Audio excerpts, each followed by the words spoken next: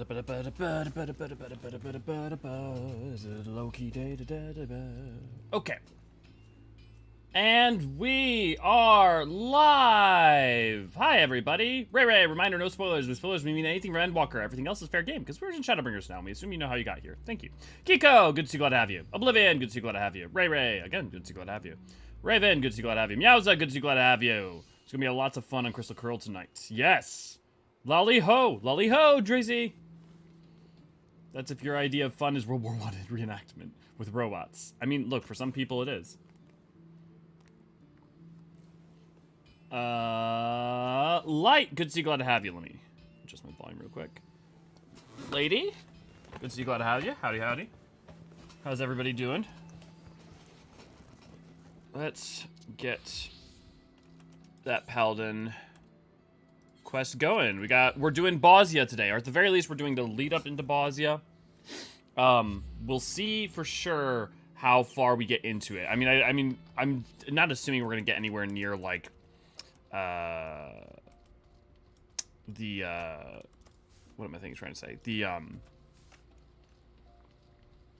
Lacus or Deliberate Reginae or anything, but I know we'll do the preliminary stuff. We'll see how far we get in there, and I'll also try I'm gonna read a lot of the field notes for Bozja and try to like convey some part of the story there, because historically I have not been Bozja's biggest fan in terms of its narrative, partly because I just don't love how Matsuno handles a lot of characters often, but I'm hoping that my appreciation for it will grow by going through it again and by using the notes and by like reading all the notes as we go along. Not that should have been required, but I'm not gonna tell you. Okay, if there's more than that, watching that today, we'll see. Yeah, we'll see. We'll see next time.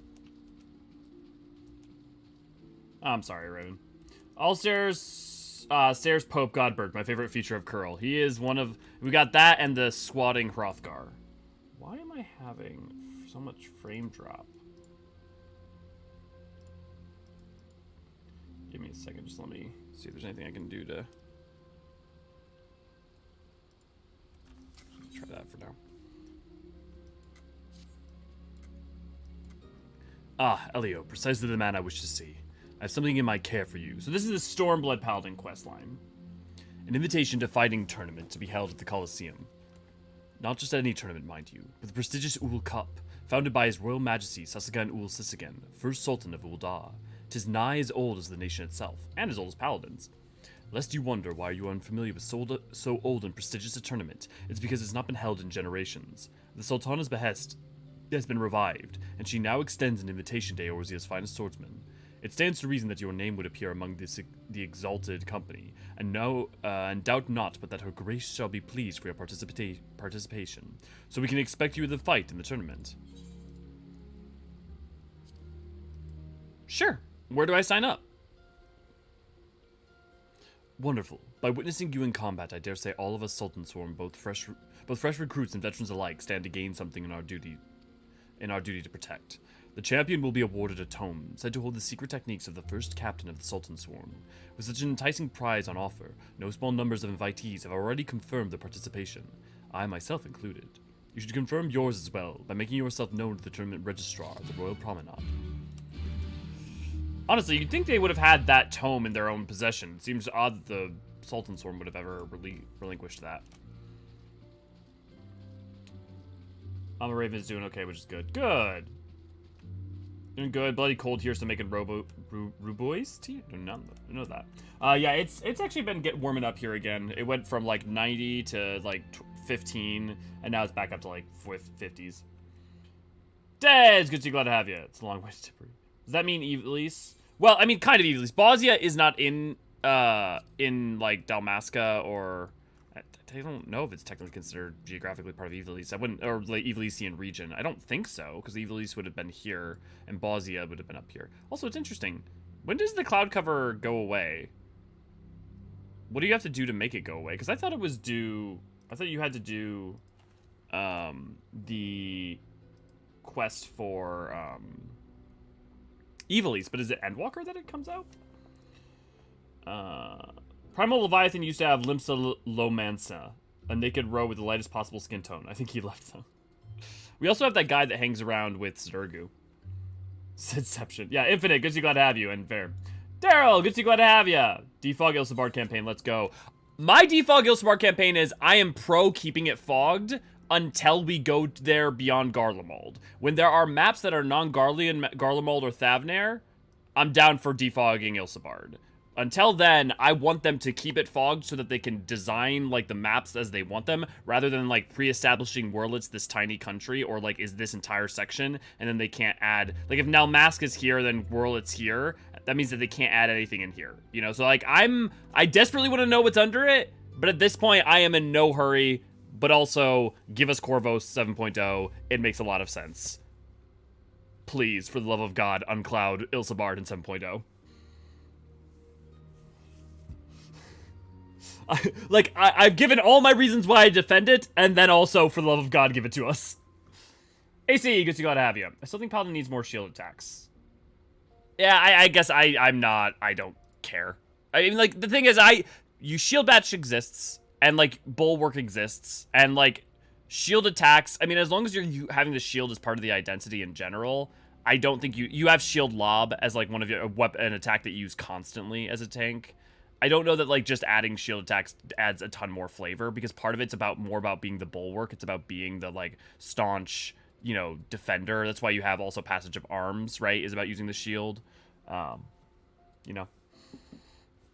Fun fact about me, I assume I have spelled at least one thing wrong. Still haven't unlocked and blows on my main. Wondered, but I get confused about how to unlock him. I just watch you instead. Well, Raven, I mean, I mean, you can come do Bozja with us right now. So, like, just go look up the quest line. Just Google it, and you can literally, any of the wikis will have the answer about the process to do it. Greetings to you, good sir. You are come to attend with the Wool Cup. Your invitation, if you would be so kind. Yes, everything appears to be in order. On behalf of the committee, I bid you welcome to the tournament. Wait, you're participating too? To think that I might have a chance to cross swords with fabled heroes such as you. The tournament cannot begin soon enough. You needn't wait long, for the opening ceremony will begin any time now. I'm told a number of participants have already gathered before the Gladiators Guild. Perhaps you might like to join them? Okay, so it's tied to Paladin because of the first Paladin's Tome as the reward. It's tied to Paladin because we get it from Genlands at the start. Like, there are things that tie this to Paladin. But yeah. Bozja is such an efficient way of leveling. Joseph, good to see, glad to have you. Yeah, well, it depends, right, on what you mean by efficient. Technically speaking, it's not the fastest, but since you can do multiple things at once, it's one of my preferred methods by far for going 70 to 80, or 71 to 80.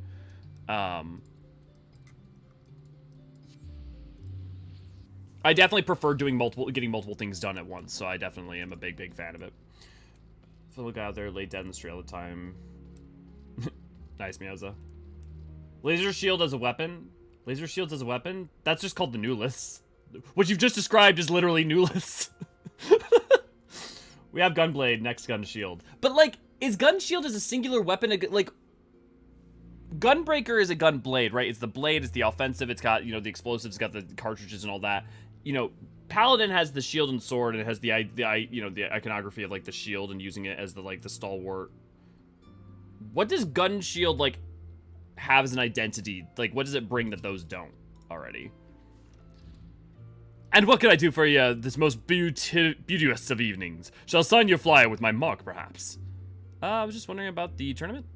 A contestant, really? Well then, you would do well to pray you are not drawn against me. Before my beauteous skills, your defeat is all but assured.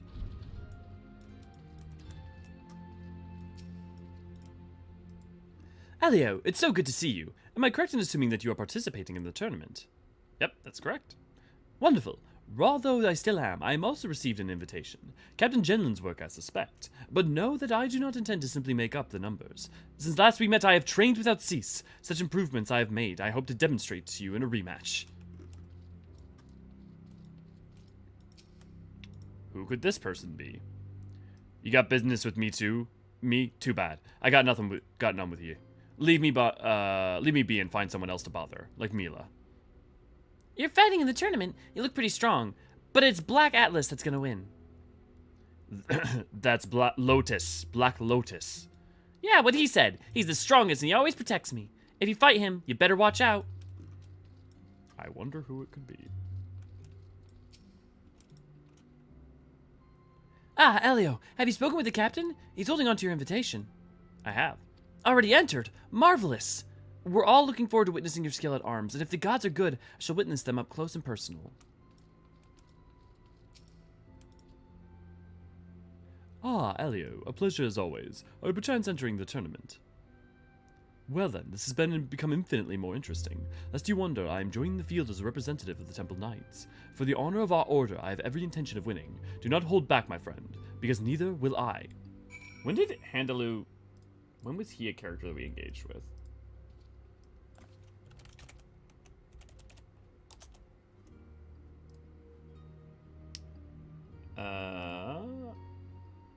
Dragon's Errand, Four Toms Manor.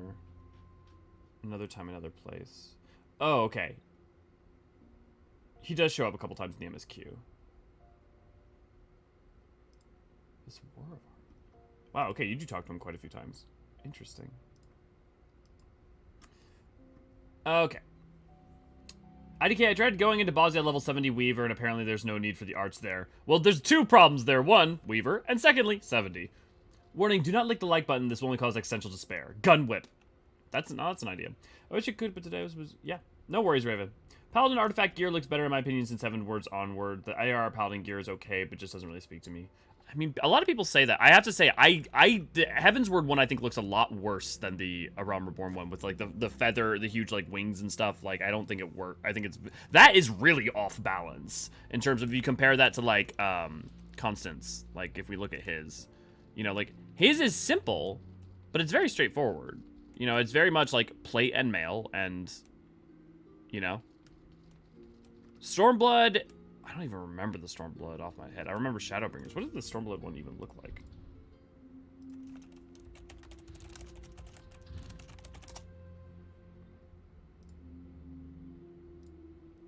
Oh, it's the one with the cape. Oh yeah, the one that looks a lot, basically like just the cape version of Shadowbringers. Yeah, Stormblood and Shadowbringers are both pretty good. I like them well enough. Endwalkers is leagues above all of them, though.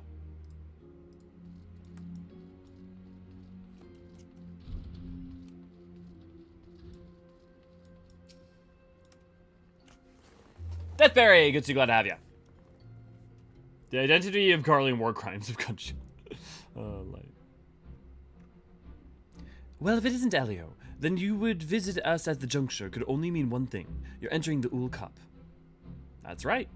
Good, good. You are one of our very best, and it pleases me to see you continue seeking new challenges. And mark my words, this will be a challenge the likes of which you've never experienced. This tournament brings together the realm's finest. If you are to rise above them, nothing less than complete preparation will suffice. Speaking of preparation, have you been apprised of the rules? Then allow me to explain. The tournament is elimination. You lose, you go home. You win, you advance to the next match, and on it goes until a champion emerges. Combatants are initially divided into two groups, Nald and Thal. Sounds fancy, but they're simply labels given to two branches of the tournament tree. Look, Elio, one of your potential opponents. Hey, it's the Bronze Bull. Knowing is half the battle. Knowing is half the battle, and you do well to learn all you can of the competition. Oh dear, is it that time already? The opening ceremony is about to commence. Shall we then?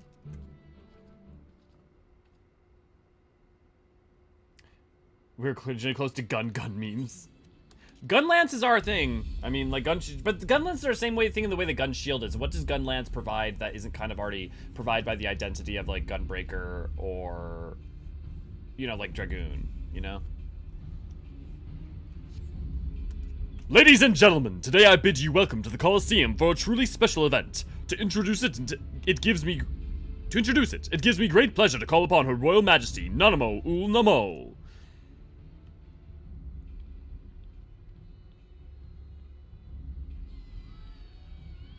Kane's World, good to see, glad to have you. Gooey, good to see, glad to have you. Generations ago, my ancestors, Sasagan Ul Sisigan, founded a tournament to celebrate the skills of our nation's finest swordsmen. 100 years have passed since it was last held. By this declaration, I do hereby revive the Ul Cup. Let it be known that all proceeds from this event shall go towards our continuing refugee relief efforts. My dear combatants, my fellow citizens and I look forward to inspiring performances from all of you. May Nald Thal give you strength to your sword arms.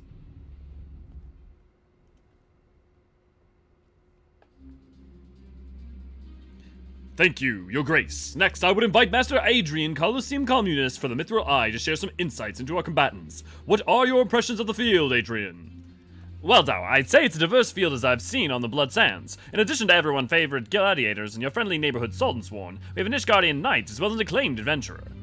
Truly, a colorful cast, all of whom bring the unique take on swordplay, which is an eclectic mix of fighting styles clashing. Would you say that we're in for a veritable treat for the senses? Yes, I would, Dow. At this stage, it's anyone's guess who will claim the title. But one thing is certain. When the match bell rings, you cannot afford to bat your eyelids. Keep watching this space, for the preliminary rounds are about to begin. Yay!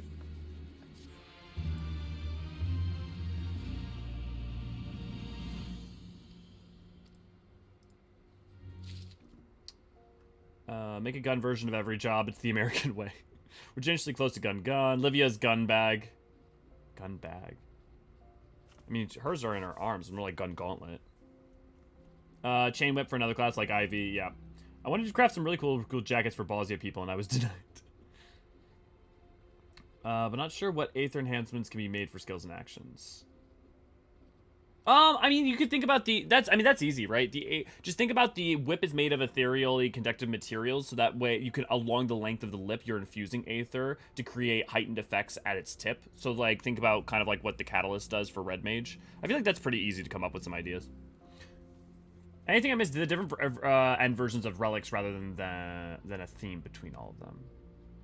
End versions of relics.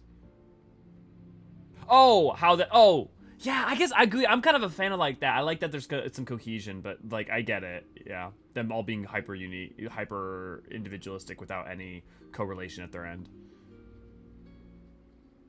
It's also like just from a creation standpoint efficient. Oh, okay. We do not have. Am I not at 62? I'm at 62. Why can't I accept this? Oh, it's 60. The first quest is 63. Well, okay.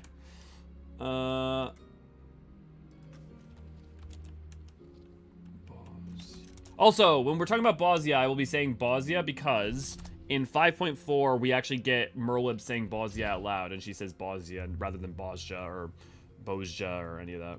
So that will be the pronunciation I'm going with.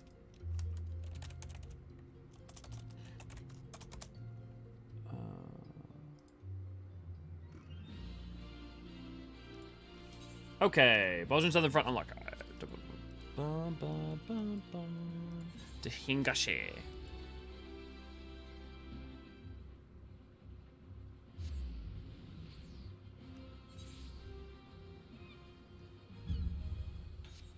Actually, what is it here, or do you go to the, or do you just go to the Doman Enclave?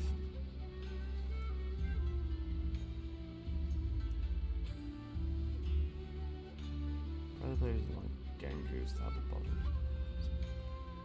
Yeah, oh no, Hail to the Queen. Yeah, it is here. Okay, where is it? There we go.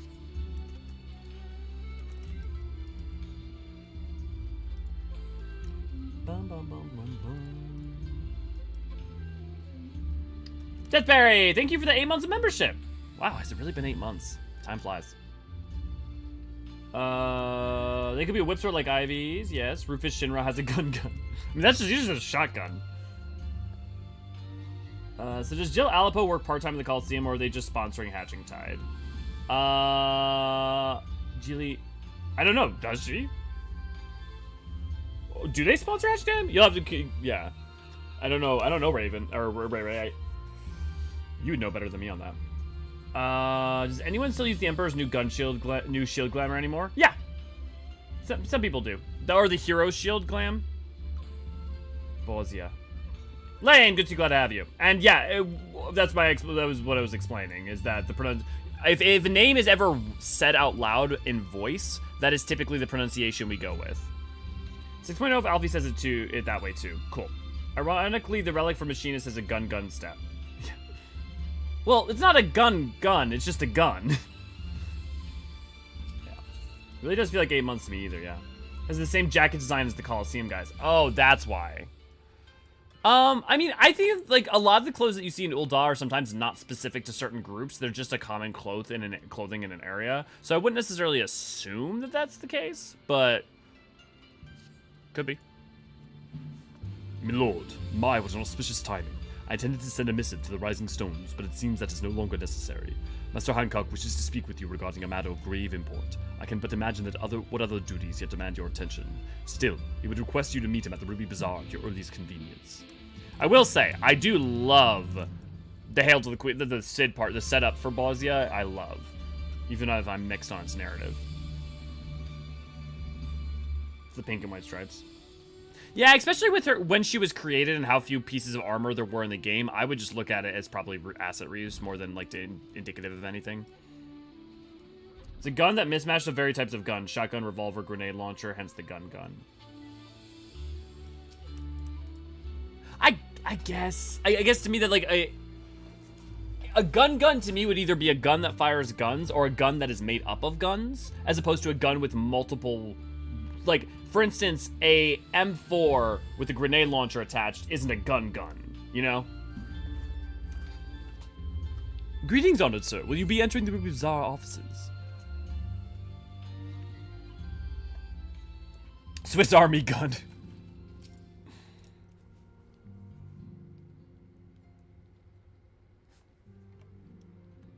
Oh, I'm in the wrong job.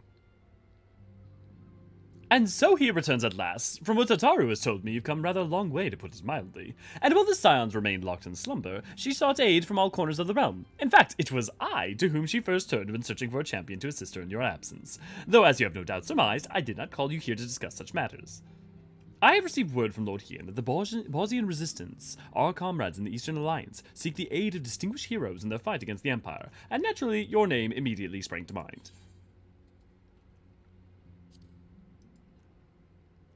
The Bozjian resistance, you say? I didn't realize they were part of the Alliance.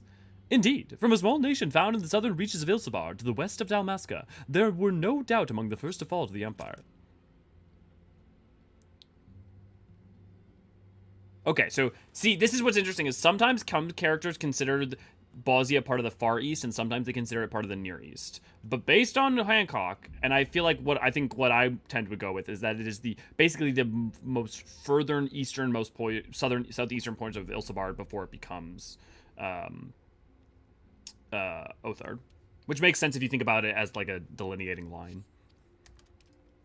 Yet it would seem that their hearts have yet to give way to despair, and with the Empire now in disarray, they would seize the opportunity to fight back. If you would know the details in full, I think it best you speak with Lord Hydaelyn. His endless list of commitments makes him a hard man to find. However, so perhaps you could have one of his attendants at the House of the Fierce track him down for you. Cathra, good to see you, glad to have you. And let us switch back to Dark Knight.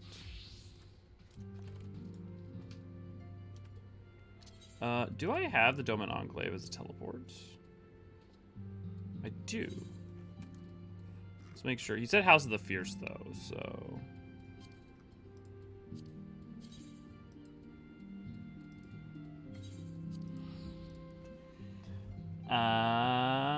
And she was created, she used the Manorville jacket. She didn't use the striped one until her second year. Interesting.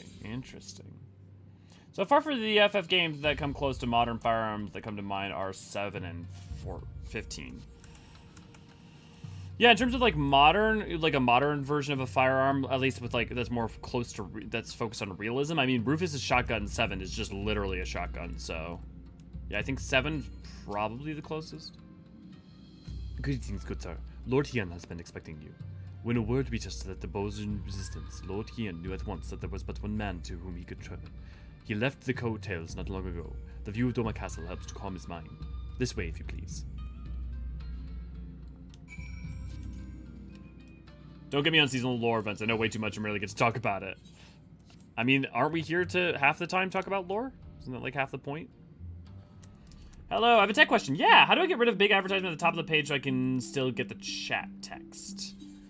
Big advertisement at the top of the page. I have premium, so I don't get to have to deal with that shit much very often. Usually there should be an X that you can click. Like a little X, at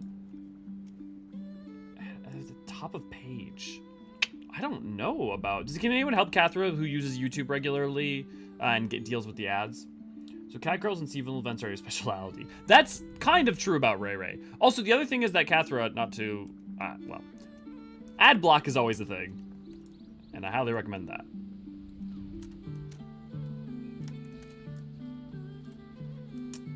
Those glasses make Hancock look sus as fuck. I mean, he doesn't need the glasses to look sus as fuck, but fair. Isn't there literally a sniper in 8? I feel like so. It's been so long since I played 8. Someone else can confirm that. 13. Oh, yeah, it sounds his pistols, but his pistols have like the they still have the like future tech stuff. So like, because if you include, if you're just talking about which one is the closest to a modern firearm, then like, if you're just saying that anything that's close to a modern firearm, 10 would still count. 13 would count. 12 would count. Like most of them post 7 have some kind of firearm. Not all, but most. That's close enough. So it's like, it's a question of, you're talking about the one that looks like it comes from like our time rather than slight futurism or slight fantasyisms.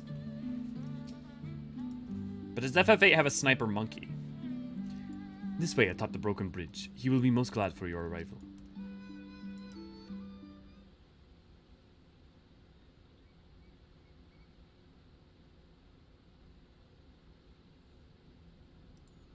I do not, Infinite. I think... I don't think everything is about ancients and people being sundered, and I kind of also hope that it's not the case, because I don't want the answer to be, they're an ancient and they're sundered, and that's why X cool thing. I feel like that's the terrible habit of like what a lot of properties do as they go on, is that they come up with like one concept thing and then they just start solving everything with it, and it makes the world feel so much smaller and narrow. But I also, yeah. Do you remember when we first shared a view of this castle together? Still under the Garleans' control, perhaps, yet for all their wickedness, its beauty would not be so easily sullied.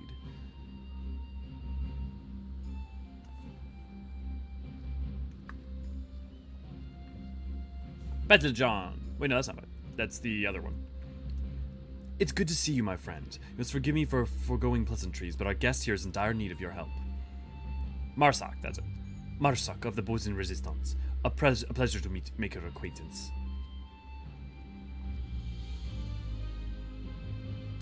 As you have no doubt already heard from Lord Hydaelyn, my people seek to reclaim our homeland from the Empire. Under his auspices, that of the Eorzean Alliance, we aim to do just that. However, we recently received word that the 4th Imperial Legion has been making plans of their own. It has long held the province of Nagsha, Dalmasca, and Bozja in its iron grip, using its Dalmascan headquarters to house the bulk of its forces. Until recently, that is. They appear to be diverting resources and manpower to their forces stationed in Bozja. In fact, 3 battalions are en route as we speak. We thought perhaps to strike before they can fully assemble, but the Bozjan resistance lacks the means to drive them off on its own. Aid from the Dalmascan resistant groups may have sufficed. Sadly, even Fran of Lente's Tears has been unable to bring an end to their infighting. All hope is not lost, however, for Lord Hydaelyn has made a most intriguing proposal. An idea not my own, I must confess. We have our old friend Gosetsu to thank. As the Empire tightened its grip on Doma, our people were at a crossroads. Would they lay down and surrender, or stand up and fight?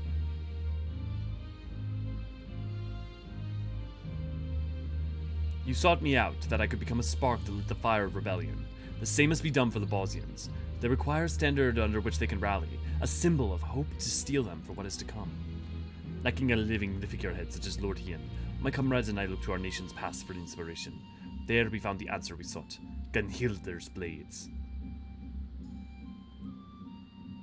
They were the elite guard of Queen Gunhildr, possessed of weapons blessed by the gods. Their exploits would become legend after defending our people against the Alligans in the 3rd Astral Era.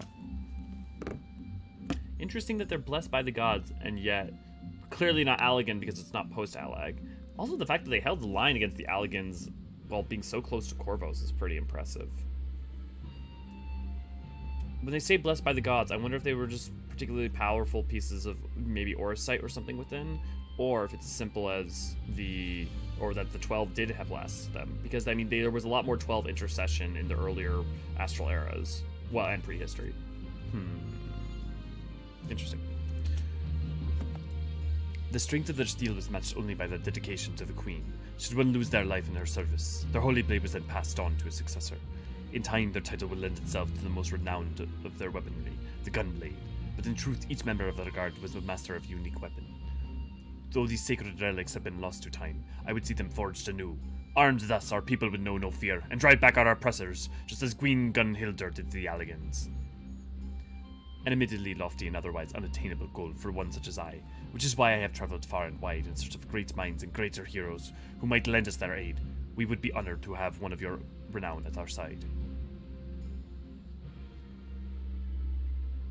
I wouldn't think they would worship any one of them, especially because they tend to use gods plural, AC. I would just assume that they were part of 12 worship. The other thing to remember is that even when like a group has a specific deity they tend to worship, they still acknowledge and to a lesser extent see the 12 as, you know, as deities, right? Like a lot of times there's specific deities, whether it's the Keepers of the Moon and Minfina, the Seekers of the Sun and Azima, Halone, and the Ishgardians. But like the Ishgardians don't pretend like the other 12 don't exist and aren't existent or gods, or they just don't venerate them, and especially not as highly. We value Bozjian commitments to the cause. I would see their plans come to fruition. Unfortunately, duty demands that I remain here. I could not in good conscience leave, knowing the Empire yet threatens the border to Alamigo. Should you choose to accompany him to Bozja, might I ask you also act as representative of the Eastern Alliance in my stead? Leave it to me. Thank you, my friend. If there is aught else you require of the Eastern Alliance, you need only ask. Safe travel to you both. Okay, Catherine, yeah, we can answer that. At a poli-sci class once... Raven's excited. We had to do a short essay on how political ads online affect us personally. My essay essentially boiled down to, they don't affect me, I use ad blocker. Got an A or a B on the assignment too. Beautiful, Des. Other F games have futuristic or science, fantasy, outright magic guns. That's why I say 7 and 14 comes close to modern firearms. Yeah, right, AC. That's why I was kind of like trying to... When people were pointing out saws and other people, that's why I was kind of like trying to like nail down the specifics of your point. Because also, like, what do you mean by what constitutes a modern firearm, right? Does it have... Is it its projectile? Is it aesthetic? Is it... So... I think the girl has hyperfixation like Chloe with pineapples. If you want to know more about about Jill Alipo and the Easter lore, Ray-Ray's in the midst of working on a video on that. I don't know if anyone mentioned it, but did FF-Type-0 have any modern, slightly futuristic firearms? Yeah, pretty much. Yeah, it's that sort of oeuvre. Is there an X on the ad? It's a target fair. Also, last name is the same. Myth of Mikote names. I've seen at least 5 Mikote with that last name, all ladies. Yeah, so if that's because if you're talking about Alipo, it's because Keeper of the Moon tend to have the same name because it's kind of the same way that a lot of times Seekers of the Sun have the same last name, but you just don't hear them a lot. Like, you're still a rule because their father, whatever their father's name is, without the tribal letter, is what their last name is. Keeper of the Moon, it's a matriarchal culture, and they're like much like smaller tight-knit clans, and the names are all very, very old, and some would date back from almost to the first astral era. So yeah, Bozja. What is Bozja? Okay, so Bozja is a nation in Ilsabard. So we don't have a map up. Let me pull up a map. One of my maps.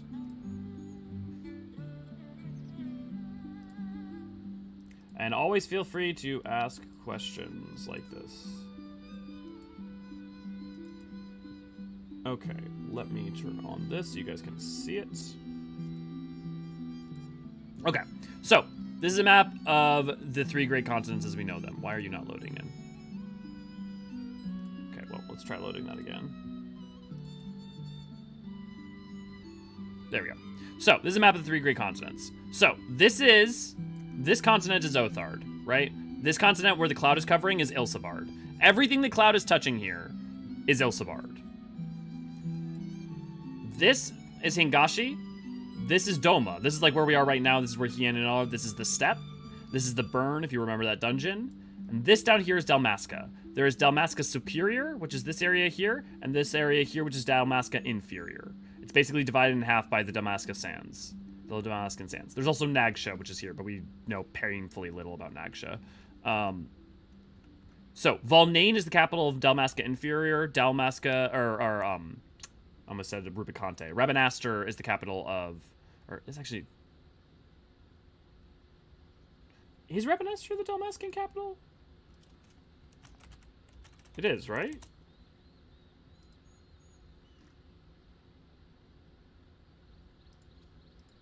Let's double check that. Yeah, well, the guardian of the vessel distinctly, I believe the Emperor. No, this was previously company and crosses. Yeah, I'm pretty sure it is. But so, anyways, so there's that. Bozja is here. We don't know exactly where it extends to, but Bozja is here. Bozja is a coastal city, so we know it exists on the coast. And we know that it is the capital, there's a region called Bozja and Zadnor that exist here. There's also the anchorite at Corvos. So the anchorite at Corvos is where the Corvos is, which is part of Ilsabard. It's also known as Locus Amenos, which is like where the Garleans originally came from about 800 years ago, and the Corvosi took it over. So we know that Corvos is here. And we know that Bozja is here. The limitations are kind of unclear. We don't know how far extend Corvos could be all of here. We don't know what its limits are. But Bozja is basically here. If you think about the map, if you think about this as the world map for a second, if you think about Eorzea as Western Europe, and you think about Ilsabard as Eastern Europe, and you think about Othard as Asia, it all makes a lot of sense. So what Bozja ends up being kind of like is something akin to parts of Eastern Europe and Turkey. And that's why some of like the architectural styling, some of the that's why a lot of them have accents that are, like the Hrothgar have accents that are Eastern European accents typically. And in terms of knowing more about it, we knew almost nothing about it before this other than there was an event there called the Bosnian Instant. And where its capital city was just completely just leveled because of energy from Dalamud being transmitted down through the lunar transmitter. So that is like one of the main things you know. Other than that, you basically just have to watch for the following information.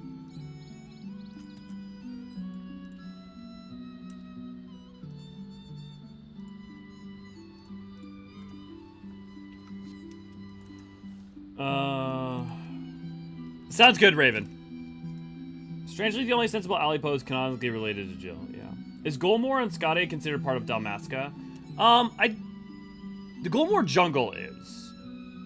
The Skade Mountain Range, I think, is just considered a dividing line. Like it's a geographical thing. I don't know if it's considered. I don't know if I would consider it part of Dalmasca. But I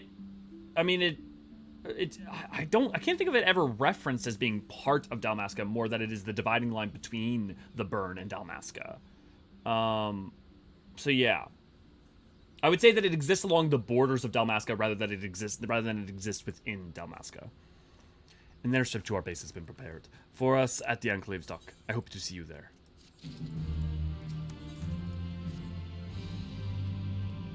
When you have finished your preparations, meet me at the dock and we will be on our way.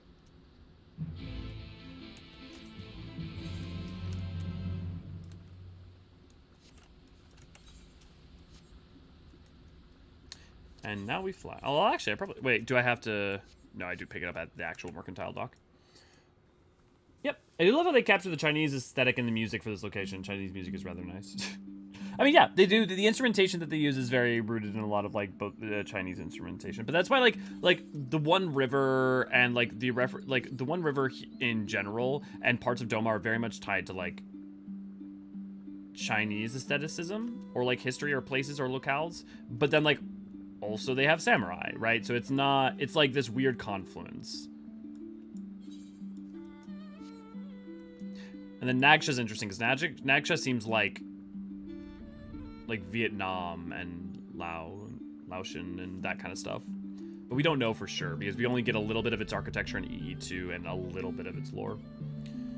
It's just a weird melting pot of cultures, yeah. Well, it's interesting, right? Because they took like what feels like some of the Sengoku era stuff for the Japanese, whereas like Hingashi is very much like Edo Japan, you know? Oh no, okay, we could have just teleported to the Enclave.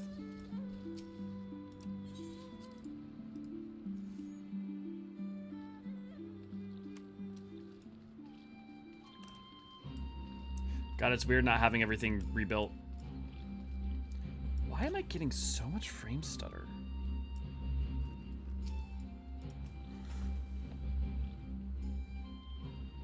Oh, okay. It's because my graphic card is overheating.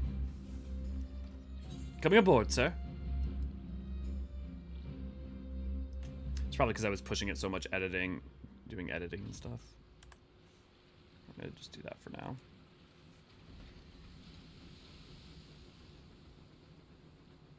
The steppe is kind of Mongolia, very much so. Yeah, the steppe is the steppe region, basically. Gooey, yeah.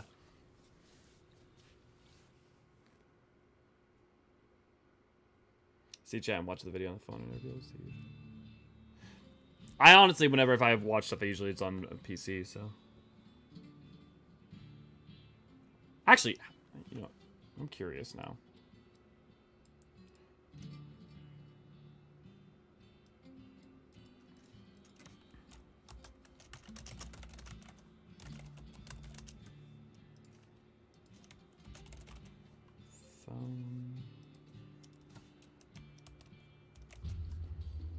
I'm putting up a poll. Let me know if you watch on phone or PC.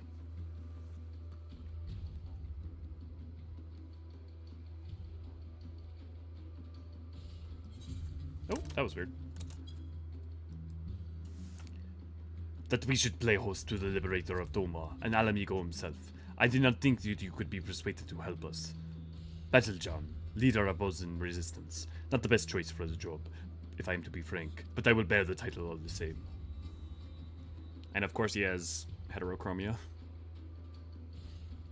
Bloody hells, man, you won't inspire much confidence speaking like that.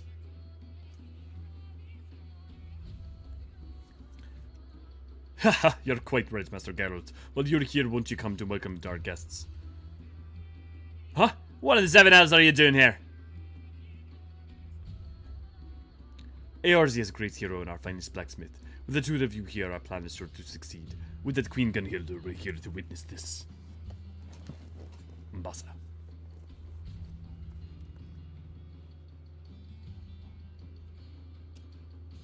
Oi, Elio, just between us, I'm only here to pay off my debts to that black-hearted snake Rowena. She's been selling supplies to the resistance, and they happened to mention that they were needing a smithy. So she went and told them, and I'm the greatest bleeding smithy in the realm, with skills that put Byragod himself to shame. Can't rightly say I'm even half of what she claimed, but I'll do me damnedest. They're happy to ply with me with good grub and even better booze. So please, play along, will you?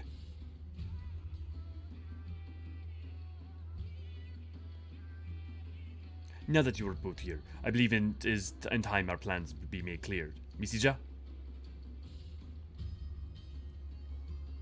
Yes, of course. Our goal is to reforge the weapons wielded by Gunhilda's blades. Simple in principle, less so in execution. The weapons themselves and most of the text denoting the history of Her Majesty and her guard were lost to the devastation of the Fourth Umbral Calamity. That said, the Fourth Umbral Calamity was the calamity of Earth. So that is the earthquakes. So when Alag fell, basically. That said, we have managed to obtain certain pieces of information, and coupled with Master Geralt's knowledge and our expertise, we have made great strides in reproducing these vaunted blades of Eld. So that's the thing they called the Crystal Tower to sink beneath the ground. We worked all manner of weapons they wielded, their shape and even weight, even the materials needed to be to forge, but we've learned bugger all about what gives them spirit. It said Queen Gunhilda etched a holy inscription into each blade, thus granting them the power of the gods. Unfortunately, no records of any such engravings remain, but there's still hope. Though not but pale imitations, there once existed replicas which may very well have borne these inscriptions. Alas, they were lost when the Bozja citadel fell.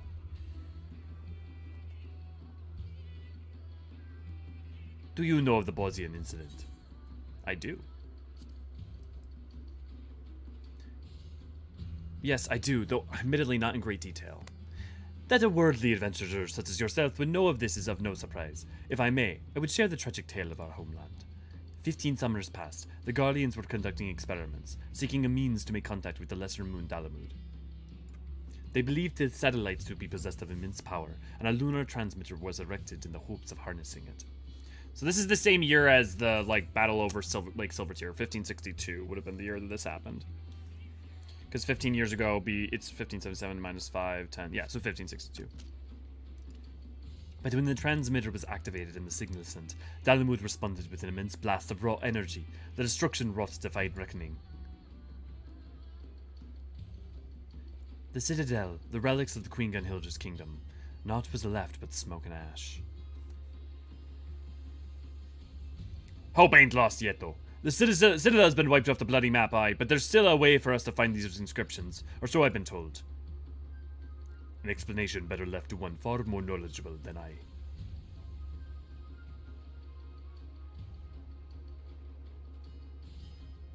God, I love a good pauldron.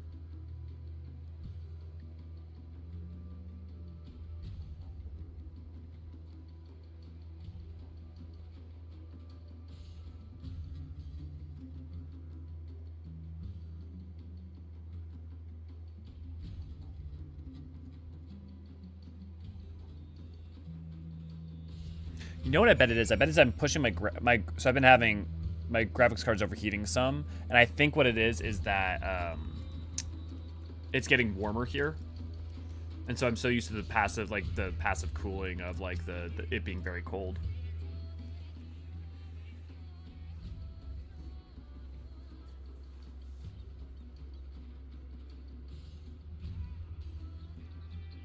It's good to see you again, Elio, though I had hoped to accomplish much more before your arrival. I'm sure your help will be invaluable, as it was aboard the Prima Vista.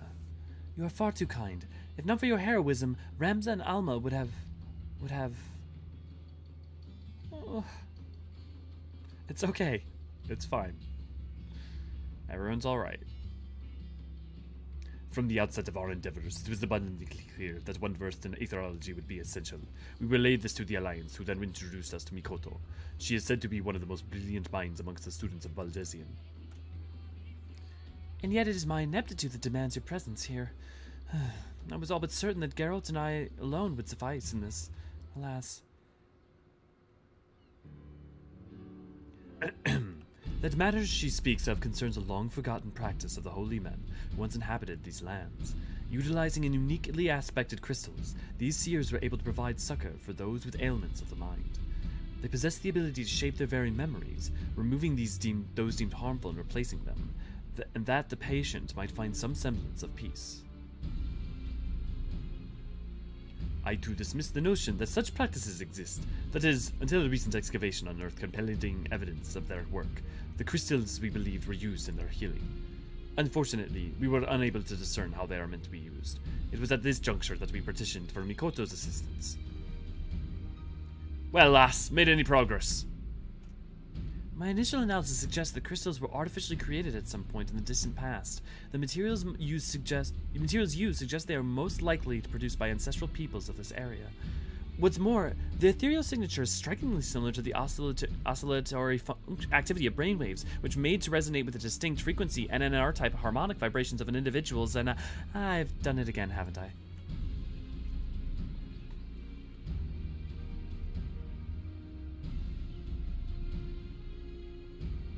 I think a simpler approach is in order.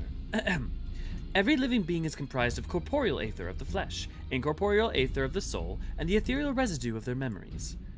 Were one to be possessed of only corporeal aether, they would be but a walking corpse. Conversely, entities comprised of only incorporeal aether are referred to in layman's terms as ghosts. In either case, they may also retain some of the residual memories. Aye, zombians and ghosts, I follow.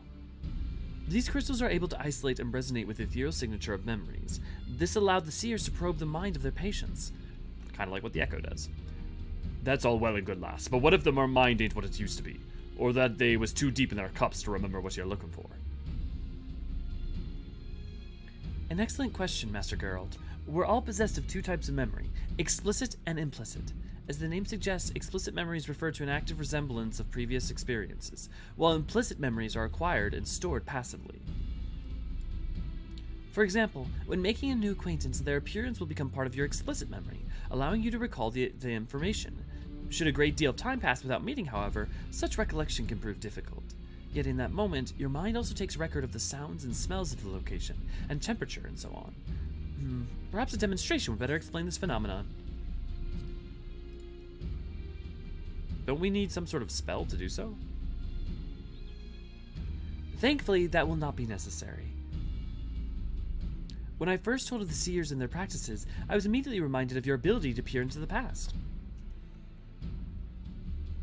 I believe these people were blessed with a similar gift, and it is for that reason they were chosen to serve as seers. Though I too am possessed of the echo, I lack the ability to peer into the past as you do, and thus have been unable to wield the power of these crystals. That's why we called you here. Until now, I could do naught but posit theories. With your help, however, I may now put them to proof. And you, Master Geralt, shall be my first test subject. Eh?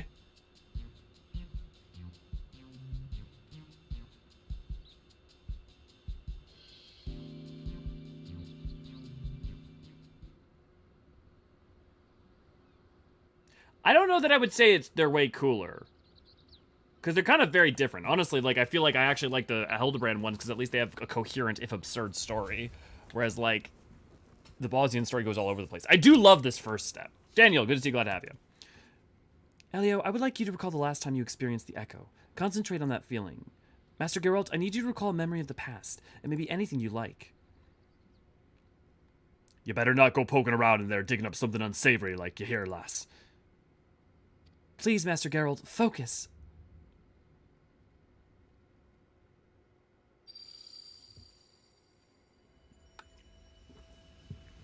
It's really interesting how much that crystal just looks like. I mean, like, it basically just is Auracite.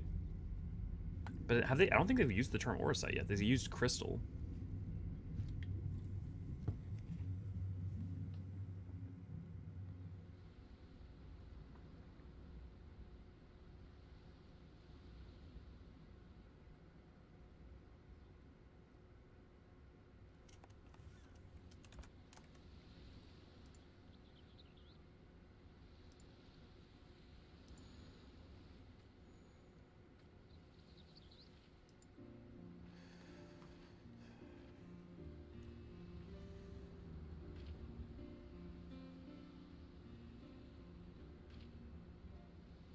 This is most unexpected.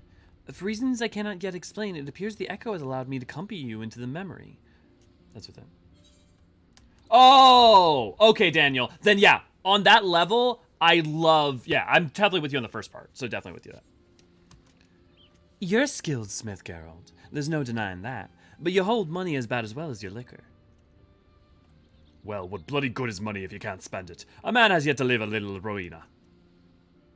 Aye, and it wouldn't hurt you for a man to use his head, neither. With all that talent of yours, I reckon you would have smashed a small fortune by now. It could have been you sitting on the syndicate instead of Godbert. As if I'd ever want to be anything like that doddering old half-hat dressed.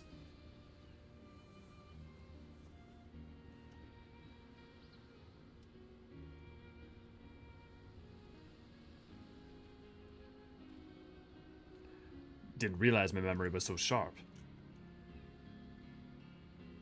As you can see, implicit memories is surprisingly comprehensive. From the clear skies and ocean waves down to the exact words of your conversation, everything appears to have been perfectly preserved. You weren't listening to that, were you?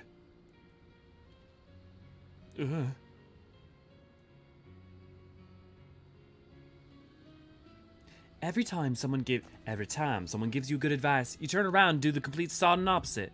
I used to like that rebellious streak of yours, but now I see you're a bloody idiot.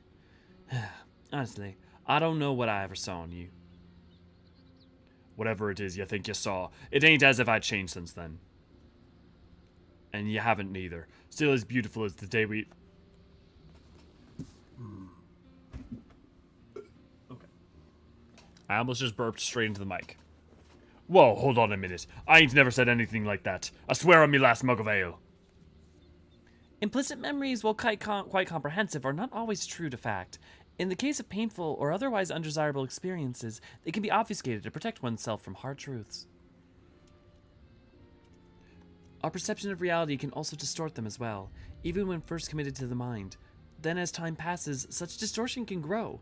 Happy memories become more joyous, sad ones all the more bitter. Explicit memory is particularly sensitive to such misrepresentations of events, for a man is wont to remember what is most convenient for his worldview. That is why we seek the implicit, for there we are most likely to find the truth. This is my canon. Something something Princess Beach.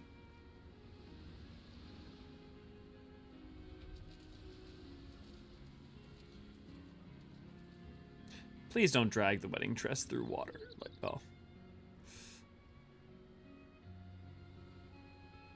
The truth. Rowena and me were only here a week ago. Don't tell me my memory's that's bleeding unreliable. A self-imposed illusion, perhaps. As I said before, the mind is a way of concealing painful memories. An actual hug. Yeah, Ray Ray.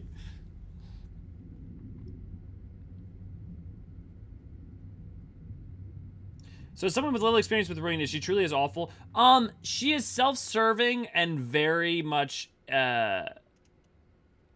she's very self-serving and out for herself. She's a businesswoman, basically. I mean, she's just a really efficient and sometimes willing to be a moral businesswoman. So she's understandably scary because she can always trust she's out for her own ends. But on the other sense, she's very reliable and will not. She will entrap people into service and servitude like she has with Geralt, but also she's, typically speaking, very fair. So it's... I ain't feeling so well. If you excuse me. As you can see, these crystals allow us to echo specific points in a person's past to observe at will. Unlike the echo, however, what we see will not always be as it really was. Yet there still remains the matter of finding one who has seen the replica weapons and their inscriptions. At this present juncture, we might as well be looking for a ghost. After the Guardian invasion of Bozja, it was all but cut off from the world. None were allowed in or out, meaning all of its residents, and likely any who may have glimpsed the weapon died when the citadel was destroyed. What about soldiers stationed there who were away at the time of the incident? Bah, even if they're able to find them, I don't think it would be persuaded to cooperate. Ah!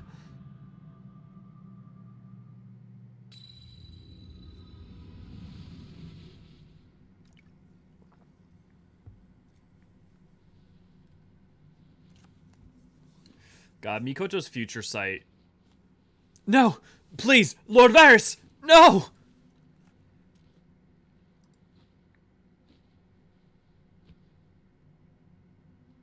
Honestly, actually, her future sight kind of works with the current video I'm working on, so that...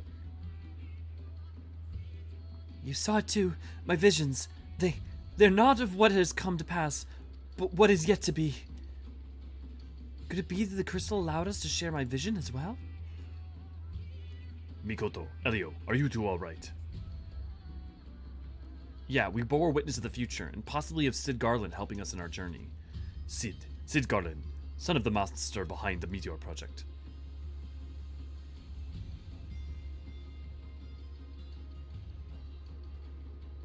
Come to think of it, Yugiri mentioned that Doma and the Eorzean Alliance had been receiving support from the Garland Ironworks.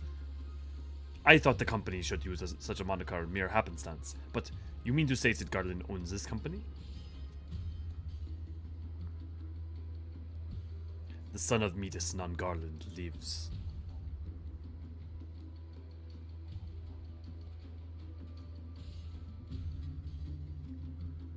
He must be summoned at once. If it was at the Citadel prior to its destruction, it's quite possible he may have seen the replicas. Fate is indeed a cruel mistress, pinning our hopes on a Garlean, the get of that bastard Metis, no less. Is there truly no other way? Pastor John, please. Very well. I only hope that our fallen comrades can forgive us.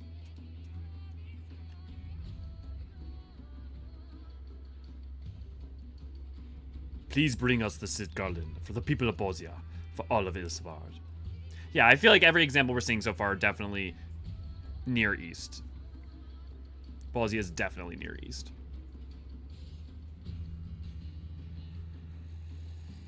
Oh, I forgot to end the fucking... Well, you know, I'll leave the poll for now. Halfway there, halfway there. As someone with very little experience, how unique is our version of the Echo? Or is it that we still haven't unlocked whatever is beyond the basic stuff so far? Well, so the thing is that based on the fact that the Echo allows for certain abilities of the Unsundered World, and some people just recall some and some people don't others, plus some ancients had different forms of strength and skills and unique abilities. I don't think our form of the Echo, in terms of, like, being able to see the past, is not unique to us. The ability to understand people is not unique to us. Kryl shares a lot of similar stuff to us. I don't know that there's any part of our echo powers that are specific to us that I can think of. I mean, the Blessing of Light a little bit, but...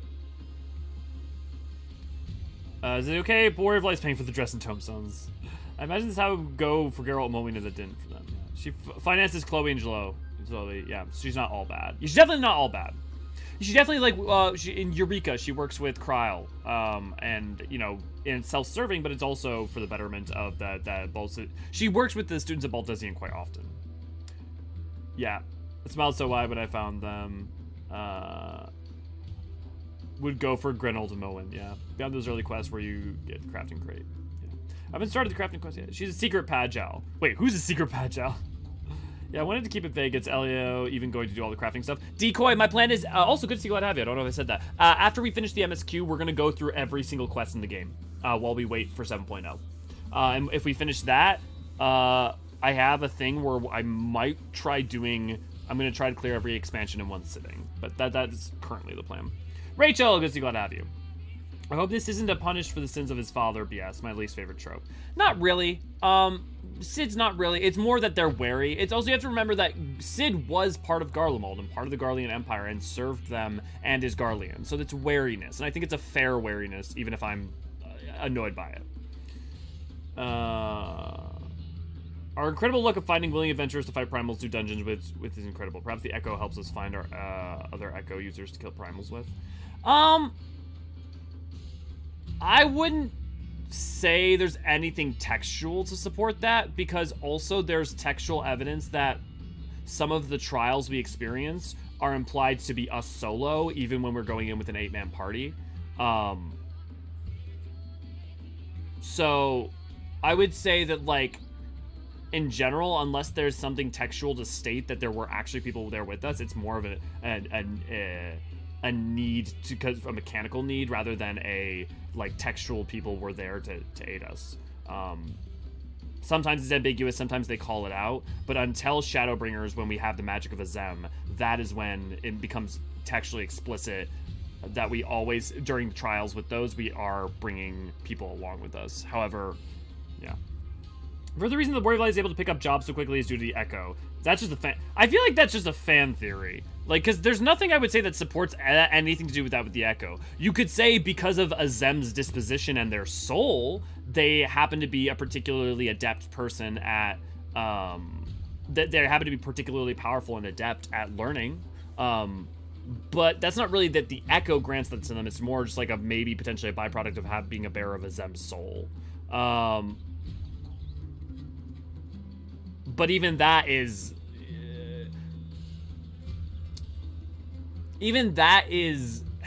there are some soft things I can think of to support that. For instance, a certain white-haired character's capacity to use a bunch of different weapons and different magics. The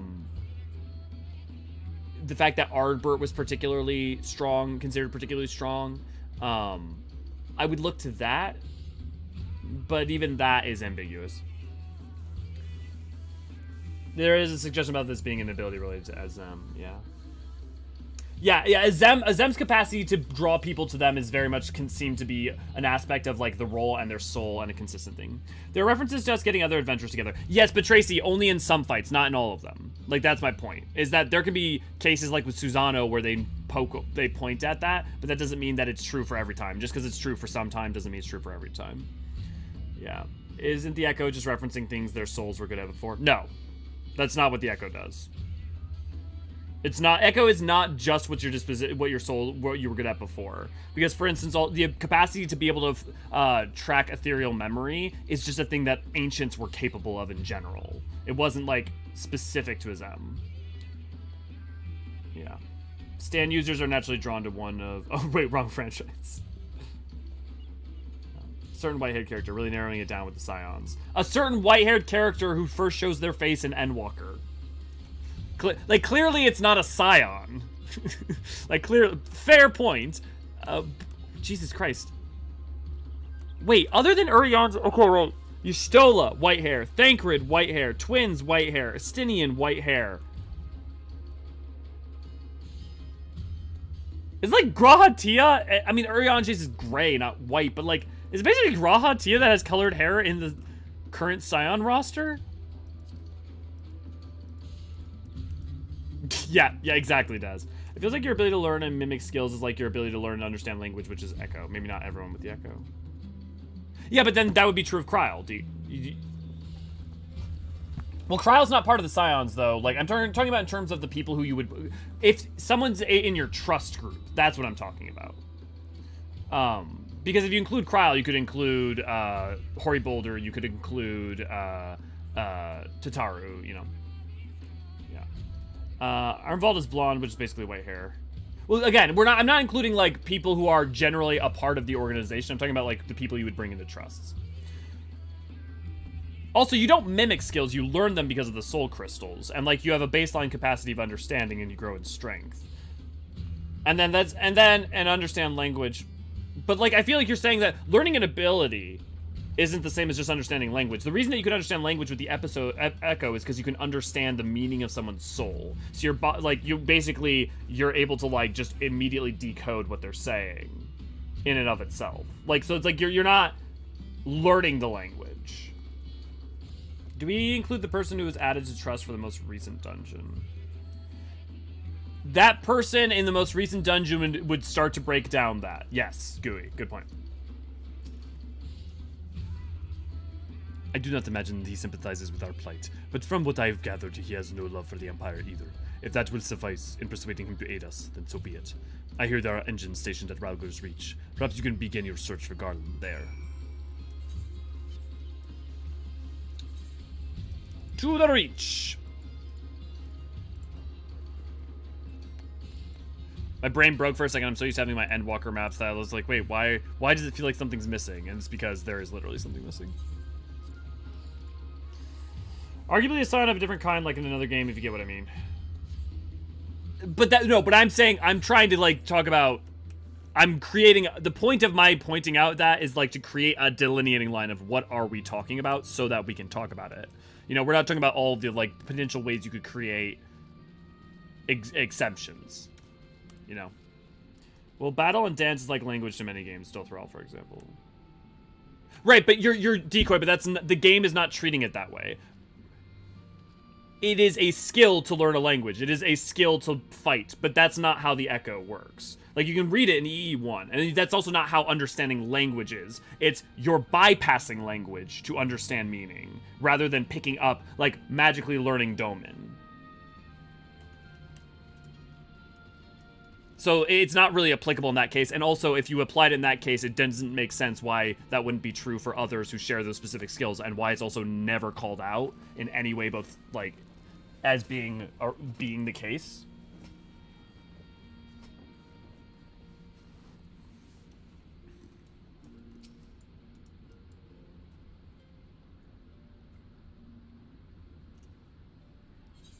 Oh, what voice do we give Lilja? Hey, say, aren't you Elio, saver of Eorzea, liberator of Almigo, and so on, so forth? The name's Lilja, newest recruit of the Ironworks. What can I do for you? Have you seen him sit around anywhere? The chief? Too busy by half, according to Jesse. Between you and me, though, I think it's a load of... Ah, Lilja, the Gyaru Vieira. What a choice. Oh, do go on. A load of what? I was saying what a load off your shoulders it must be, knowing the chief is back from whatever he was doing. Speaking of whom, Elio said he wanted to speak with him about... What was it again? God damn it, Lilja. You might hear better than most, but you're terrible... You might hear better than most, but you're a terrible listener.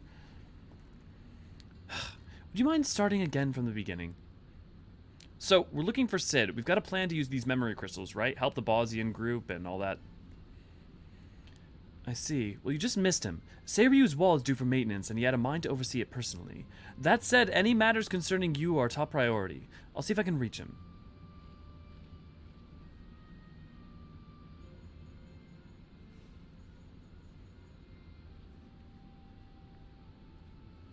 I take it this is an average day for you. Must be hard. Always having to put on a brave face as you thrust into danger. People tugging at you this way and that like some sort of errand boy. No. Not that we don't appreciate what you do for us. Goodness knows I do. In fact, well, you see, I'm something of a fan. I knew the ironworks related with you on occasion, but I didn't think I had the chance to meet you in person. Can I shake your hand? Lilja, Sid being back took a load off my shoulders, not yours. Don't you have work to do? Oh, right, work. Duty calls, but hopefully we'll meet again soon.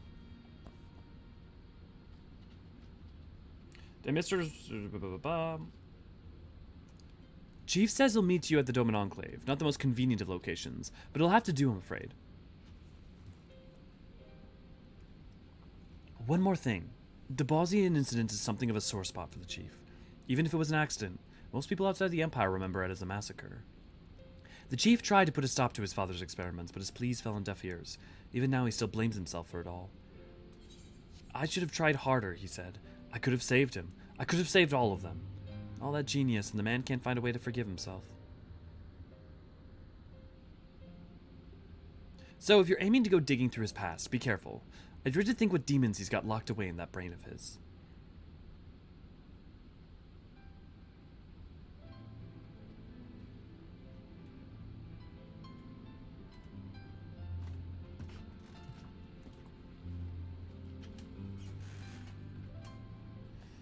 How much longer until we change the drop-down zone list, do you think? It's getting pretty big on the map overlay.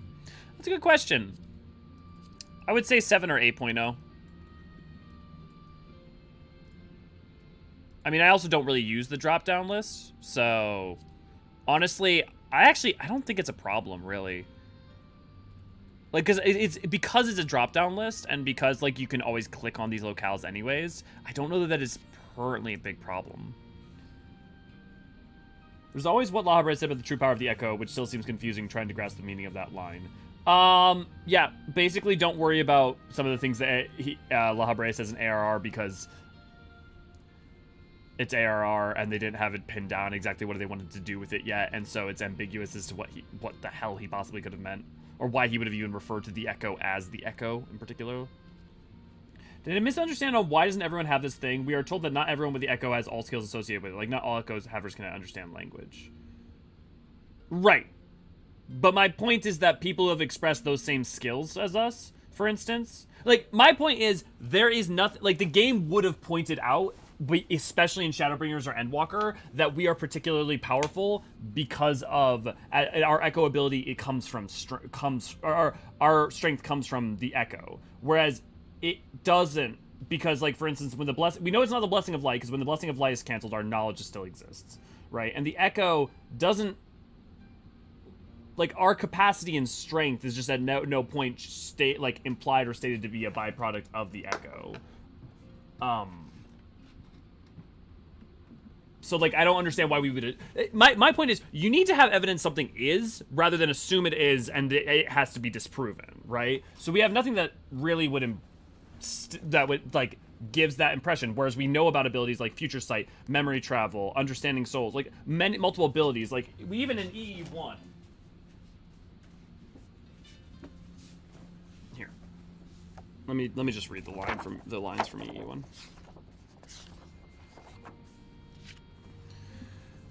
The Echo.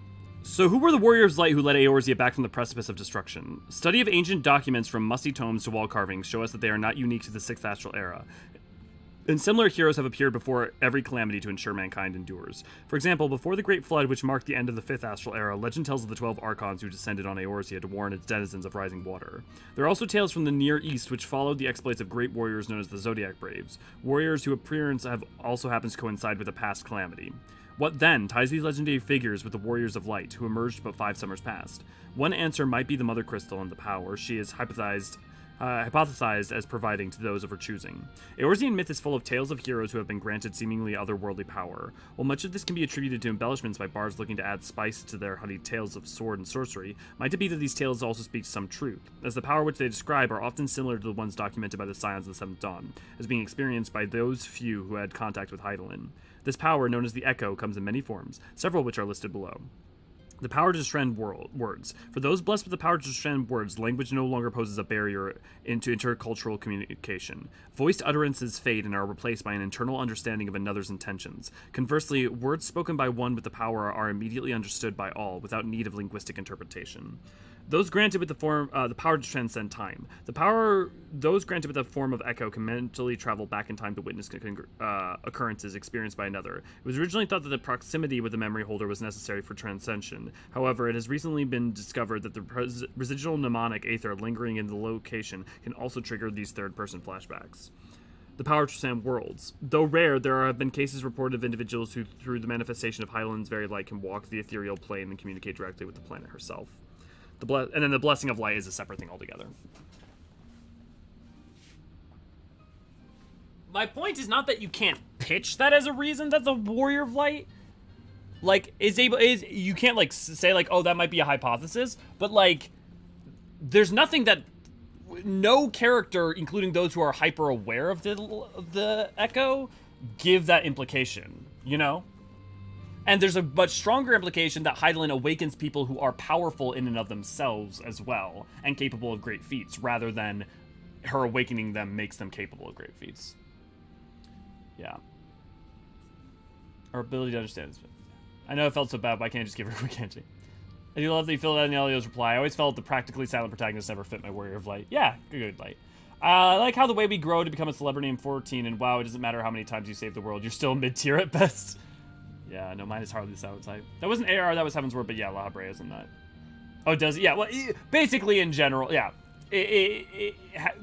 Basically, La Habrea is a nut, and also don't worry about him in mentioning the Echo because it's weird. And they may, like, they've tried to, like, I feel like it's not retconning so much, it's just, like, soft recontextualizing, but that some of the statements he has are some of the weirdest things. And wow, NPC will forget what you just did to attribute your accomplishments to another NPC. Yeah. Any side of that elm you've seen, maybe half one with a secondary tempered up with our sleep and never fall on stick. Yeah. Labrie said about true power before fusing into Estian Prime. So maybe ultimate form planned to be synchronizing with others, but then later expeditions change the echo. We know. I think what I would say instead, what I think is the more likely thing, is that La Habrea sometimes uses language that only makes sense for the people who have existed in the Sundered world, and he has spent so much time amongst the Sundered people and constantly be doing stuff that he uses the nomenclature as they understand it, maybe in part because his memories of the...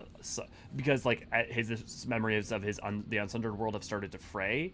And so when he's talking about the Echo, what he's talking about in general are the he's referring to the capabilities of the Ancients. For instance, the ability to merge souls, which is a power of the Echo. Well, it is a power of the Ancients, and the Echo is connecting back to some of the powers that you had as an Ancient. In my entire, how come the language of the Ancients is the same as modern day question? Yeah. To be honest, I think even now, which also may be why we don't understand the manifestations of the Ancients, or, well, we understand them. Yeah, I don't know. To be honest, I think even now our, which I may be a scholar understanding for the Echo, are still flawed for incomplete. It gives us basic of understanding, but it's just a fraction of it. Yeah, I mean, that entry is by people who with the knowledge that they had by around Heaven's Word, like the scholars then. But, like, Shadowbringers, 5.x and Endwalker go hard on these subjects. I remember the passage from my reading last night. Good. I'll admit La Habrea does have decent hair.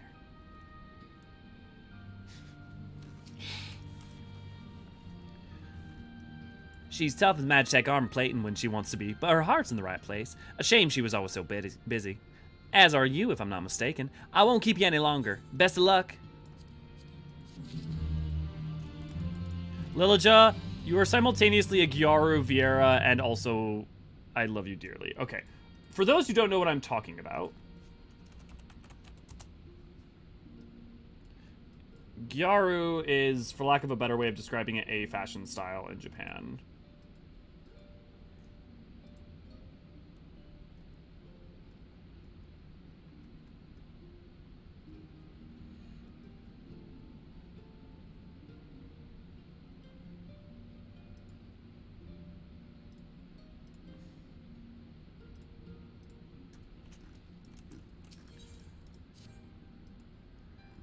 The chief said he'll be meeting you at the Dome and Enclave, didn't he? Well, best not keep him waiting.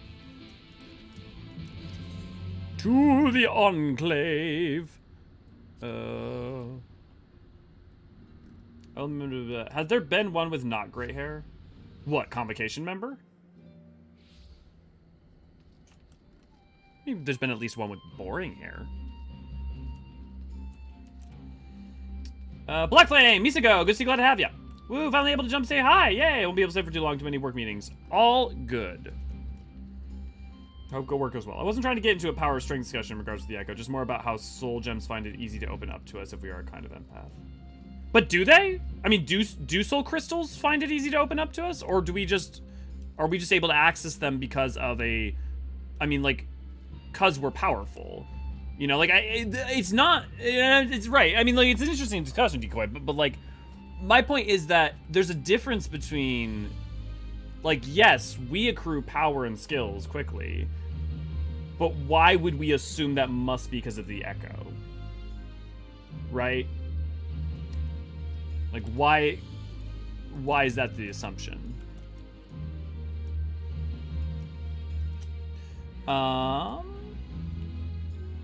Rebellion style, Rebellion quest line, see it fits. Totally pulled that out of thin air.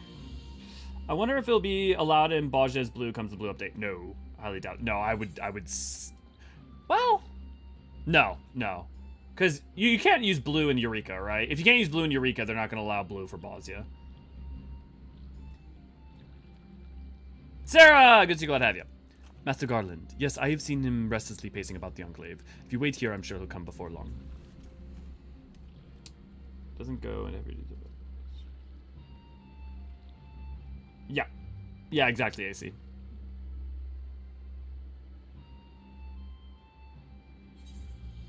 Oh,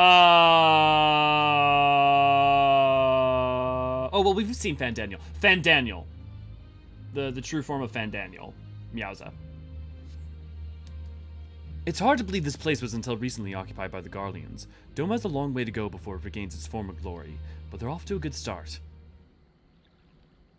But what about you and your past? Yes, so I've heard. If the Bosnians wish to follow the Doman's lead, I plan to do what I can to help them. In fact, I've already spoken to Lord Hydaelyn and agreed to divert part of the Ironworks resources to assist in Doman's reconstruction. The offer seemed to have taken him by surprise, but I assured him that in addition to the Ironworks' commitment to freedom through technology, I have my own reasons to reverse the destruction wrought by the Empire. While it's true that I eventually defected, I played no small part in the development of Magitech, now used by their military. Sometimes it's the threads you can't see that have the strongest ties, or that I could cut them.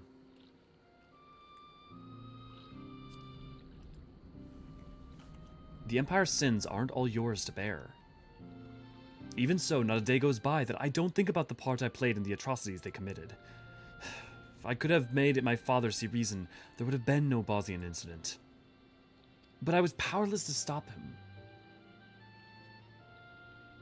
Come on, man. We got this. We can make up for the past. Could you stop dick punching him as a way to cheer him up, Elio? Yes, you're right. There's a time for wallowing in self-pity and a time for action. I plan to do whatever I can for the Bosnian resistance, but they're up against the 4th Legion. There's a standard chance their allies here in the east won't be enough. They're going to need all the help they can muster. I'm not entirely sure what part I'll have to play in all this. I doubt anything I do now will be enough to atone for my past mistakes. But if it means throwing a spanner in the Empire's works, then count me in.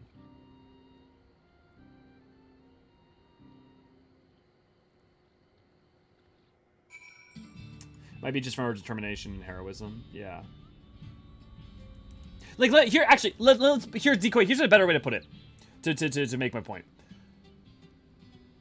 Before Endwalker, you could have made an argument, a hypothesis, that Limit Break was a byproduct of us having the Echo.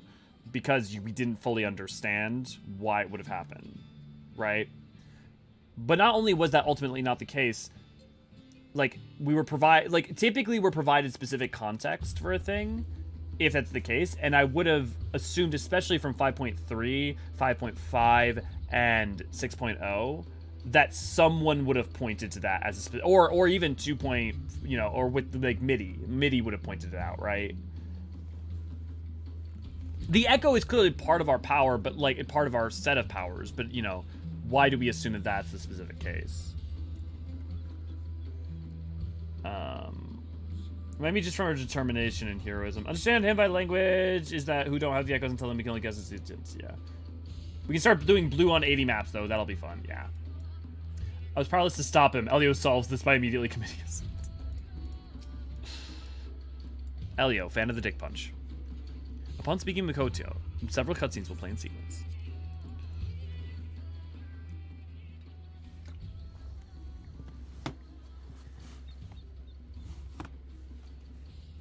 I don't know if it's a thing in older cultures. I know that a lot of, like, dudes do it in current day. Like, dude bros.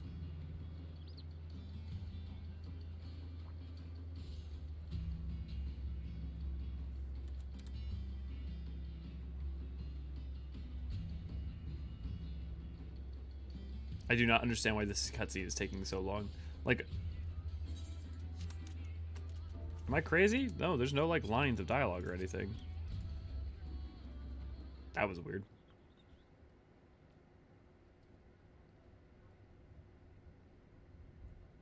If you're ready, I would begin our exploration. Think back to your time at the Bozjan Citadel. You need to focus on a specific memory if that helps. Alright, just promise me you'll be careful in there. Misago, are you here? Because there's something I want to point out. Because you're wrong about the best place to take G-pose shots in in the entire game. Because I'm about to show you the best place to take G-pose shots.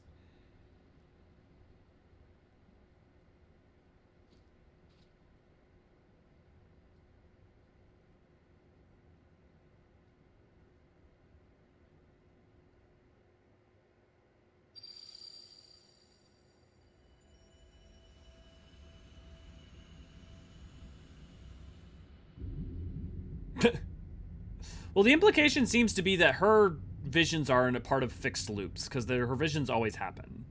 So, right? The two examples I can think of come to pass.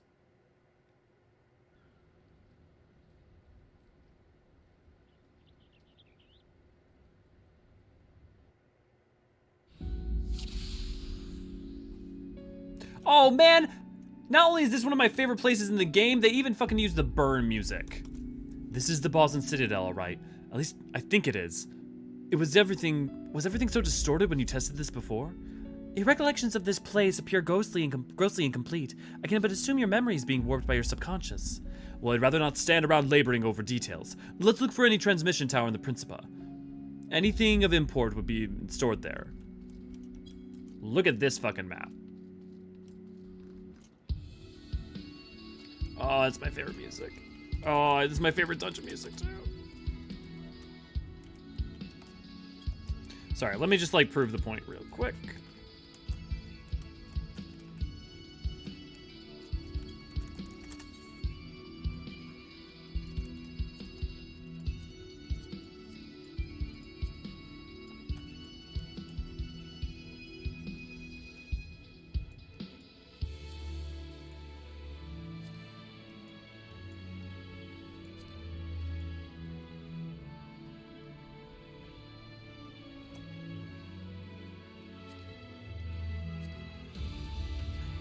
Yeah, so this is, I love this map. So that's what Bozja used to look like, and none of it remains. And you know what's really frustrating? There's no New Game Plus for this! There's no way to go back to this map as far as I know. If I'm wrong, please someone correct me. Premonition and Sunstone, because her 100% accurate future travel is bad implication of the concept of free will. Except for Oblivion, everything towards this and the evidence of time travel in 14 is that it is all fixed loop. So, I got bad news.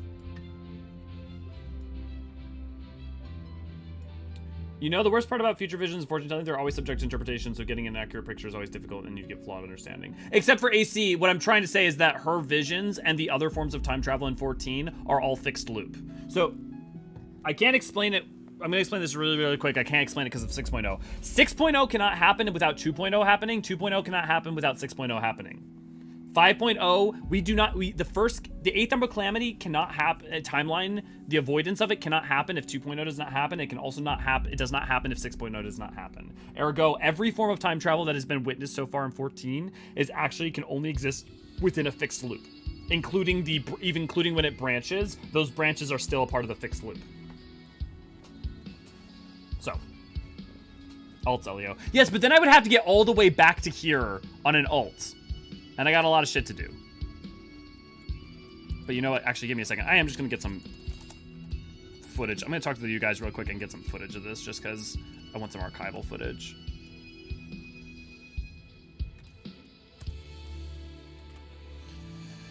Oh, let's capture that for a second. Wibbly wobbly timey-wimey stuff. Well, yeah, I mean, yeah. Solo duty's an unending journey when Square Enix you cowards, yeah. Time paradoxes are fun. Well, but the thing is, there aren't paradoxes. I mean, it's only a paradox if a fixed loop is... Well, sorry. It is a fixed loop, and that is, like, the bootstrap... Like, the problem of, like, where does it begin? But the point is that it exists in a fixed loop. Elio, you did just reset on an alt, technically. Fair, but my point is having to get here again and do nothing but record footage for a couple hours. Okay, that's a good shot.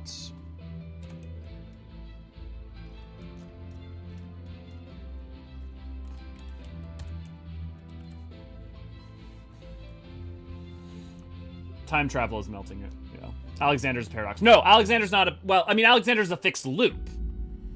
But like, there's nothing about his fixed... So one thing to remember is Alexander calculated future timelines, but the only time Alexander teleports is within a fixed loop. So sorry, it is a paradox. I'm wrong in terms of saying it's not a paradox, but it's not a paradox in terms of it has a start point and then it loops or anything. It's all a closed loop. Paradoxes. Only real paradox is if you party fails time travel mech and Alexander, it causes a raid wipe. Yes, but then again, anytime you fail a mechanic, that is, I mean, non-canonical, fallout of events.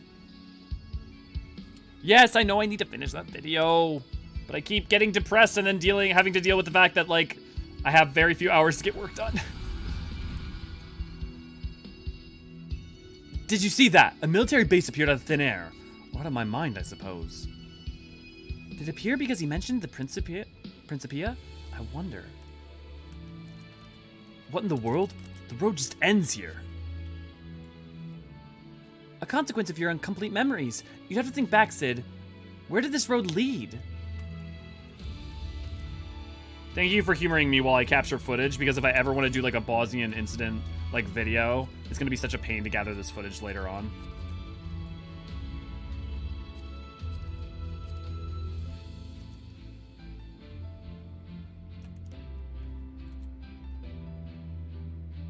God, it's so pretty. Just travel back in time when you have time to work on it. Yeah, I wish, if I could pause time, oh my God, guys, you'd see like 30 videos just come out in one day. You're okay? Okay, Ray, if you're willing to go back through and get this, then yeah. Well, I'll just have you get it. Thank you. Also, welcome to what I have to do. Like, if you want to capture footage for videos and stuff, a lot of times you just have to spend long minutes just capturing it. This all seems so absurd. Recalling the Citadel shouldn't be so difficult. Try recalling the cityscape. I remember the blue of the cobblestone streets. If not for the occasional military installation, it would have looked like any other city. Do you remember where the Imperial troops were heading? Not specifically, no, but they were on edge. Something to do with the Academy's research. Wait, I remember! You've done it, Sid! The road has returned! We shouldn't be able to reach the Principia if we keep heading north. Oh, that's a good shot. Look, there's the transmission tower. Site of the Bozjian incident. Damn it all, the road is cut off again. Come on, Sid, you have to remember. Sorry, Elio. Try as I might, my mind is drawing a blank. Maybe there's something around here that might jog my memory. A psychological stimulus to prompt recollections. Yes, that just might work.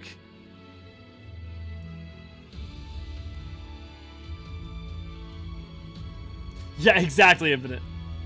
You find a pile of well-worn blades and shields. Let's see what we can find.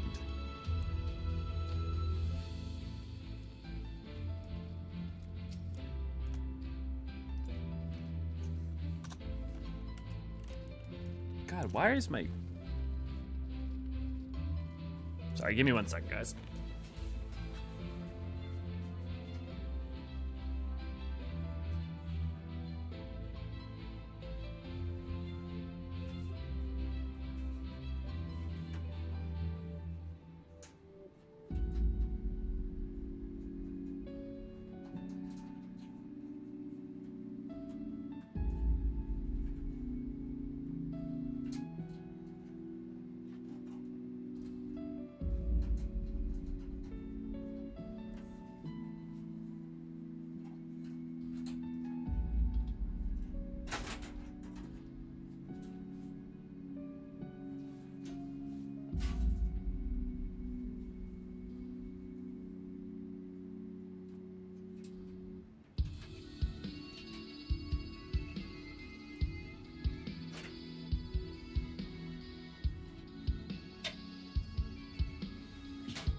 Okay, I took the site off of my computer because it's just not getting any air right now, and so it's having some performance issues. Cool. Oh, I should end the end poll. Oh man, okay. So quite a few guys watch on phone. That's very interesting to me. Is it way back here? You can always just... Isn't failing a section of duty just an echo vision of what would happen if you failed? I mean, if it's Mikoto's ability, but not if it's yours, seeing as you don't have that ability. Just like Inception, walking through the strange realm of Mindscape. Yeah, very much this is inspired by Inception. Not A38, good to see you, glad to have you. Yeah, the Raven, this solo duty is awesome. Okay, so it's not back here. This is probably one of the best solo duties in the game. And it's weird and frustrating that you can't replay it. I don't think you can replay Eureka either. That's weird. You should be able to, like, just have access to those quests. What prevents it, I wonder? A lot of videos coming, yeah. I definitely would take advantage of that if I could pause time and get all the work done I wanted to get done. Where? Oh, okay, I found whatever I was looking for.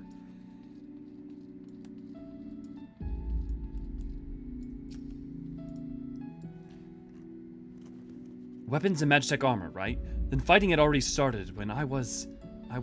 Yeah, Ray, if you want to do a... Well done, Sid! Let us press onward. If you want to do an archive, that would be really useful. It's all starting to come back to me now. We must drive them out! The tension in the air is palpable. God, I'm so mad that this map doesn't ever get Oh, right, the soldiers were on high alert that day. It's so pretty! The Bosnian resistance had infiltrated the Citadel to stop the Academy's experts. And it's so expansive and has so much detail in the background. For Bozja! Do you suppose it's possible we can tamper with this memory? A curious question. One I believe worth investigating. Shall we?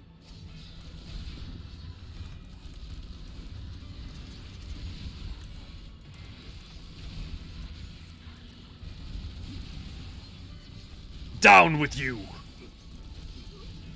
For Bozja! Damn you!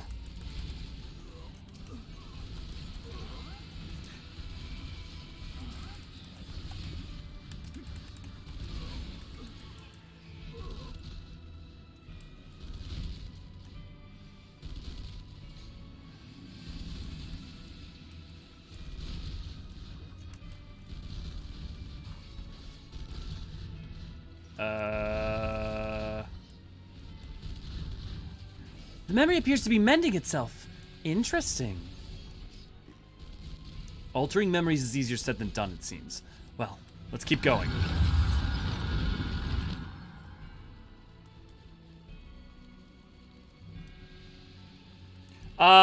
Good question, Black Flame. I wouldn't expect to see that because I don't think we're gonna see a lot of like time progression. So like, I don't think you're just gonna see. Here we are, the Principia. Inside is the transmission tower. Ah! What in the seven hells are these? Could they be manifestations of your subconscious? If so, they'd likely seek to suppress the memories of the Citadel, meaning they'd intend to purge us from your mind. We cannot let them. memory antibodies.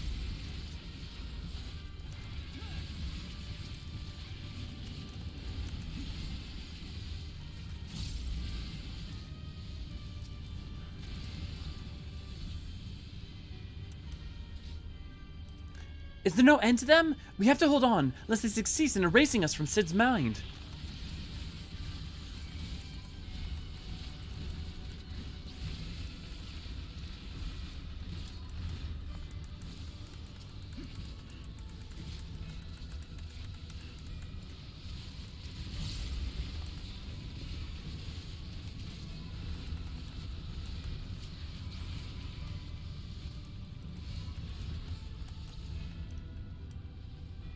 Oh. Curious that we could defeat these, but not the soldiers earlier. Perhaps because they're not truly part of the memory? We can worry about that later. Come on, we're nearly to the tower.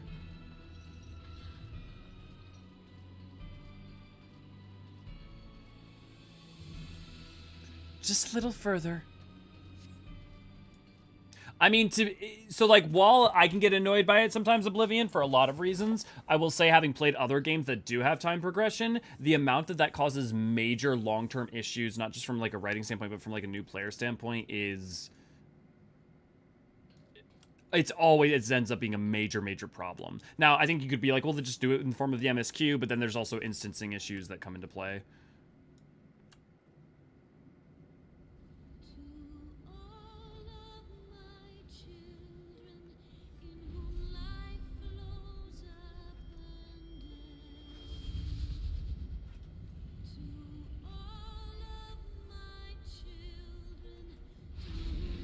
So a lot of this is pre-1.0 lore. This event leads up into what happens in 1.0 for 14, if you're wondering about in terms of the timeline. This event happens 10 years before 1.0 and is part of what gets us there. Bahamut, this is to be another attempt by your subconscious to stop us. Please, Sid, you have to pull yourself together. Are we sure I'm not suffering from a sudden onset of psychosis? We've no choice but to fight. Otherwise, the subconscious will continue to repress his memories.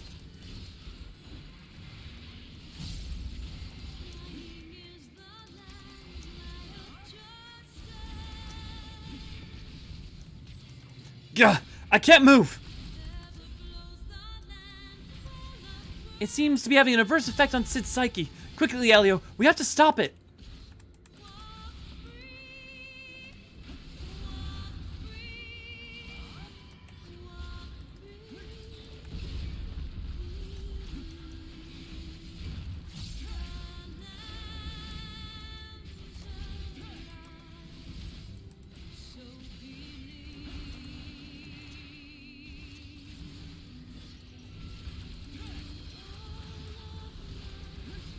I was hoping it would go to the next part.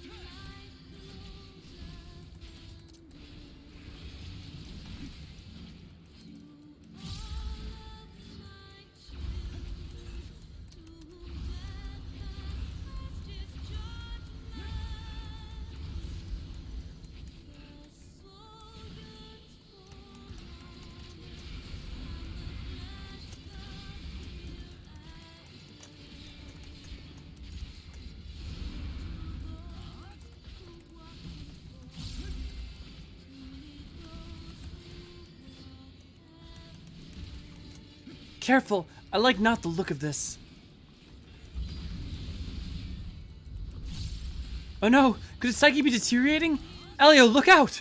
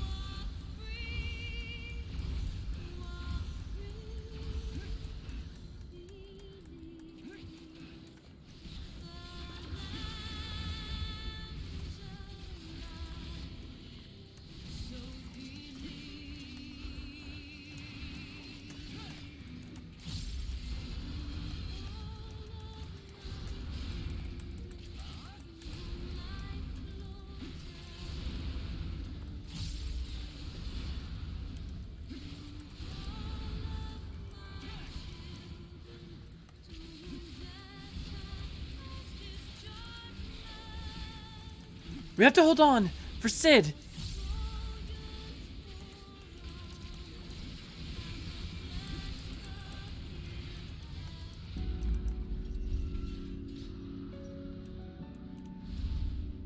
Thank you.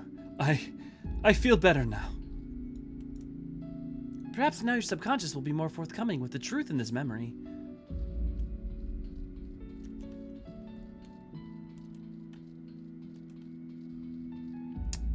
Isn't it just change models to Predator and Sky Armors? Is that... Sid, do you recall this happening? I don't know what this is. Oh yeah, I understand why isn't. It only really works in single player games unless you want to have multiple instances in the same area. Yeah. I want it to, Oblivion. I feel you. That's going to be an important cutscene in a second, so I'm going to... At the very least, there was time progression Shadowbringers in the first, but not for us. I mean, yeah, but before we arrived. The 6.0 area that I'm very upset I'll never get to see anything other than is the right now to be... There's a 6.0 area that I'm very upset I'll never get to see anything other than what it is right now. I'm assuming the reconstruction of map 3, Oblivion. Funny that you literally looking for the answers this time. Yeah. Would you say Bozja got moonraked? I don't know what you mean.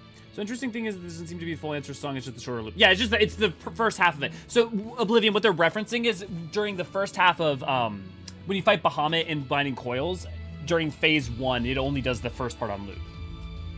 And so that's why it's a reference to the Binding Coils fight. The song always makes me a bit sad. I mean, that's a fair response. Good, Raven. Good. Witness, suffer, borrow, reason. So it's like during the boss fight is looking suspiciously like that one time I got Alliance Raid where almost all DPS were summoners. Oh, Moonraker. Okay. Yeah, I mean, kind of. I mean, honestly, really, AC, what I would say is not that. I'd just say it got Death Starred. I mean, it gets glassed. The Bosnian Citadel gets glassed.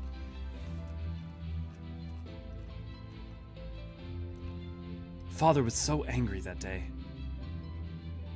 Father, please, if you would just look over this data. Enough, damn you. The next time you question me, I shall be the last. Now leave. You of all people should understand the risks. Why do you refuse to see reason?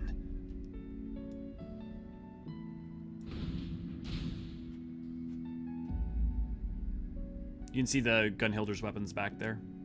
It's rather unlike him to overlook data, no matter the source. Look, here, he left behind this research document. You pick up the research document and find page after page of meticulous calculations and observation data on Dalamud. Young Sid posits that the Lesser Moon may very well possess the ability to harness and manipulate solar power. Remember, Dalamud, the space station with Bahamut at its heart, was created to absorb solar rays in order to, then send that energy from the moon into the Crystal Tower. So the problem is that when Dalamud ended up storing all that energy for 5,000 years because the Crystal Tower wasn't there anymore, right? And then it tried to send that energy down to the Citadel. So 5,000 years of solar energy stored up, blasted into the Citadel all at once. Moreover, the vast stores of energy it has amassed over the millennia, should they be unleashed, would far exceed any parameters the transmission tower may have been designed to withstand. By the gods, this data, the Empire would invite a calamity. So many sleepless nights spent on those damned papers, all for nothing. If my suspicions are correct, then he was already... Never mind, let's press on. The truth awaits us.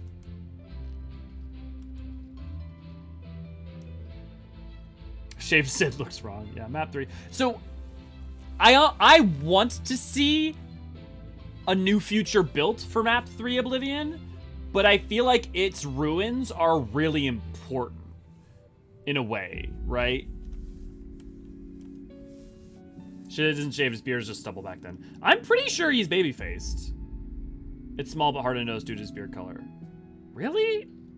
Well, we'll find out. I'm pretty sure we get a close-up shot in a second here. But yeah, so you can see all the Gunhilder's blades, all the different relic weapons. Well, they're not literally relic weapons, but they're the weapons that... There they are! The replicas of Gunhilder's blades!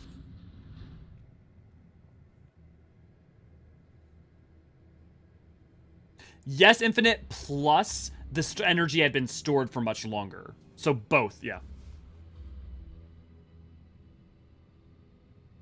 Man, I wish we got that skin as a gunblade, too.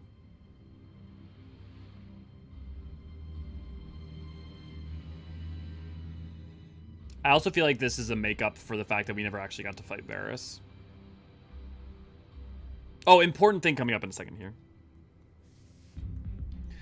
No. Oh wait. So Solistos Galvus. This is Emmett Selk in his physical form before he died.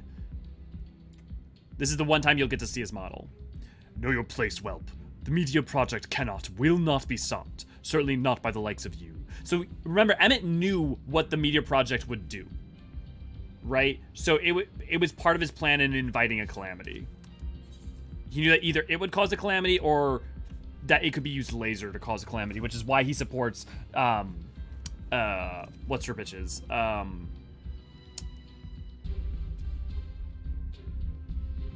Nail.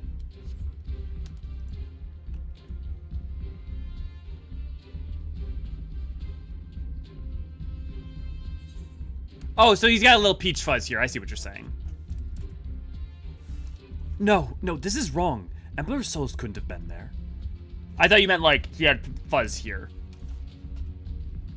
The little, like, soul patchy thing. It's not soul patch, but...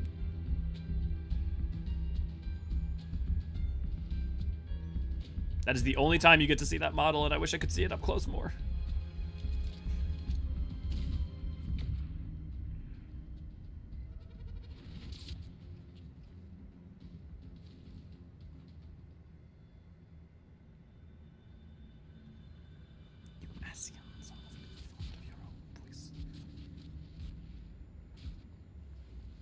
No, please, Lord Varys, no!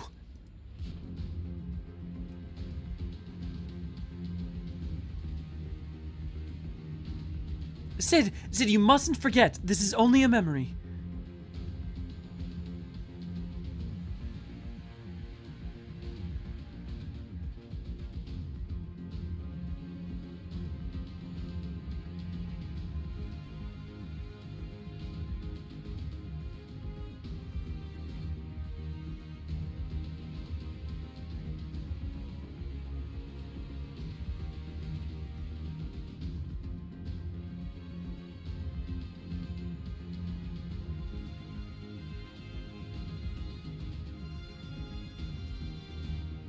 Sid Garland, bringer of ruin, herald of ash, your father must be proud.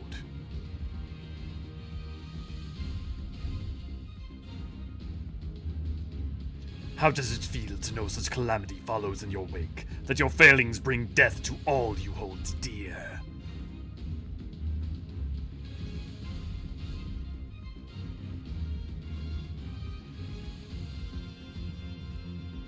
Yeah, it's a Garlean weapon. We've got this. Come on, Mikoto, with me. And now you would set this filth against me. Very well. If you've never done Memoria Misera, which is the EX fight for this, you absolutely should. It's dope as hell. But one fate awaits those who would oppose the will of the Empire.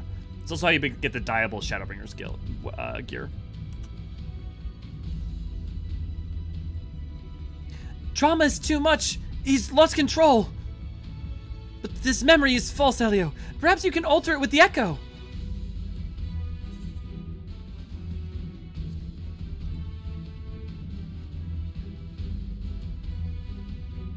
Think of your truest friend.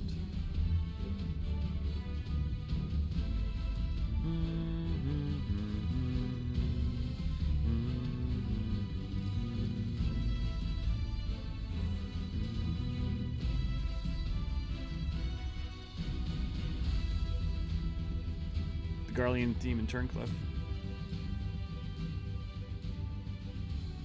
That was always your greatest strength, instilling in others the courage to rise up, the courage to fight for what's right.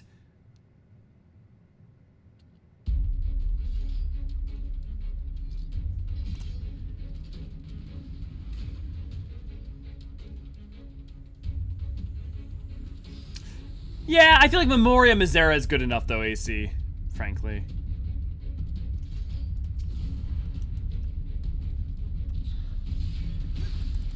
The Meteor Project cannot be stopped. I will not allow it.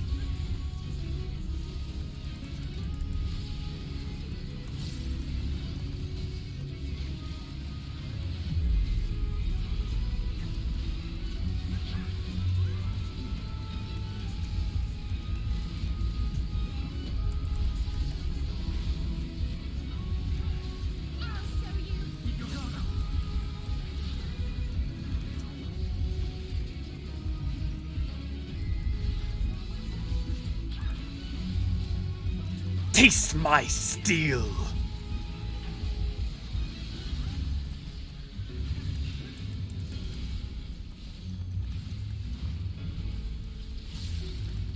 Keep your distance.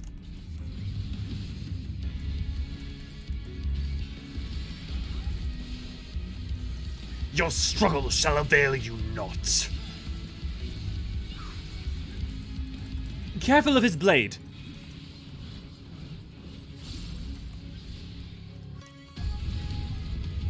Wow, it's crazy how much they just... Wow. It is the same mechanics.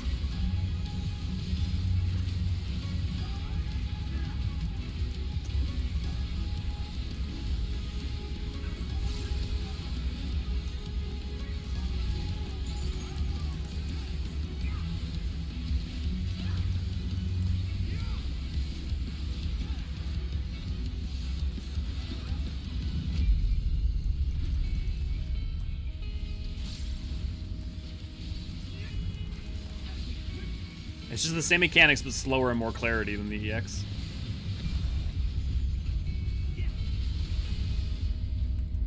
I'm tired of these games.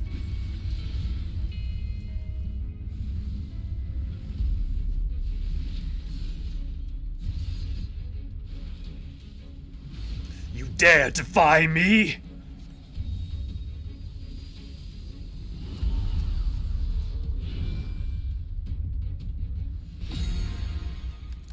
By thy leave!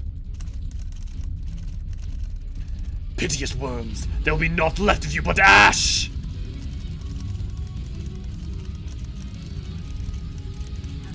Now drive it back! Quickly, my barrier shall hold long. Minfilia, give me strength!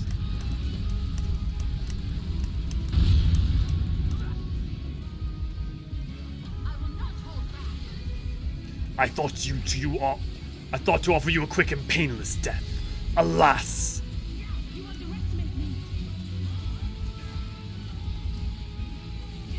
You would dash yourself against my shield? Very well.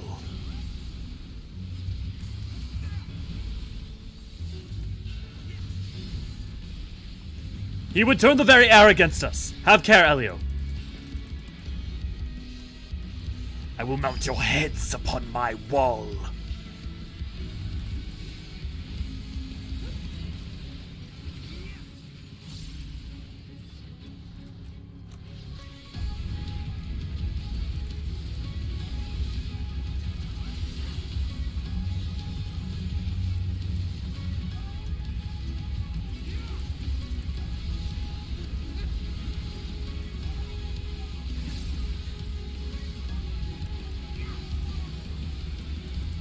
All of our research, our planning, it cannot be for naught.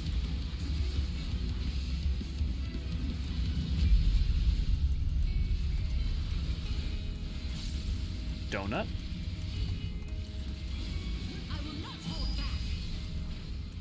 The Empire cannot, must not. Yeah, same AC. Oh, did I, Raven? What did you get? I didn't realize there were differences. I've only ever played as a tank.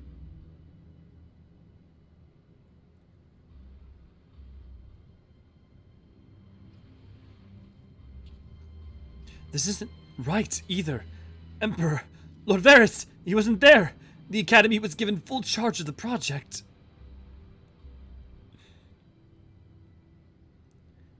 Though these events are as you remember them, this is not the truth. Not entirely. Whoever this is, your mind's been trying to protect you from them.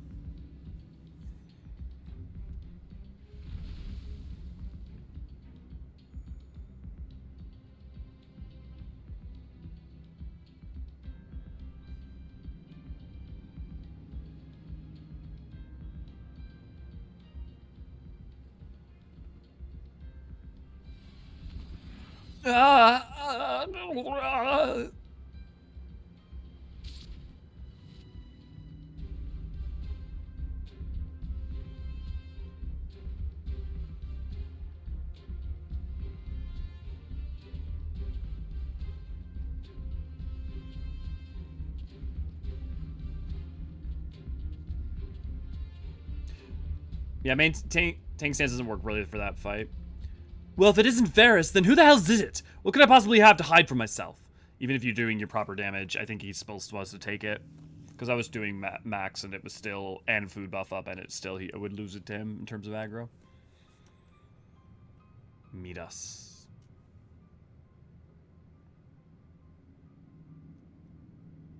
So it was you who pulled the trigger. Father. Sid, look, his eyes!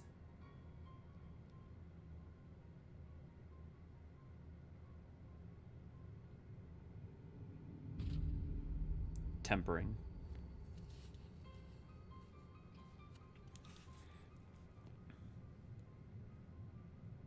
No, it can't be. I was just about to say infinite. I think so, unless Stormblood with Sri Lakshmi. If his eyes are blue, that means he's tempered. Most likely by Bahamut. If contact with Dalamud was able to stir Bahamut's to consciousness, it stands to reason that the Dread Worm discovered a way to link to the tower, and thereby enslave your father. In which case, there was nothing that could be done for him. There's no arguing or reasoning with such individuals. There's only the will of the Primal.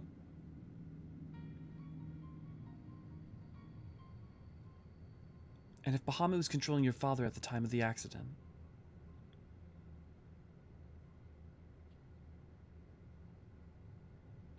then in all likelihood it wasn't an accident.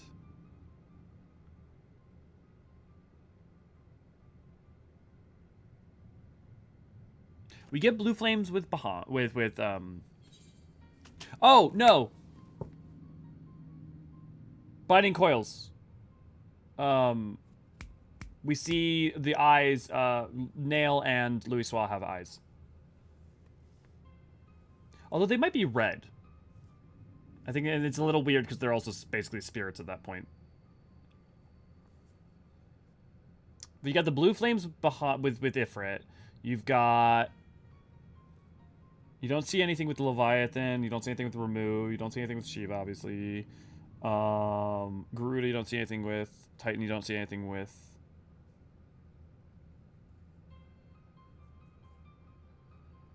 Yeah. The only time I could think of is Sri Lakshmi, you might with the Quiliana. And so the truth finally comes to light.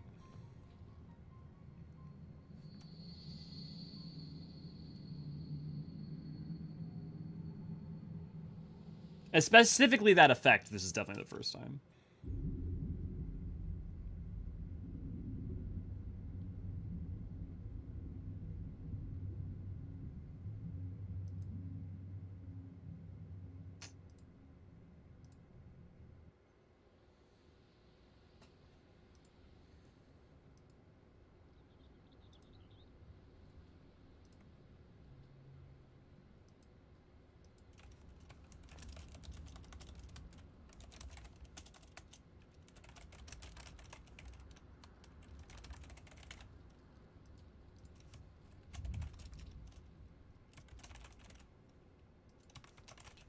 Bahamut's thralls, and no one was the wiser.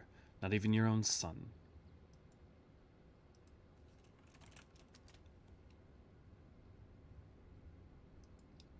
I'm adding a poll that I'm just curious for you guys. I have no problem being second monitor content. I'm just curious if people listen or watch the stream. Going off of earlier, the phone thing. Because I can imagine being some of you guys have like the phone and set it to the side. You crazy bastard did it! Once Mikoto described the inscription to me, I'll have those weapons forged in no time. On behalf of the Bozjan resistance, you are my deepest thanks.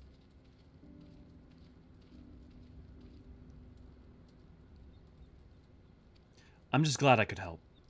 Ever since that fateful day, the truth of what befell our loved ones had eluded us. I held the Empire and your father responsible for their part in the tragedy, and for many years that hatred was all that kept me going. Indeed, I was blinded by that hatred, and so much so that even you appeared to me as an enemy. Could not see the blood, sweat, and tears you have poured into bettering the lives of those seeking freedom from the Empire. Could only see a Garlean. For that, I am sorry.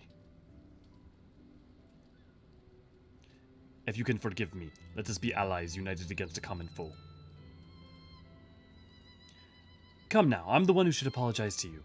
After all my father and the Empire did, even if not all of their own volition, their crimes will never be forgotten. I'd hazard even victory over the Empire won't be enough to ease such pain. And even now that I know the truth behind the Bozjan incident, all it's done is make me question the choice that led me here to this moment. But regardless of the past, we have to keep pressing forward, one step at a time, for freedom.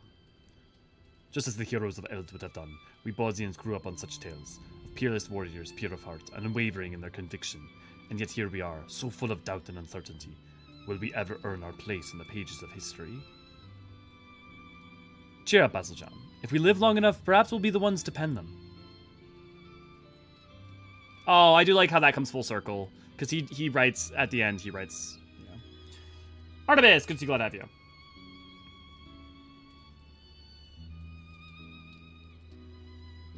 Oh, interesting, Artemis. You said the crystal focus is no longer responsive. For answer, just put down which you do more often. I assume for everyone it's a mixture, but like... You said It would appear what stores of aether resided within it have been depleted. I did not expect our exploration of your mind to be such a taxing endeavor. Once I identify its etheric affinity and a power source with a compliant energy frequency, I am confident its reserves can be replenished. I thought perhaps the Alliance could use it to extract information from some of their less cooperative Garlean captives, but nothing's ever easy, is it? I'm afraid aetherology is beyond the scope of my expertise, so I'll leave the rest to you. If you need anything, don't hesitate to call for me. Thank you for all your help, Master Sid. Well, I'd better head back. I have a mountain of work waiting for me. I suppose those of you who watch are much more likely to click on watching. Before you go... Because those who just listen probably won't be entering, so I bet there's going to be a selection bias towards watch when I end the poll. If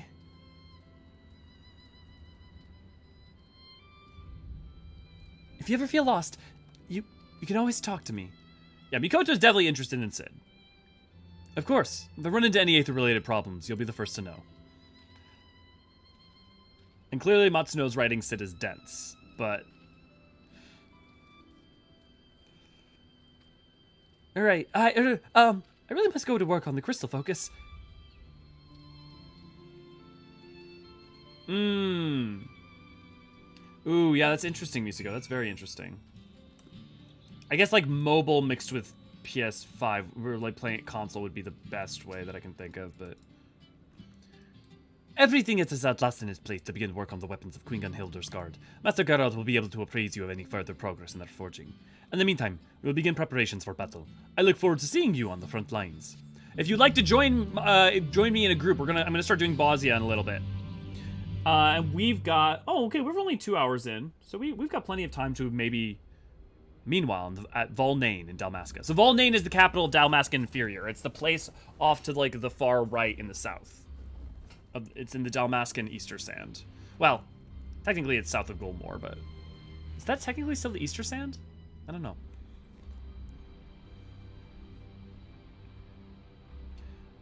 Our spies at the Gangus encampment have confirmed work on the blades of Gunhilder is underway. They are welcome to them. Who has need of such trinkets when the Lady of Blades will soon be in play? We will proceed as planned. When the forces reach Bozja, you know what must be done. Understood.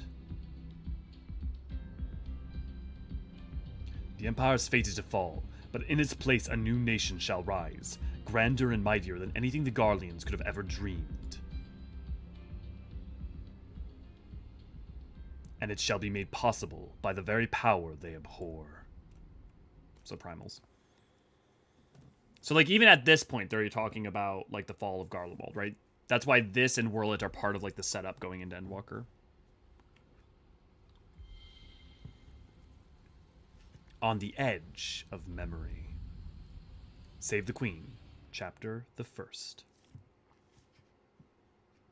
Oh my god. That is, wow, Misigo.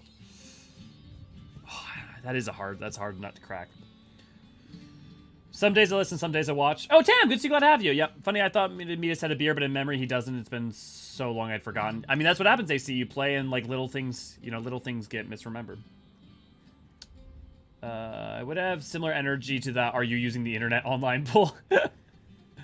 Are most archons knowledgeable in aetherology? That's a great question. I would say in the basics. I would say it's fair to say that if you're an Archon, you are knowledgeable probably in the fundamentals of Aetherology, but beyond that, I think it's anyone's guess. I would say, like, you could have plenty of people. Like, Thanker's an Archon, and he has the fundamental knowledge of Aetherology, I'm sure. But, like, if you talked, like, he wouldn't, if you had to have him write a treatise on the difference between corporeal and non-corporeal Aether and the nuances therein, he might struggle. The other day was, yeah. Interesting that he has the Heart of Sabik on armor. Again, it's the Heart of Sabik as a motif. I just, what is important, it's not a Heart of Sabik. It is Orosai, based off of what we find out in Worlit, but it is not literally the Heart of Sabik. Because the Heart of Sabik was only held by Ultima. But we don't know its exact fate. And I'm sure you're not necessarily implying that, Infinite, but just for clarity. I'm simplifying, yeah. All good. One of the few depictions of female Hrothgar. Queen Gunhildr? Queen Gunhildr was a Rogadin.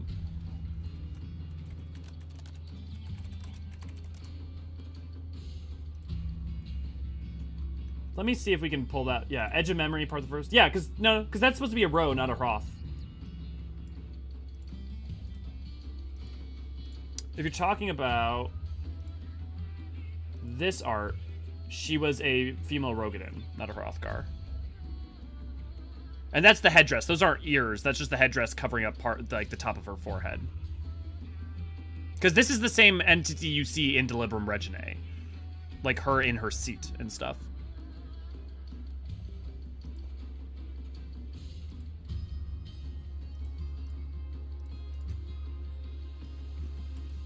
Okie dokie doke. Again, if you would like to join me for Bozja, we're going to get that going in just a second here. So if you have interest in doing so, let me know in chat. Or you can just whisper me in game or whatever works. Okay. Watch, listen. Okay, yeah, so this is some of you just listen. Interesting. Okay, let me... Geralt... There was something else I was going to do. Oh, I was going to read the notes, but we'll get into Bozja first. You're here. Good. Ready to get working on the resistant weapons, lad. Yeah, we'll go with Dark Knight. Yeah, like the name Resistance Weapon. It crossed my mind to call him Gunhildr's Blade, but after talking with Misija, we figured it'd be too confusing, seeing as that's also the name of the Queen's Guard. Any road, your timing couldn't be better. Before we get to work in earnest, I was hoping you could tell me a bit more about what went on Sid Noggin. We heard a fair bit from Mikoto, but I'd like to know if you saw any different. Well, there was a whole event involving Bahamut, and... Sounds like I was right to ask you before setting to work. Seems to me those fancy markings in the weapons are mainly for show. I can copy on my, but that won't be enough. Like as not, they were carved into the hilts as well, and to make sure the spell can take hold, you need to finish with fine powder, what's conductive to aether. For materials like that, I'd reckon you need to consult the alchemist old Razatan. And I can only think of one person with close contacts there. Oh gods, you don't mean... Aye, the demoness a coin. But not to worry, lad. It just so happens she's been keeping up a steady shipment of supplies here on contract. If we say we need the powder for the resistance, might be as we can convince her to waive the costs. She ain't usually one to do business for charity, I know. But it's worth trying, eh? I'll see about getting in touch with her. And after I do, you can go and meet with her and figure out the rest. Well, you don't expect me to go meet with her, do you? Working on the resistance weapon kept me busy by half. And Drake here, what was your name again? Zlatan, Master Geralt. My name is Zlatan. But more importantly, what if Mistress Rowena does not agree to a charitable contribution to our cause? I'm sure you and Balzajan ask her nicely. She might come around. But never mind that. We've important work to do. As for where to find Rowena after she left Gangus, she said she'd be stopping over in Kugane on business. How's about I have her meet ya at the Umineko tea house? If we're lucky, a nice cup of tea will brighten our mood. When is the current Queen Gunhildr? Dead. Oh, whoa, I don't remember that. Make sure to pick up that quest. Yeah, okay, you're in the midst of it. You're awesome.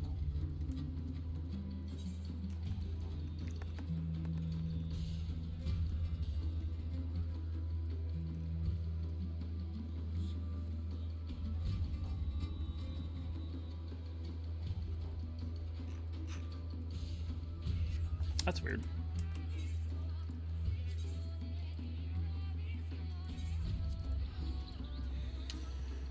Also wanted to let me do Reaper. Well, that's because Reaper came out in Endwalker Raven, so they don't add, except for in A Realm Reborn, they don't add old jobs with new weapons. You have to always use a job that was around at the time. So sad I can't join for today. This is right where I left off with Bozja stuff. Yes, the beginning, I know. Well, to be fair, Mitsugo, we can work really well. Like, I'm going to be having to do this next week, too. And I'm only just starting it today.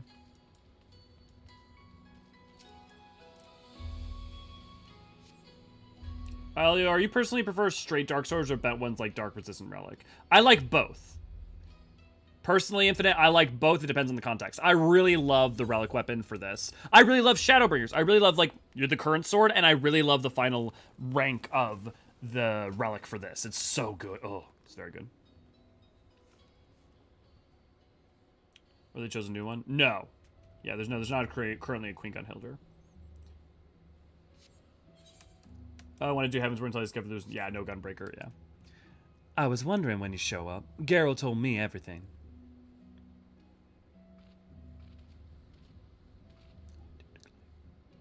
And luckily for you, my business here was at Savnir Consulate.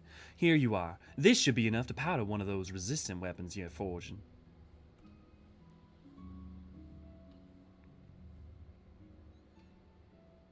I've got to hand it to Geralt. Seems he spends half the time getting deeper in debt, the other half avoiding payment. Fine by me, though. Thanks to his scheming, I've a little more leverage over the resistance, and by extension, him as well.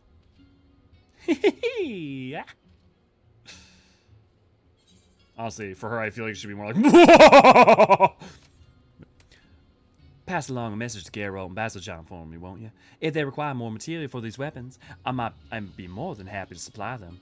For a fee, of course.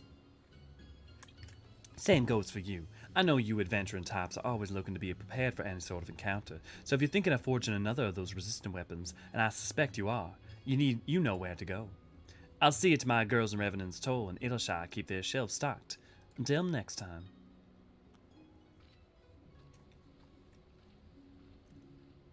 I could see Rowena having a Naga left. Yep.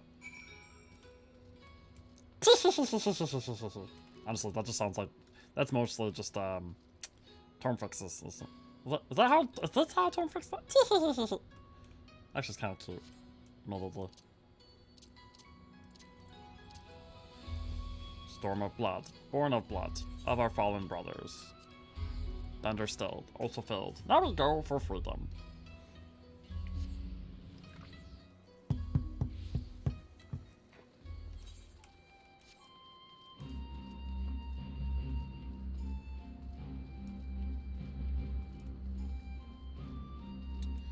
Final call for anyone who would like to do Bozja. I'm assuming most of you guys are currently also at work.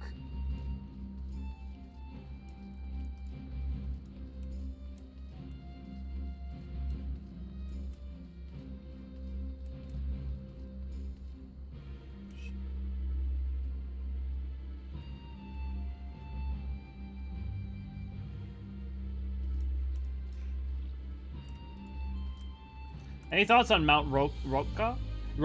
I haven't seen many theories about it. Honestly, Ark, good to see, glad to have you. That's probably because there's not a lot you could say.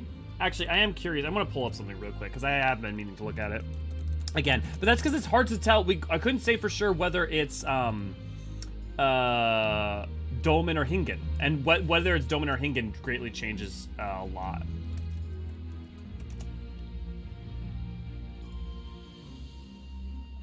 But if we open up, I don't mind showing these because there's not a spoiler, as long as we don't show the other stuff. But if we open up, since we're in Hingashi, we were just in Hingashi. I mean, that's like, this reminds me of a lot of like Buddhist stuff, the tatami. A lot of the architecture makes me think that it's hard because this architecture would make me think that it's probably Hingen because Hingen is so specifically Japanese, and this is very, very, like, not just because of the tatami, but like a lot of this internal architecture reminds me of places like Meiji Jingumae or like Tokugawa Jingumae or like stuff like that. And then the outside also similarly, and also the guardian dogs, but those also exist in Chinese folklore. But the bamboo, Actually, wait, that roofing. Give me a second.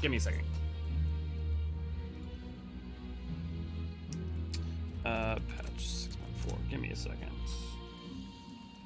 Worker webs. Give me a second. I've seen... Give me one quick moment.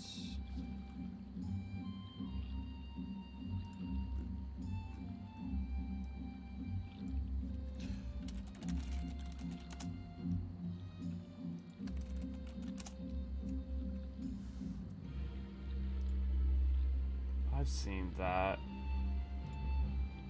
Damn it, that's the highest resolution. Give me a second. Or not.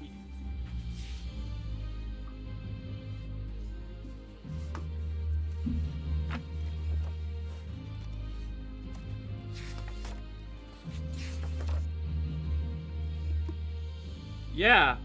So on page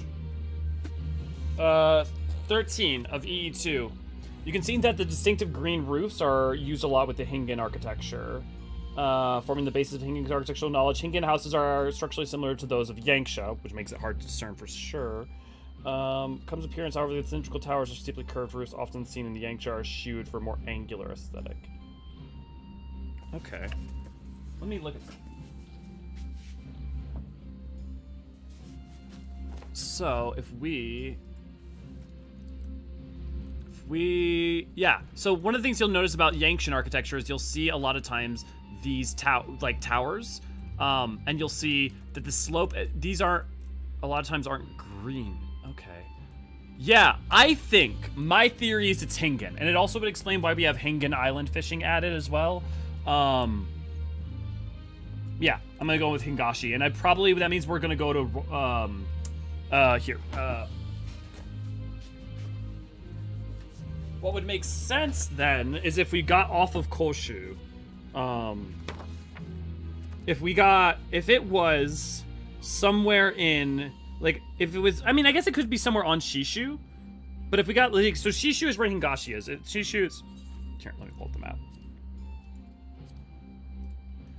So, this is Hingashi, right? Kugane is the only place we ever go into. It's this port here. This is Shishu, the smaller island, and there's Koshu, and then there's Bugyo, which is the capital, and then Mount Daitenzan, which is like basically it's Mount Fuji. So this is it's loosely also, this is kind of like Honshu, and this is kind of like Kyushu / Shikoku-ish. But the main point here is that Mount Rokon could easily be a mountain on Shishu. I doubt it's on Koshu because usually people are allowed onto Koshu, but if we were, it would actually also be a big fucking deal too. But let's see, maybe there's a hint somewhere here. Koshu, Shishu is one of Hingashi's larger islands, second only to Koshu in size. When viewed on the continent, the island stands as the entryway to the nation, an image reinforced by the port town of Kugane as it welcomes the ships of Shishu's southernmost shore.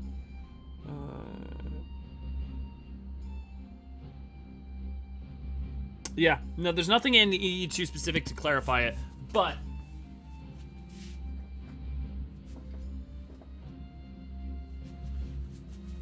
my money is that it is a Hingan. It is a Hingan location. I hope you're right. I love more Hingashi stuff. It feels like we're the most untapped region they've introduced so far. Which makes sense, right? Because it's during the isolationist period, and they're still isolationists. You're not allowed to go into Koshu, like, as an outsider. It's, referencing, early to mid-late, Edo period, really, Japan. Like, her reaction was, oh, cool, Hingashi dungeon, but the more I think about it, the more I feel like it has to be Doman. I can think of any Hingashi NPCs who would guide us, like, no. Yeah, I would say that with Hingan, you could be invited by the Bugyo. Not Bugyo. Are they called the Bugyo? No, because Bugyo is the capital. What are they called? There are people in positions of political power who would make sense to invite you in to solve specific problems. Or, for instance, if they were starting to unwind some of their isolationist policies, you would make sense as one of the people to invite in. Or potentially to solve a delicate matter. It's going to be so funny when Ellie gets his missing notes on the alt. Yeah, right. Thanks, Decoy. Yeah. Elliot, which one do I take? Or do I grab both? So, You, Raven, grab the quest that picks up the relic weapon, and then you go start the quest that is Wandering Dramaturge. Don't you put that evil on him, decoy? Yeah. I hope you're right, yeah. Hancock. Yeah, like Hancock could be a liaison for it. It would make sense. The Bakufu. Thank you, Ark. Yes, my brain was just blanking there, but yes, the Bakufu. There are a lot of people who have historically... I mean, think about, like, doing the dungeon, like some of the other dungeons that we've gotten in Kugane, you know? The weapon's nearly finished, Elio. Just need a nice coating with that powder to finish the inscription. A fine powdered blend in the Near Eastern island nation of Razat Han, designed to promote ethereal conductivity.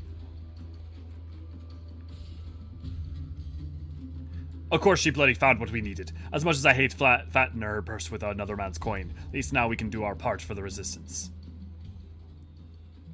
Because they keep themselves at arm's length? AC? Because they don't want... Because they, like... Why would we meet the political figures there when they're also trying to maintain isolationism? I mean, Higashi's probably kind of messed up. No, because remember, not everywhere got attacked equally. Not everywhere, for instance, started suffering from Terminus Beasts. That's pretty. Or from, Feast your eyes on some of my finest work to date. Best of all, the inscription will react to your aether.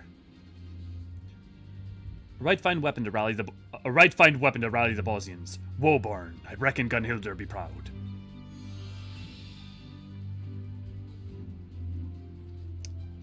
That I should behold the glory of the fabled blades born anew. Hope is not yet lost. All in a day's work for your old pal Geralt. Of course, this is only the beginning. Your skills with the hammer were truly a sight to behold, Master Geralt, and to see Elio wielding one of their holy blades thus, it is as if I stand before one of the heroes of Eld. God, his modern glasses throw me off so bad. When the time comes to battle with the Empire, our brothers in arms will look upon you and know the courage. On behalf of the Bozjan resistance, I offer you my humble thanks for your aid thus far. Are you saying I should just swing you, like, as my weapon, lady? I'd love to start fresh on another weapon, but I'd have to use every last morsel of the powder of that one. Meaning we would find ourselves indebted further to Mr. Stone Rowena, were we to acquire more. I must consult Master John before we proceed further. Looks like we're taking a short break then, eh? If you find yourself wanting another weapon, though, come and speak with me in a helper here. Higashi may have some strong aether currents above them. Well, it's not even just about strength, though. It's like some places were attacked more, or like their currents were more selectively weakened. I think I've earned myself a nice big flagon of ale tonight. To celebrate the Foggin, of course. Try to think of a good example. There's no indication like Mordona had particular suffering, right?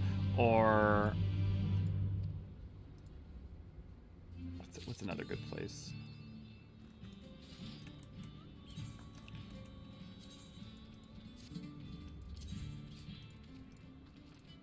Is it really not? Is the stats not better for that? Oh, I guess they're not. Okay, cool. Okay, we're going to Bozja. Here, my bad. I'm gonna invite you, Raven, and then I am gonna go talk to the Wandering. Oh, that did unlock this second. Oh no. So sorry, it wasn't the Wandering Dragon Church. It is Marsak is who you're supposed to talk to. My bad, Raven.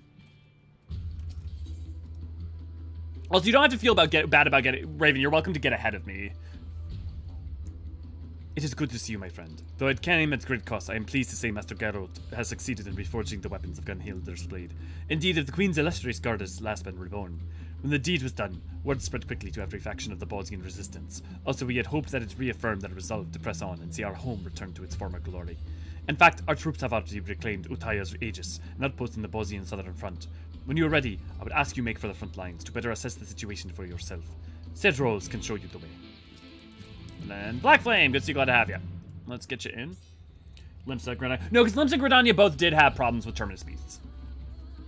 Why not Woebringer? Why?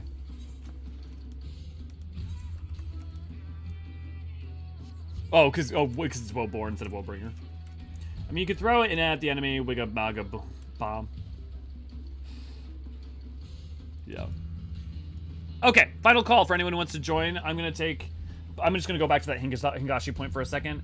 But here, let me think geographically, right? Like, for instance, also, like, some places came under attack. Thadner came... Charlian. Charlian didn't come under attack, right? From the Aether Current. From, like, the Aether Current issue. So, like, Hingashi, there's no indication that Hingashi did. Now, maybe Hingashi did, and that's what we're being called to help in with, you know? Could be anything.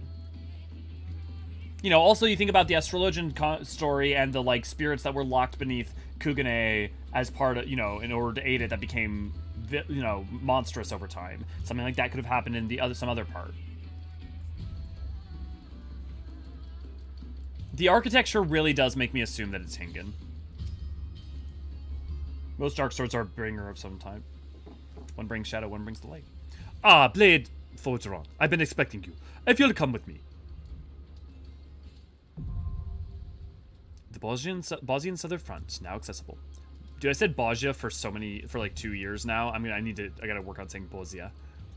The rules of engagement on the Bozjan Southern Front are different than what you will have encountered before. Yes. Level sync. Resistant rank, yeah, I know all this.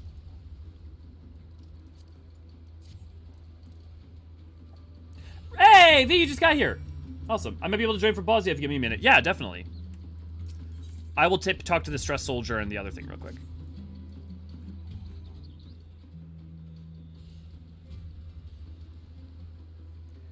Beg pardon, Blade Forgeron. Might I speak with you for a moment? It concerns Master Garrod and the resistant weapons. I presume he has already explained the method by which Ganhilder's blade refine their weapons, then be in combat with formidable enemies. Master Geralt and Zlatan intended to employ similar methods to enhance their resistant weapons, but they have hit something of a stumbling block. To make matters worse, Master Geralt, for reasons he refuses to explain, will offer no suggestions as to how they might proceed. Try as he might, Zlatan cannot convince him to expand on his thoughts, and quite frankly, we are at a loss.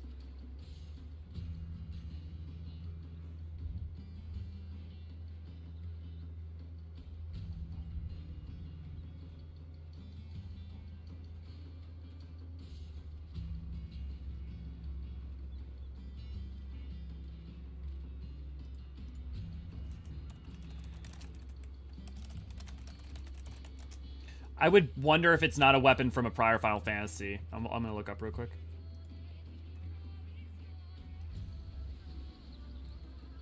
Yep, Woborn is from FF11, and a bunch of the people on the team were big fans of FF11 or worked on FF11. So the reason that they used Woborn is because it's an FF11. Yeah. Yep.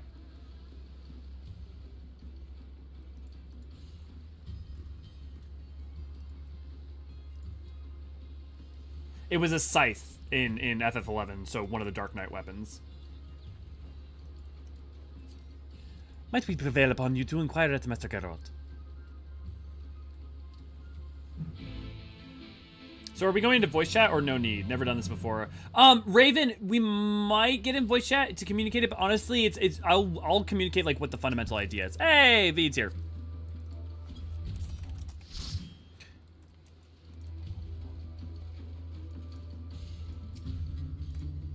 Just give me a second, I gotta pick up the quest.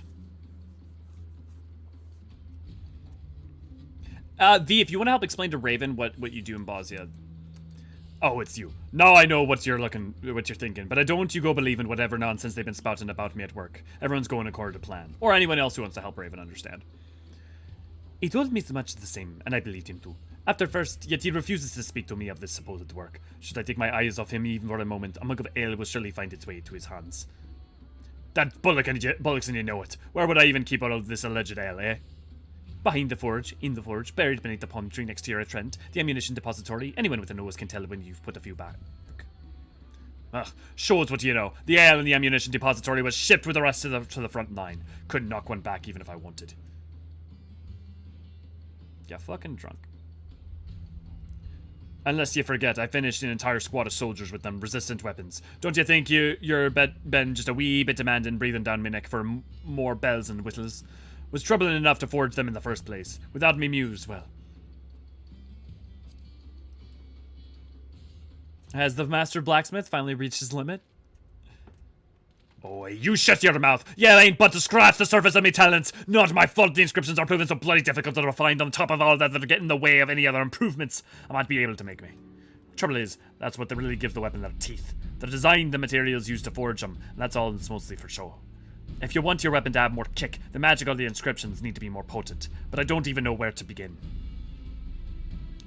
This is indeed a curious predicament. How did the Gunhilder's Blade of Eld accomplish this, I wonder? Any thoughts?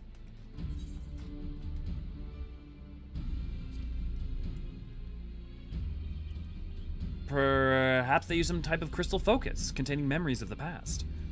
You mean those doodads what the seer used?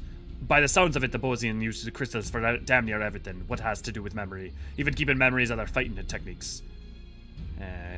That reminds me. We recently received a most interesting report from Gunhilder's Blades.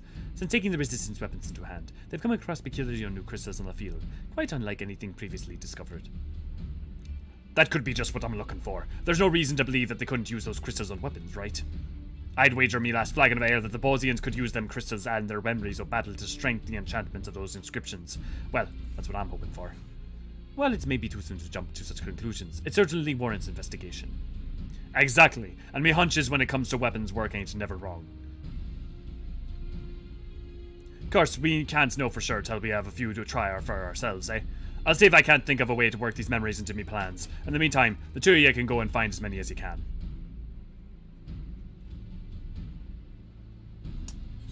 Have a great day, Deathberry! Yukio, good to glad to have you. You think if Geralt quits alcohol's weapons quality, it would become better or worse? Based on what some of the quests seem to imply, worse. Drunk is the new tank. The booze makes them more tolerant of pain. The drunken belligerence draws enmity, and your weapon is bar stool. It's not broken bottle. Oh, did I not accept the quest?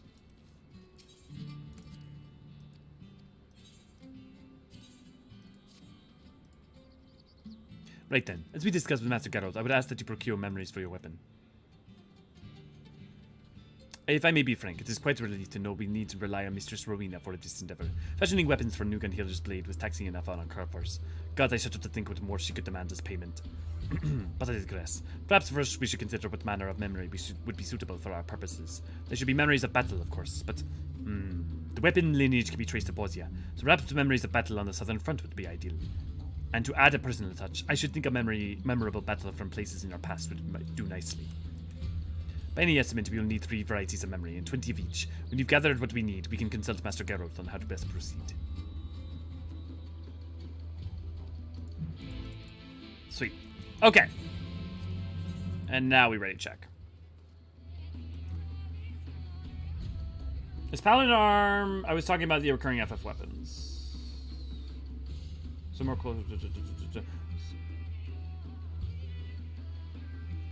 might hop in at about 20 thirds. Okay, yeah, we can definitely take Oblivion. Okay, well, let's hit it up. Into the Bosnian Southern Front.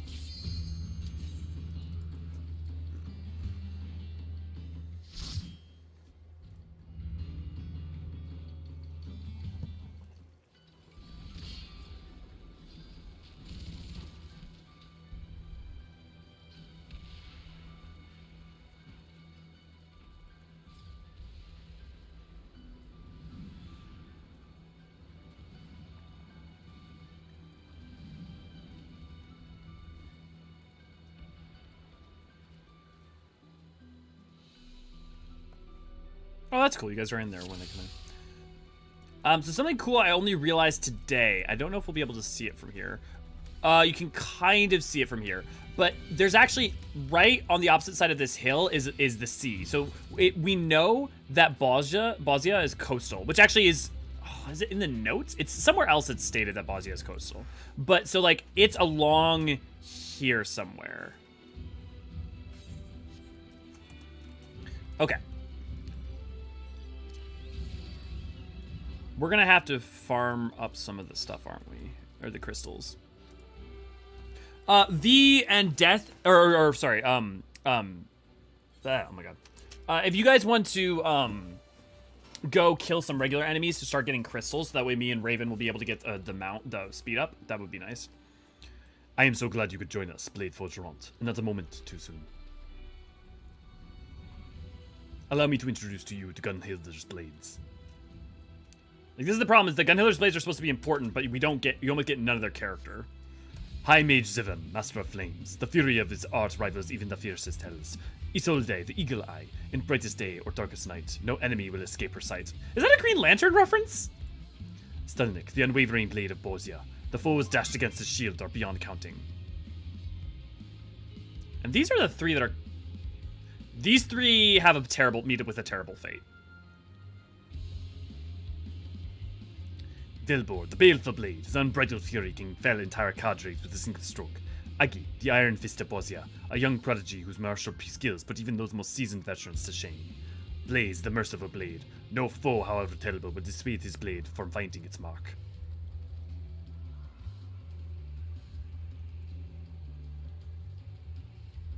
Rest assured, this is not the Guards in its entirety. A number have already taken to the field and would benefit greatly from your presence, if you are willing.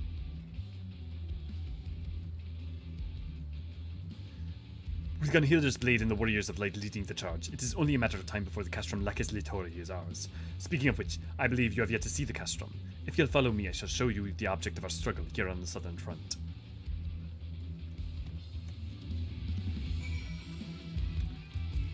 Someone said... Sweet. Awesome. Bum bum bum bum hum bum bum bum la la bum bum bum.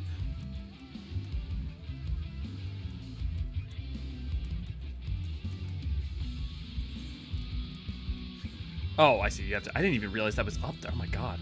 I didn't even realize there was a thing you could go up. Yeah, this is a banger. This is just the main theme for, like, the overworld in Bozja. I have no memory of this.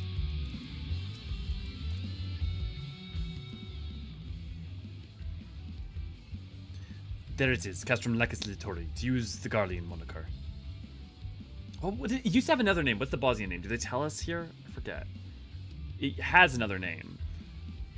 Like the Eagle's Nest or something like that. And the true name is Alermurk, which means eagle in Bosnian, as they too once made their home in these mountains. To our people, they are symbols of strength and good fortune, but both of which were sorely needed when the Empire first invaded. But we needn't dwell on our past failings. Now we have a chance to reclaim what is rightfully ours, to remind the people of what it is we stand to gain.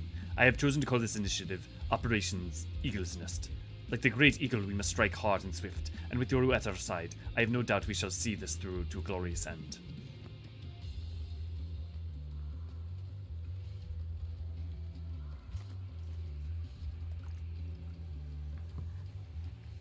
But before you rush into battle, I believe Mikoto wished to discuss the crystal focus with you. Good tidings, perhaps?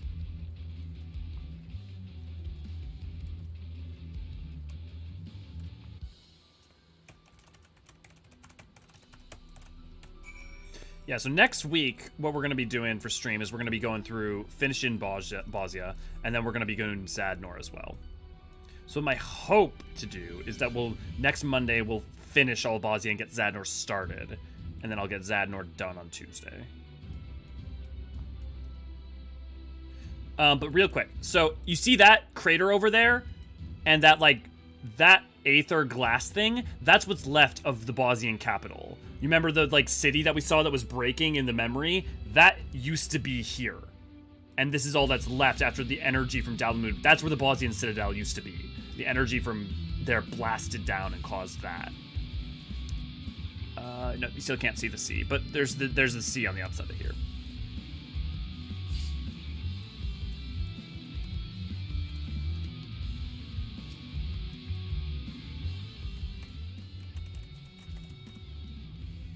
Ah, Elio. I'd rather have exciting news to share. As you may recall, the energies of the crystal focus were spent on the exploration of Sid's memories. After careful analysis, we had concluded that it can, in fact, absorb aether in similar fashion to the Aurosite we discovered in Evilise. This assumes, of course, we have a suitable energy source of energy matching its ethereal frequency. Why don't they just call it Aurosite? It's Aurosite. So why are they keep just calling it crystal? I mean, I guess Aurosite can be a kind of crystal, but it's... I guess maybe it doesn't just store memories. It is crystal that's specifically attuned, but man, it's not that different from Aurosite in every way functionally.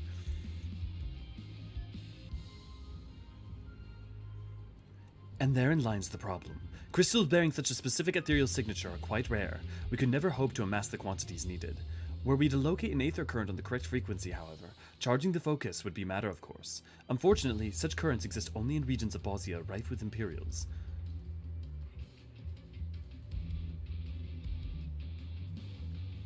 Mikoto wishes to wait until the fighting died down, but as I explained to her before, time is a luxury we can ill afford.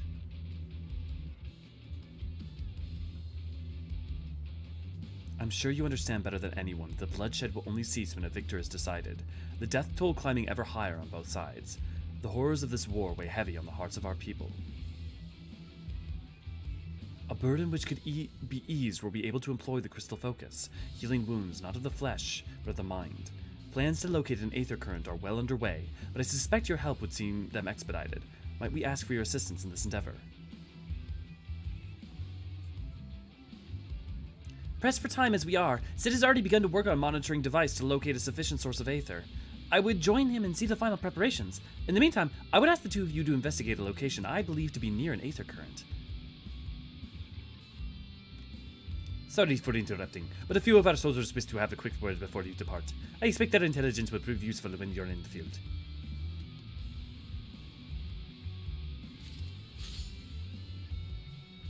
Oh, wow. Nice. I appreciate your willingness to help, but must you always pace yourself in such peril? I'm sorry. I understand you only to do what must be done. We all have our roles to play, and I promise to fulfill mine as best I can. Stay safe out there, won't you?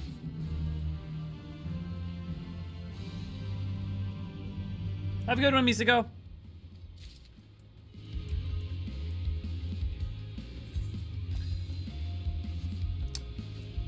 Yeah, and just so V and y'all, the others know, it's the de-engagement enemy. Yeah, those clusters that we're looking for, because me and Raven are going to need 25. Blade Forgeron, a moment if you will. I serve as war historian for the Bozjan Resistance, and Marsak tells me you may be able to help in my work. I needn't tell you how the atrocities of war can wear a soldier.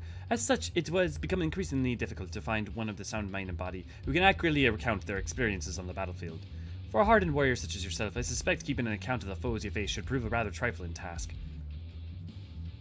Then not to say I expect a detailed record of your every interaction, mind. If you should trade blows with any notable figures, however, I would hear of it. All information gathered from the Battle of Bozja will ultimately be compiled within my field records. Here, you may use this to take note of any memorable encounters in the field.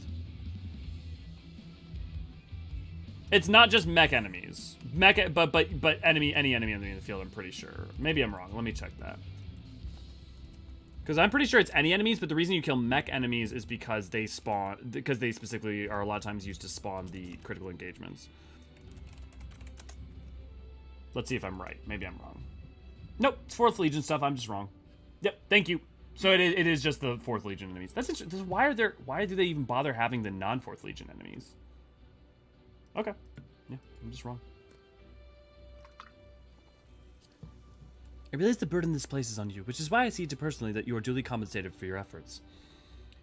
So thanks, by the way, Tam. Rules of Etiquette commend me to resurrect every fallen player that asks for a res here. Good.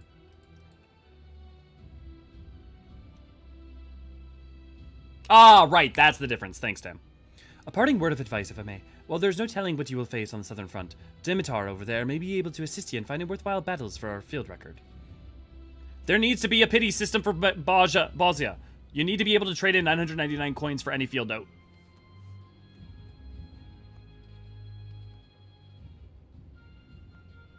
Maybe that's the Warrior of Light Echo's power stings. Oh my god, can I just get out onto the field? Greetings, Blade Forgeron. I will take it you will soon be joining the others on the southern front, yes. Though my duties may have kept me here for the most part, I have heard tell of the carnage wrought in battle by enemy soldiers and their war machina.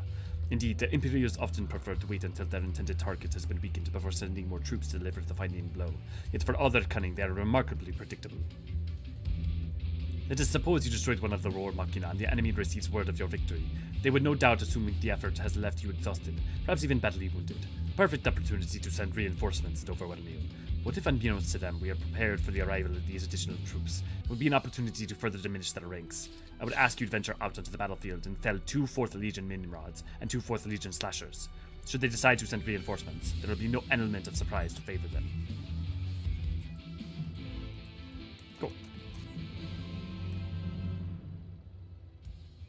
The balloons are a little bit, maybe not the best mount for this, but...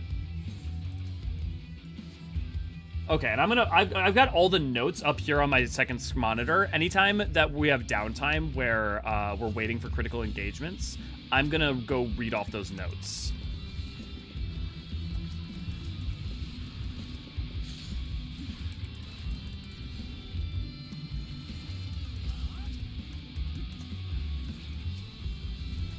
Man, where's Jade when you need her? Oh, thanks Jade for all of your farming.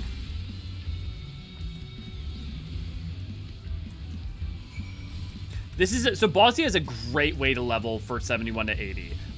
It's not technically speaking the most optimal, but if you think about it in terms of like the fact that you can progress progress Bozja while leveling, it's incredibly efficient.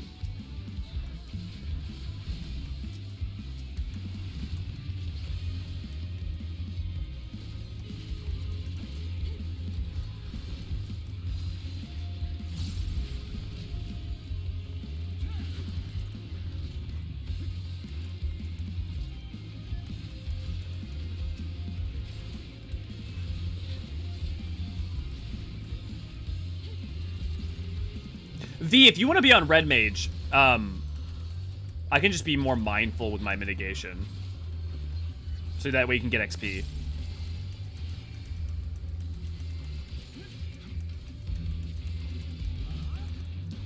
Okay, I gotta go turn in that quest. Okay, you go here. Cool. Bun bike. Yeah, I know. I want my bun bike too. Ray. What's the best mount? Probably Bun Bike or Gabriel. Gabriel might be one of the better. Although I don't know, there's a lot of good options. Just anything that's mecha or like war oriented in general.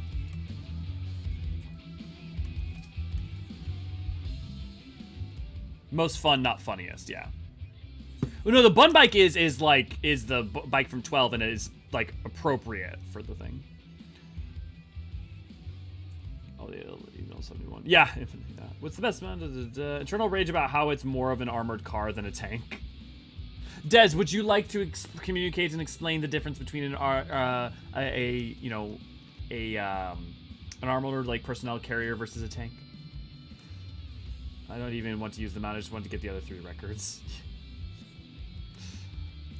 You have returned, and none of the worse for wear. I expect that's more than what we can say for any Imperials who dare to cross your path. But enough about them. I wish to ask, if you noticed any peculiar crystalline objects in your time on the battlefield, Bozjan clusters we call them. The Bozjan incident brought a most unexpected change in the land, which we believe is what caused these clusters to appear. Our quartermaster would have any samples we could find for further studies into this phenomena.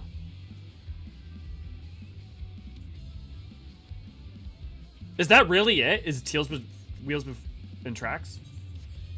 We haven't much, but you can be certain she will reward you for anything you can offer.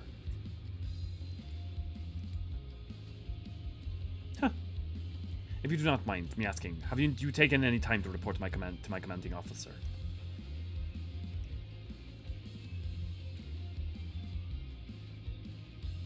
Hey Yukio, nope, we're just doing Bozja at the moment. I love that guy is like 50 yards away just doing that. Considering all you have done to help us thus far, I'd say you're more than proven your mettle. It's certain you're certain to want to hear about all you've done out there. Raven, don't forget to level up your metal anytime you get enough.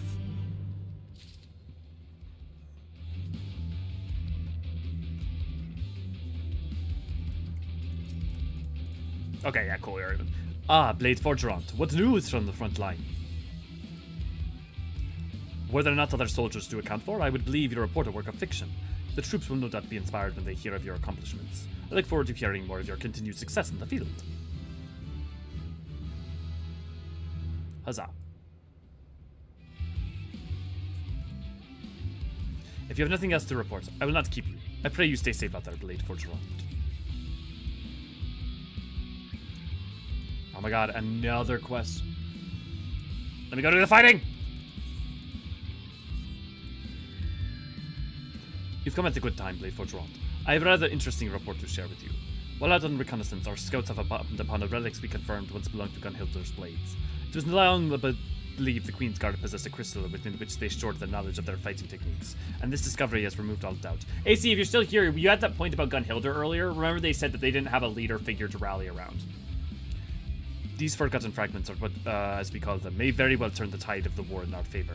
You see, much to our surprise, Master Geralt claims to have experience working with similar crystals, and believe that the memories contained within can be extracted. He has set fast to work on a means to do so, and rest assured, it won't be long before their secrets are revealed to us. With their weapons and techniques at your command, you would be a true successor to the legacy of Gunhilder's blades. This assumes you are able to procure more of these fragments, of course. Judging by our scout's report, it will not be an easy task. It would appear that wherever they could be found, formidable beasts were not far behind. Still, it may prove beneficial to rid the battlefield of such creatures, not only for the sake of our fellow soldiers, but for the chance to acquire any fragments that may be in the vicinity. I wish you the best of luck.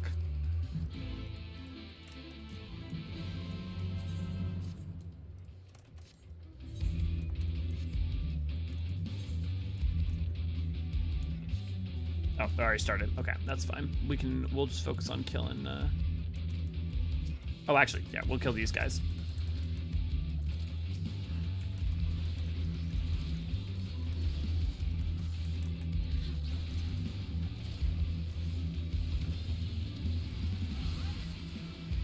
We just need to get a forgotten fragment. I think they drop from these guys. Pretty sure it's the beast that they drop from.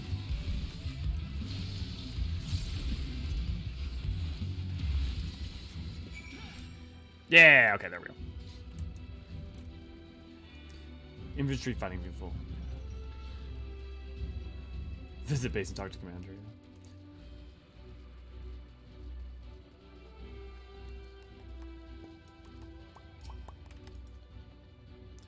How did you fare searching for forgotten fragments?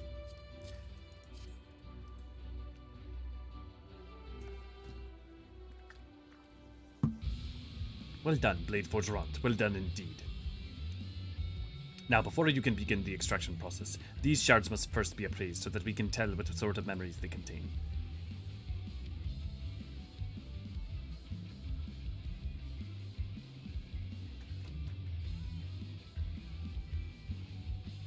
Henceforth, be sure to hand any fragments you find to one of our appraisers. In fact, one of them is stationed by the tent over there.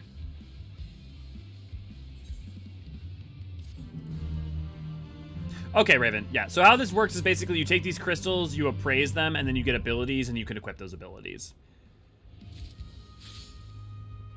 That's what lost actions are, effectively.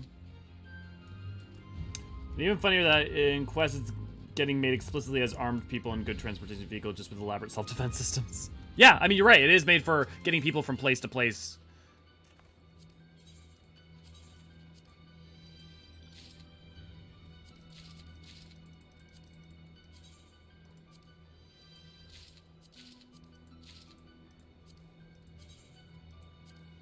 I love that one of them is the crystallized memory of a potion. It's not weird at all. Okay, what are we going to bring? I'm going to bring Protect. Wait, no, actually, Protect is the...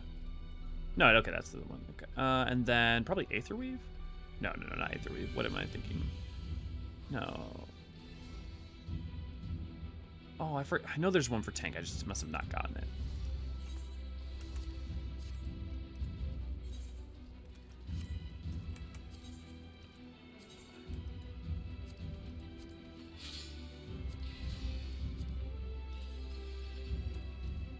Oh, I forgot the... Oh, whoops. Okay. And now we can go back out. Hey, perfect timing.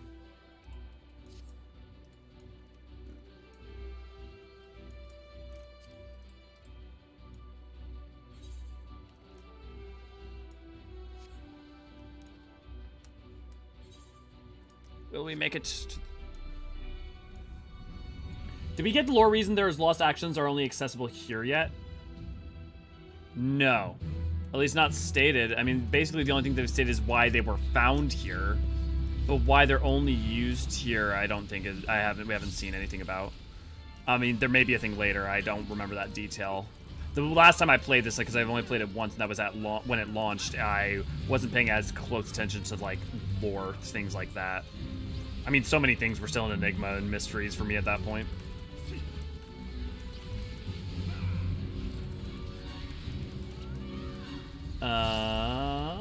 Size that allows rows to stick out. So it's epic. But in the end, of course, it's down to intended role of said vehicle. I'm not sure the lore behind it, so I can't say for sure.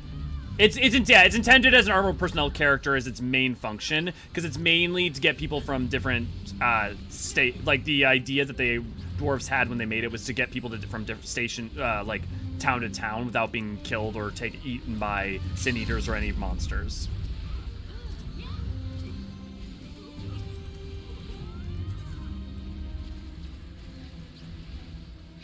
Oh, actually, the zone's pretty lively.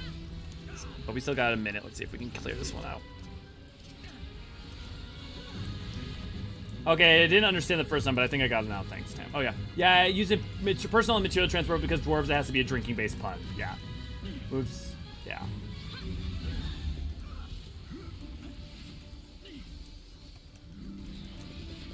They do love their booze.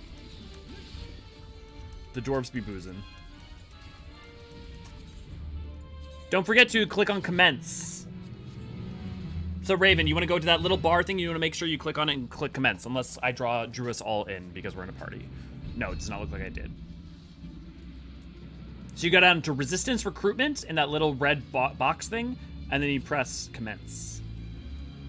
Cool, you got in. Sweet. Let's get lost protect going. And I'm not going to turn on tank stance because I don't have protect actions and all that. Okay, let me throw up real quick while we're waiting. I'm going to pull up the field records. So the first field record that we have... So when you defeat some of these bosses, they drop notes. Some of these notes are stupid hard to get, and it's a problem. But the first one we have is on Bozja. So the guy, the Hrothgar with the heterochromia and the mustache. So I'll read that when we have a second of downtime. Following a series of resounding defeats, the Imperial mages have resorted to desperate measures by summoning the ferocious Canis Darius.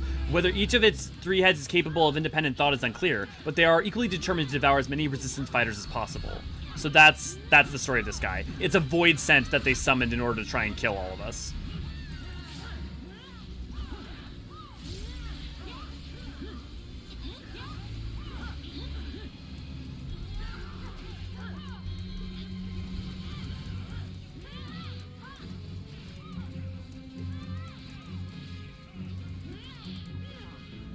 So you have to look out for those orbs, and they're going to attack in a line.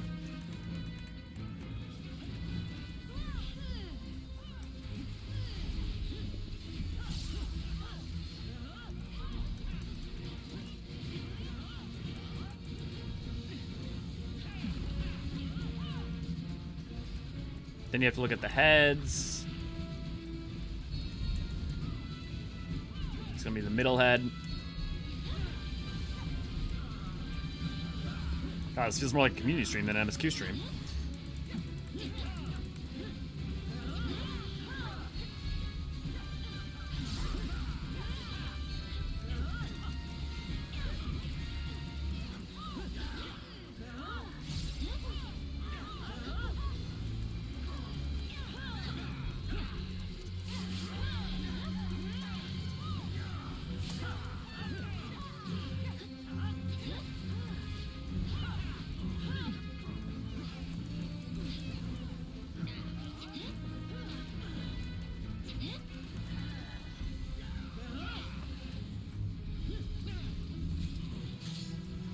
Good job, guys.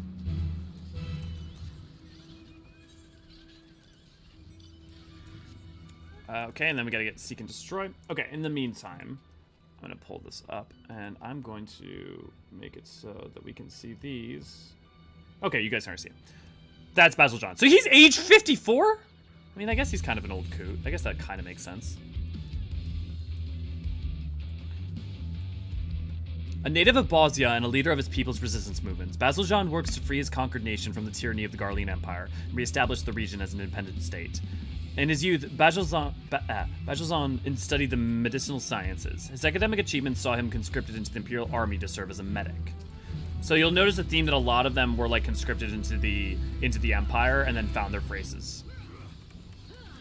Oh, V had to go. Damn. I'm too slow.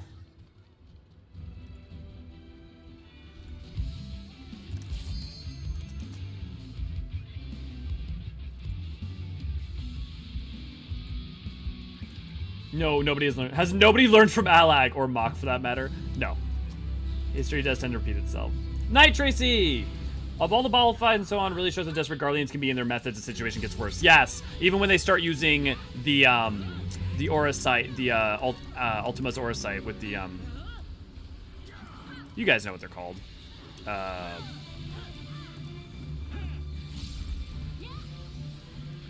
From Eorzean. Someone help me.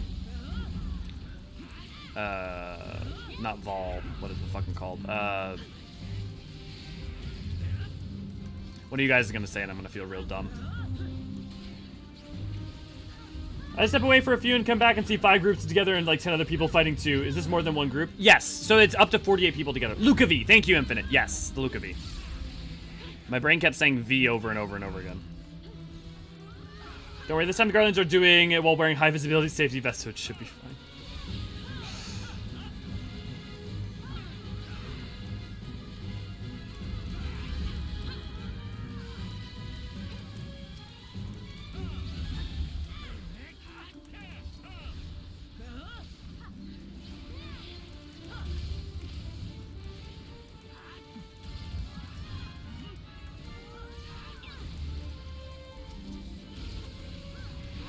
Was Mikoto the one who helped with the Luca V? Yes, she also helped with the Luca V.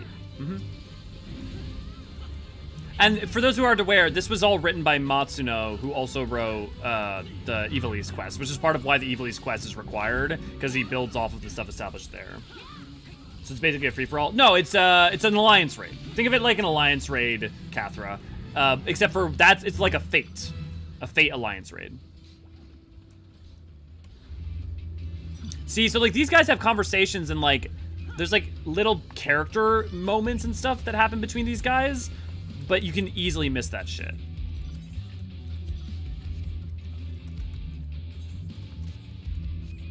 We're not gonna make it in time, but let's try it. Also, the description of the fate mentions that you were fighting cyborgs. Yes. I'll try to remember to read the fate context. But if you're not there when you start, you'll miss what the MPs say. The detachment of conscription mage is led by Dyumbu. The Blessed have been making a name for themselves as a particularly troublesome group of foes, least of all because of their commander's gift for healing. While the attacking of Eorzeans and other medics is generally frowned upon, her presence on the front lines can no longer be tolerated. Okay, so literally we're just being told to attack medics. So that's just kind of war crimes. Been making a name for themselves, particularly troublesome group of foes. I mean, I guess if they're combatants, then no, it's fair. They're acting as combatants. How can we hope to build Gabrant's new nation if this is all we're capable of? So every time you there's 3 zones here, and every time you progress the story, it assumes that the next zone is representative of the story being progressed forward. She's attacking first as a combatant. Yeah, exactly, Tim. Technically, it isn't a war crime if they shot the healer first.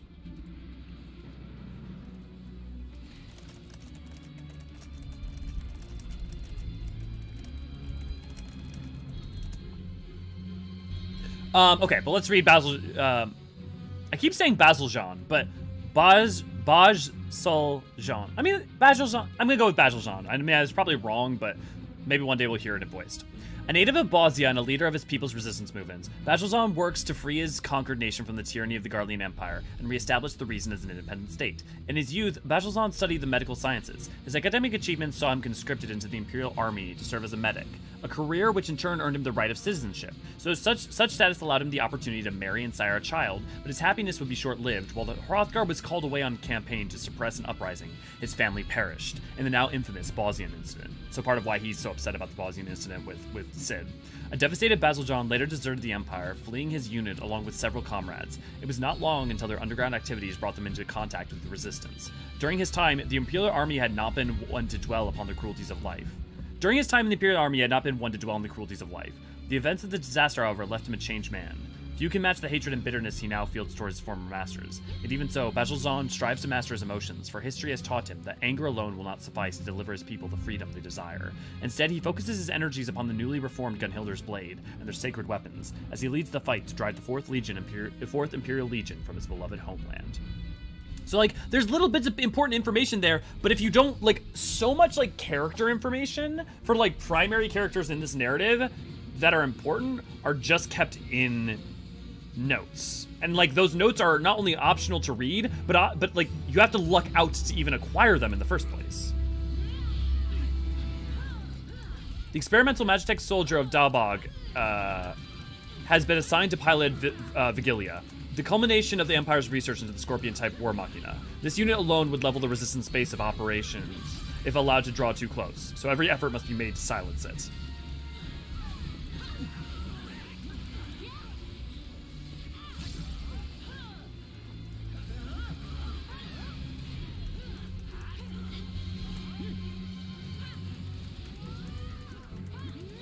This is test subject 8, Debog, target confirmed, removing safety locks.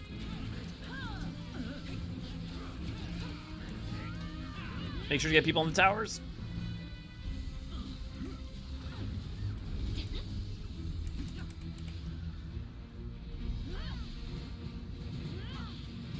Oh, I'm gonna get hit. Yeah.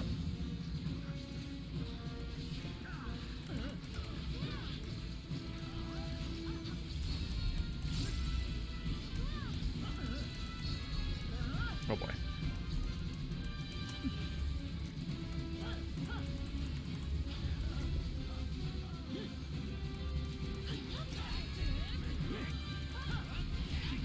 Whew.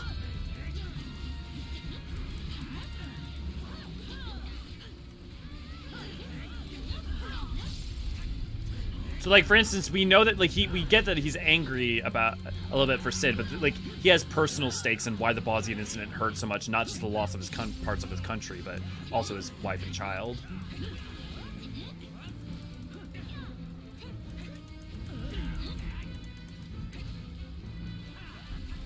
Updating target assessment, switching to secondary attack routine.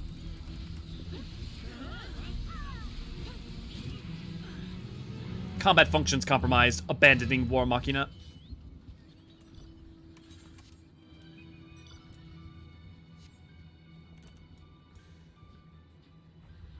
Just call him Basil. Next time you go to camp, can I join? Absolutely, Decoy. Do you want to, I mean, if you whisper me, I can invite you real quick.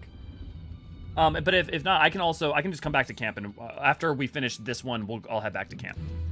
Because that'll be a good time to level up anyways.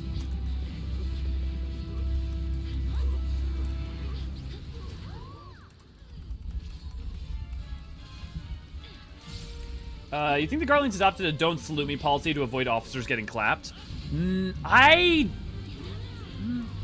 What's this? I see the pride of the Empire hard pressed by resistance rabble.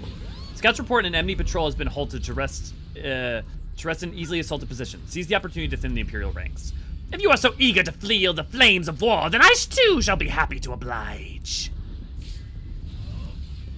This guy comes up multiple times. Salvatore. He's the one who won't drop the note I need, but in the final map.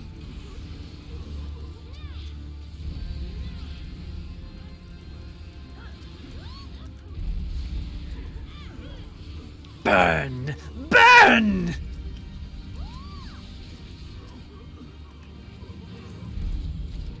Chase and char. You are more stalwart than I give you credit for. A poor showing from your own troops, but nevertheless, they have served well enough to keep you distracted. We will meet again. I think, in fact, I shall make certain of it. Okay, I'm gonna return to base to grab Decoy real quick. Raven, now's a good time to return to base to also make sure you can level up. Oh shit. What's the proper procedure if one should step on limits? I don't know why Basil made me think of Blackadder. Yeah. Another problem I have with stuff like this is latency issues. Having slow connection speed while avoiding those AoEs is death, yeah. I really wish Quietus gave us at least some life drain similar to how that works in PvP. Maybe not that powerful because Delirium, but at least some. Yeah, the trade-off with Dark Knight is that you get a little bit more damage and you have extra mitigation to offset the fact that you have less healing capability. I don't like that Abyssal Drain and Carven Split are tied together, but I like the idea that there's a tank that is more about you must handle your medication correctly or suffer the consequences, as opposed to like Paladin with Clemency. Because that's part of their flavor. Ah, Blade Forgerant, what news from the front lines? Were this not a soul their soldiers account for, I would leave a report to work. Oh, he just says the same thing over again.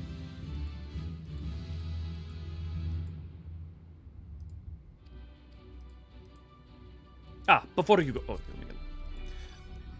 before you go, I am pleased to report to our quartermaster has seen fit to expand your host to fine soldiers. I trust you will put our additional stock of resources to good use. If you have nothing else to report.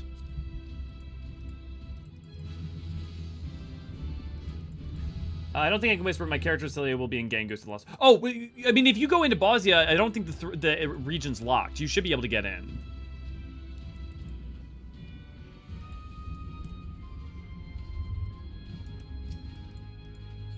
No, that's just laughing. Okay. Did we get any? Yes, I know it's instance, but if you go in, you will still be able to get... You're saying that the instance has been locked, or that it... Because I know it's instance, but if you go in, it's not just instance to our party.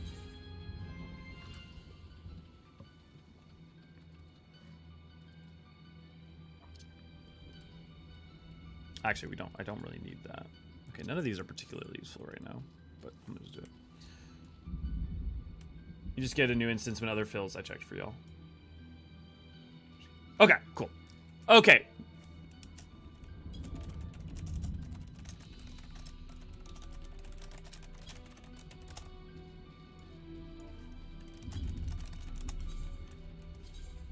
Okay, coming out.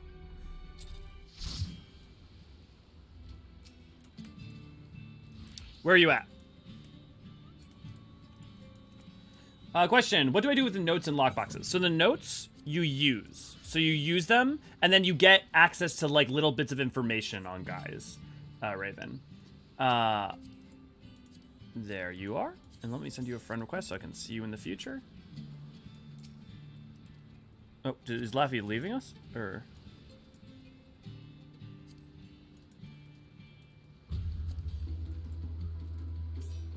Oh, no, because I invited you when we were in there. That's what. Why. And then I'm going to kick V just because I know V said they're not coming back. Okay. And we go back in. Oh.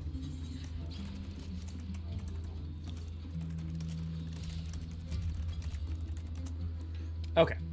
This guy's so epic, he's got Ascian theme.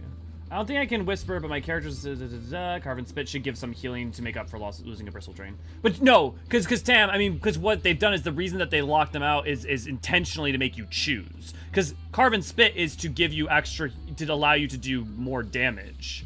And Abyssal Drain is to give you, to heal. Flame, I'm gonna need to...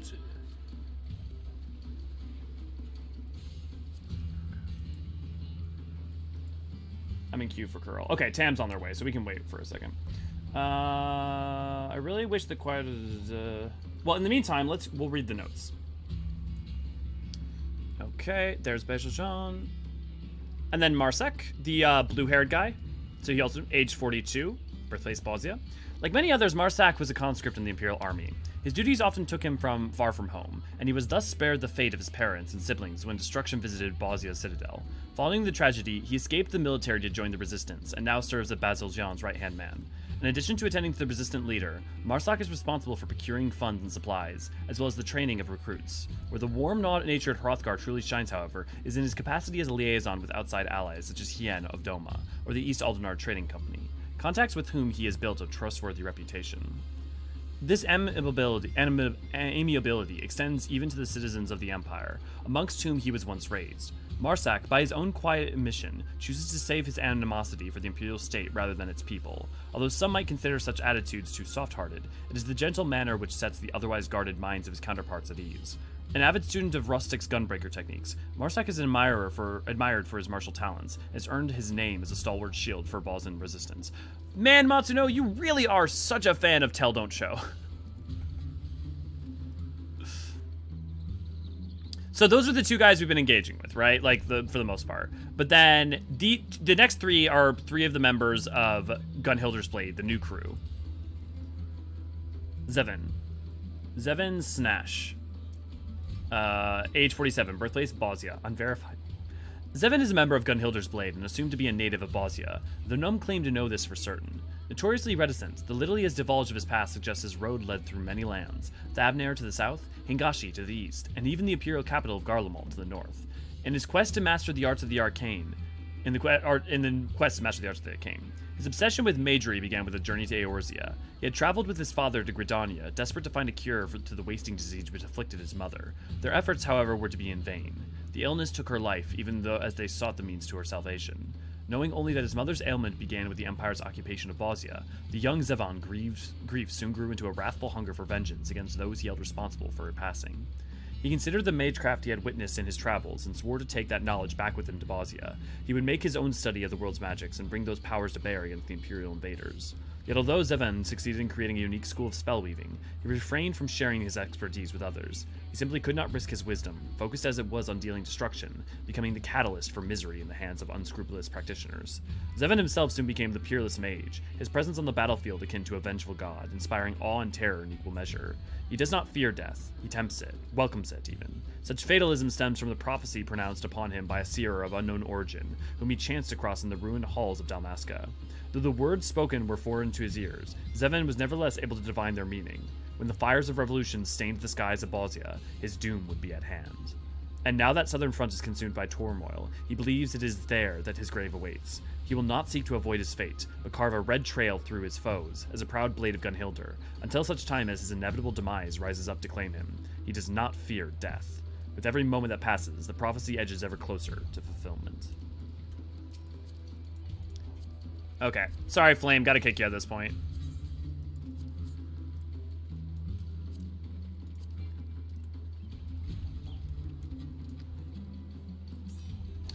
Also, you are almost advised to get hit by because of Dark Knight bonus. Yeah. Well, you're not... The thing is that you don't use Blackest Night if you don't have to, though, because Blackest Night is you might get it to mitigate, whereas you can just do the damage. Like, you only want to use Blackest Night if you're gonna get hit, you can't avoid it, and you want to mitigate that damage. I mean, I guess you do want to use it, yeah, even if just auto attacks, as long as you're earning. The important thing is you have to earn your Edge of Shadow to make it fully worth it, really.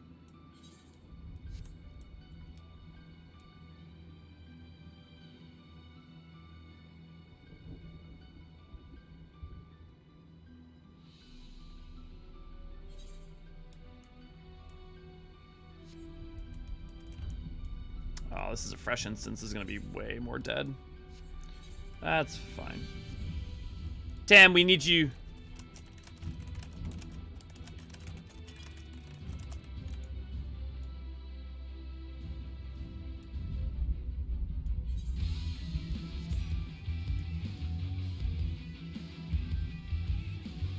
I can't see party from within this instance. Oh, well, but I said it before we left instance, so that should have been a thing. And also, we were out of there for a while, if he wasn't noticing.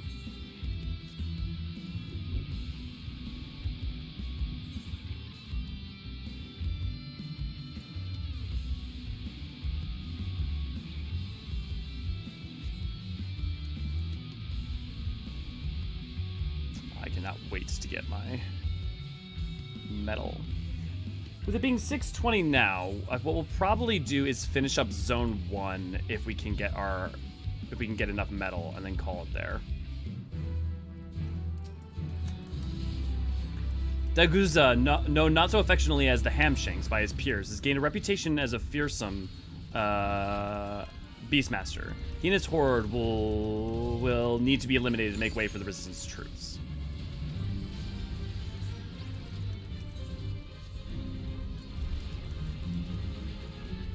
Okay, yeah, in the future, if we get a lively thing, I'm sorry, but we may have to, like, just stick with it, because otherwise this is going to take a long time just to prog it all.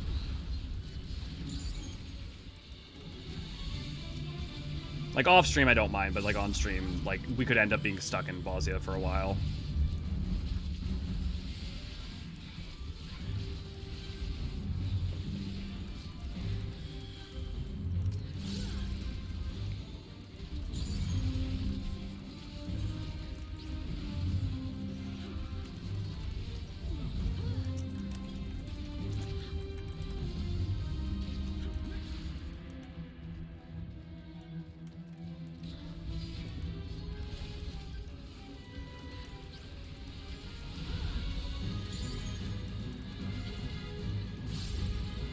You're no match for the mighty Daguza.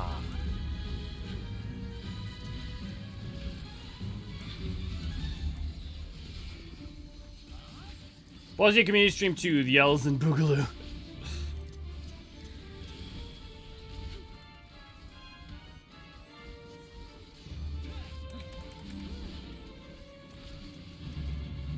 Oh, that hurts, you know.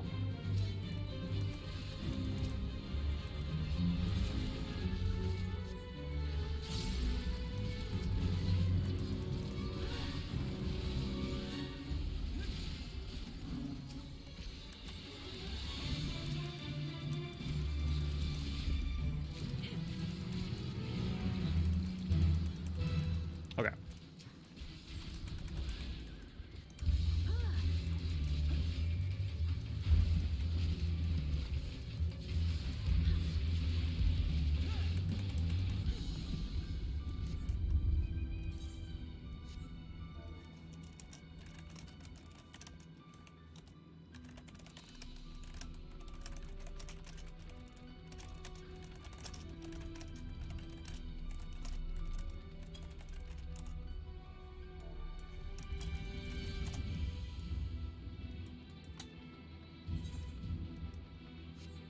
Okay, southern one.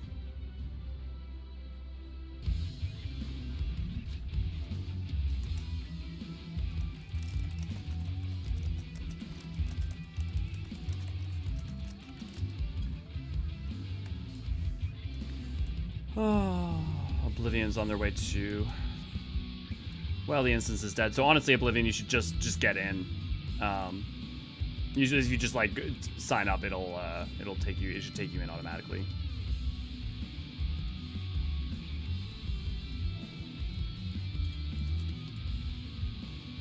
So what rank do you have within the Resistance as an actual blade or an honorary blade? I think you occupy a really weird and specific thing. I mean, because you're basically Foreign Legion. Oh, also Raven, lockboxes are basically you build up those boxes and then you have them opened and you get a random item from within them. It's like Eureka. Drawn by the literal heat of battle, a host of blooming snapweeds have taken the festering on hapless combatants. While your allies in the Resistance would be more than pleased if they were to thin the numbers of the Imperials, these ferocious seedkin pay little attention to which faction they are devouring.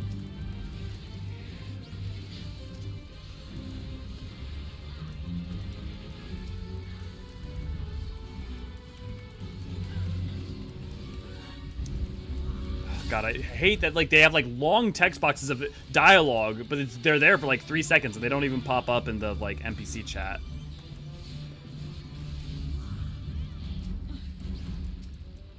Yeah, the delivery mechanism for, like, the characterization and story in Bozja, it just...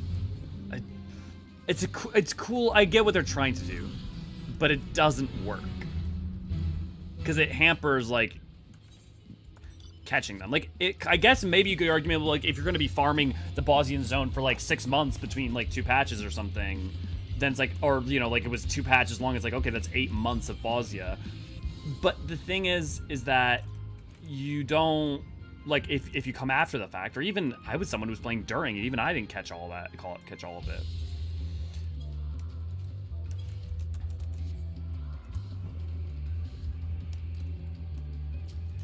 My return's gonna be up in 9 seconds. I'm just gonna kill this guy. That is gonna be way faster.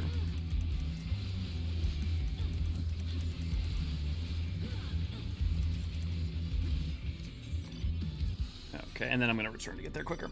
I think I got into a different instance somehow as the timer reset to 180, but I'll look around. Well, the timer is based on when you go in, Oblivion. It's based on you. It's not based on me. That's not the instance's timer is not when the instance closes. It's based on when you go in, right? Yeah, timer you can't tell is personal. Look on the map for fates. Yeah.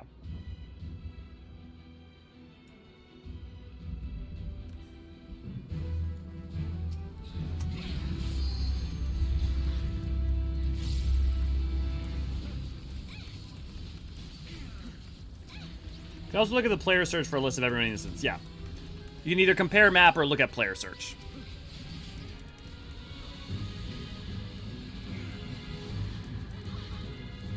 Yeah, no. Technically speaking, the instance timer is a completely different thing. Actually, I don't know. Does it eventually... pretty much, as far as I know, an instance doesn't close down until it's been locked and the last person there, like, leaves or is kicked out because their timer ends.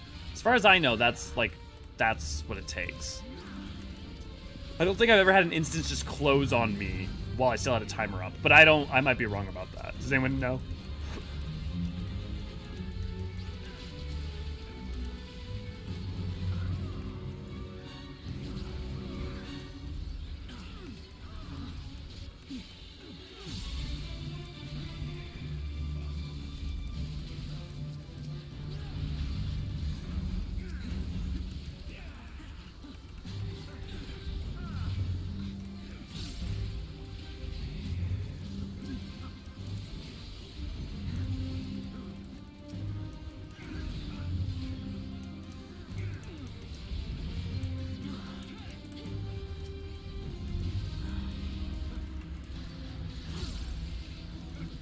All right.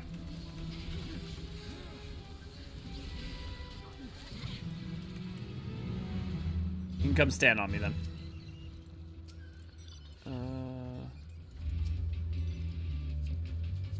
There we go. Let's get the other one.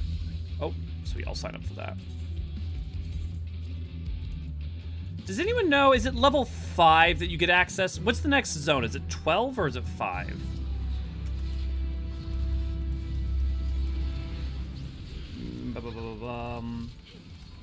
Does the weather ever get better in this area, or is it always so dour? It's almost always so dour, and it is partly caused by etheric disturbance.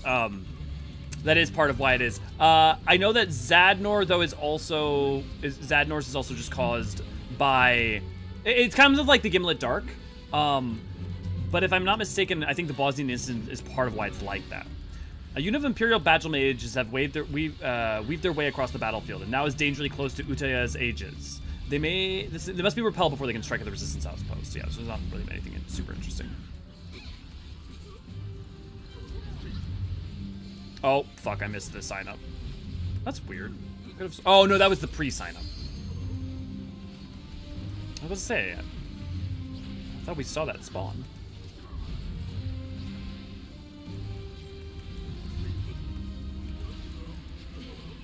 Josh, Oblivion, make sure not to, like, immediately go to it. Like, finish off the fates first. Like, you got plenty of time. You've got, you know, well over a minute before it locks.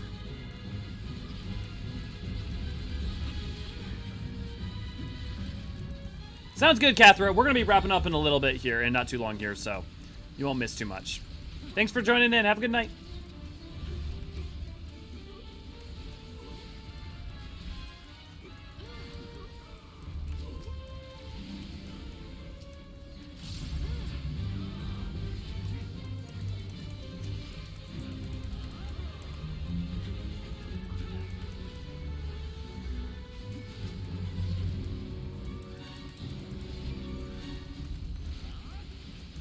Okay.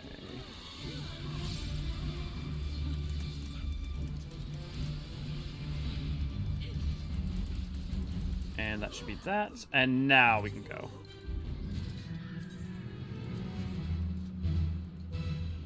Okay. And while we...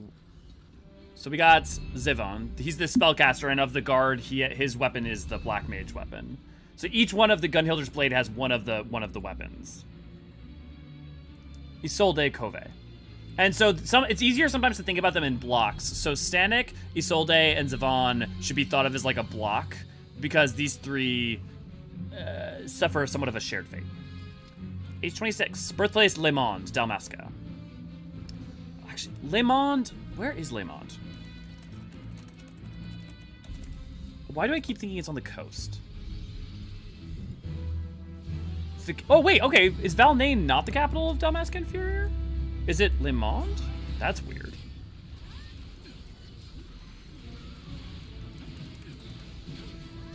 I love this little guy.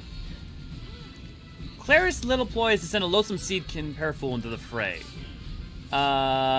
Its cloying stench alone is enough to repel all but the most steadfast of warriors. Even they will struggle to withstand its relentless assaults.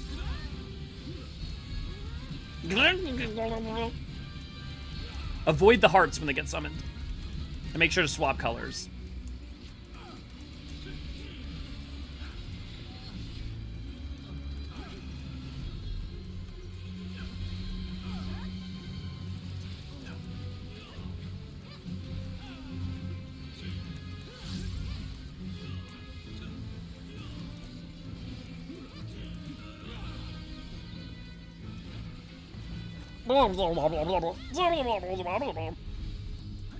That's what I imagine he sounds like with those shapes.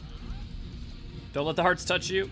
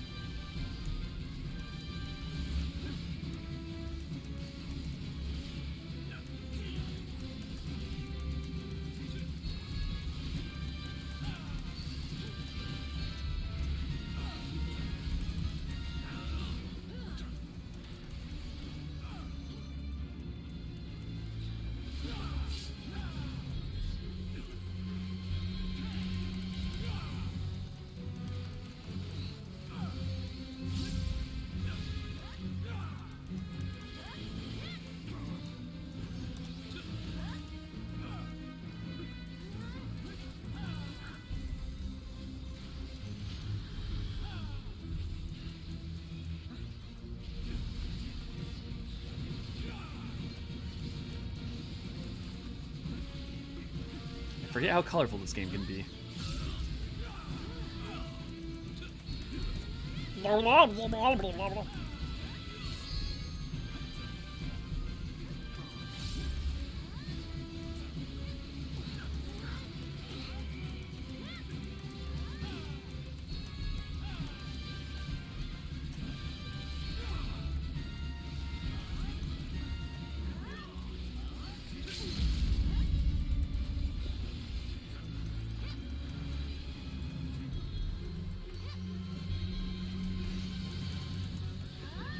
And him!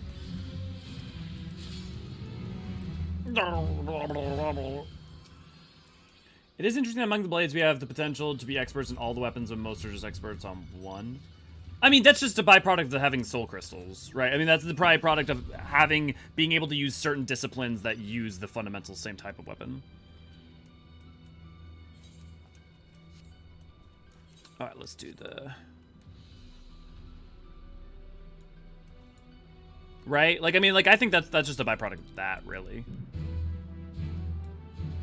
Hernias is the Tenacious is a pack of trained beasts at his beck and call. In addition to being a formidable opponent himself, his assault on Utea's Aegis must be halted.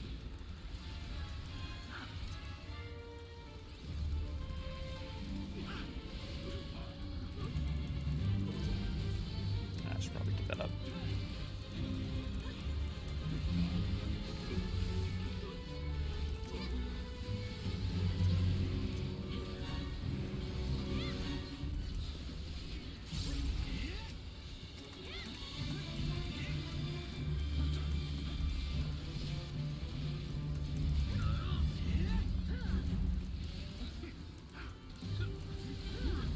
Time to repay Lion's trust.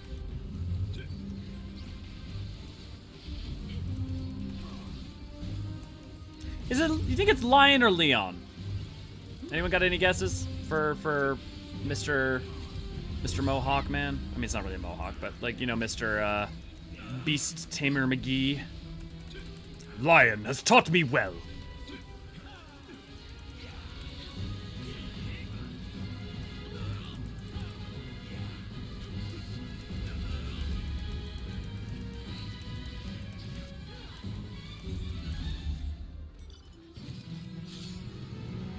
Lion will never forgive me.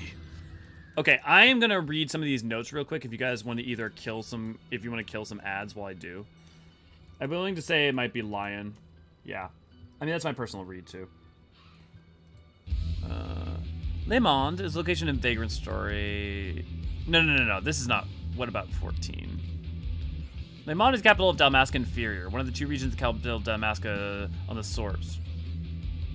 was divided by the Garlean Empire upon its conquest capital of the other region, Dalmascus superior is the now destroyed royal city of Rabanastre. So is Volnane's not? I feel like I've learned this like 4 separate times and I always say the exact same thing. This is definitely not the first time I've learned this information. This is definitely not the first time I went like, wait, that's not the cap.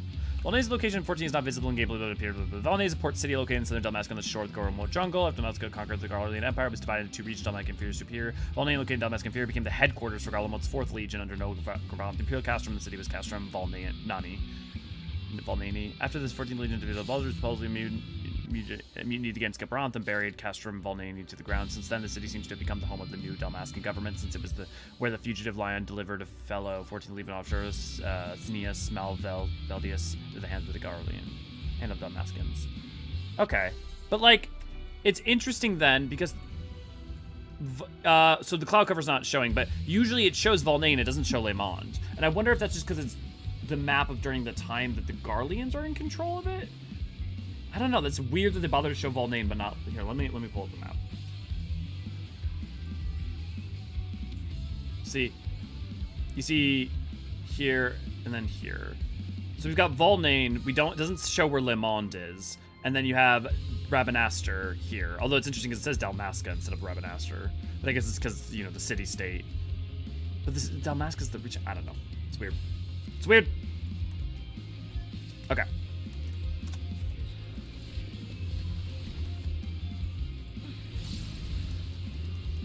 I think it's pronounced like the city of Lyon. Any reason in particular?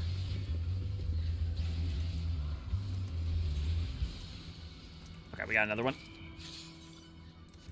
Sweet. So, Raven, when you get 25 of these or 20 of these clusters, you should be able to get a riding map that will speed up your mount pace when you're out in the world. There's one for Bozja and there's one for Zadnor. Shop bike OP. Or you own the shop bike, you don't even have to bother getting it. Yes. There's a reason that they never did that again after they did it with Fenrir. They're like, oh, this is a terrible idea. This is actually kind of pay to win. I mean, it's not really pay to win, but it's a little problematic in terms of the amount of convenience it proffers.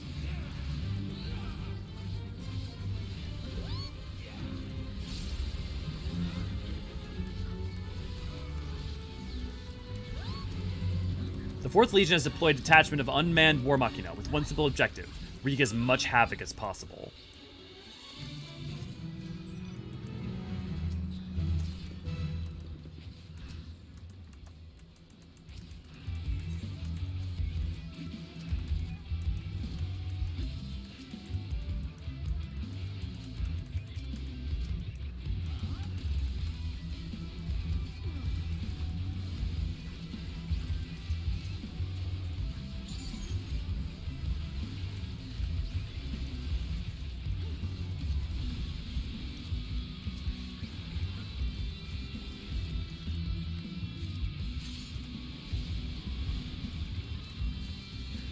Killing these guys, we'll get access to both.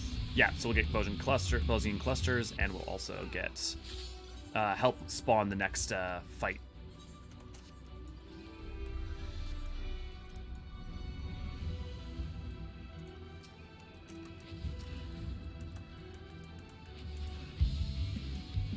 Okay, we'll just kill these guys quick.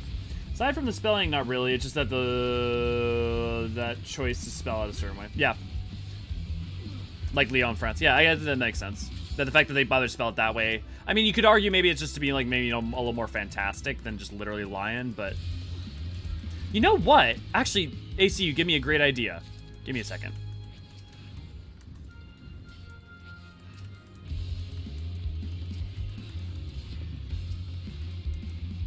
What we'll do is we will check the Japanese, which won't really, because Japanese will either be Rayon or Rion. And if it's Rion, it would be like Leon, or, whereas if it's, Rayon, it would be like lion. Maybe he's a lion. I mean, typically he tells the truth, to be fair. Also, is there anyone here who really loves the Bozjan story? Because I've been talking up a mean storm about the things I don't like, but I'd be very curious to talk to the people who do have a deep love for it. Same way that I may struggle with tactics a little bit, but It helps me better have a better sense for its strengths.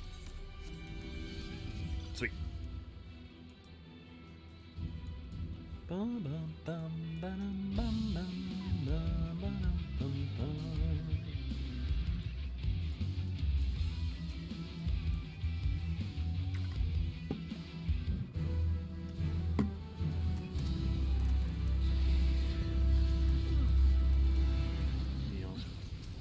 I mean, I don't know, man. It's English. It could be Leon.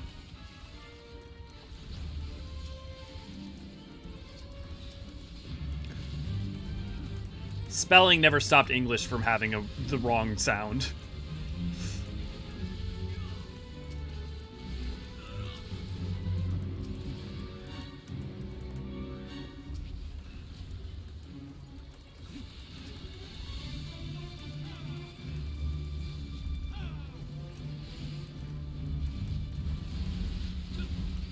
Leonidas.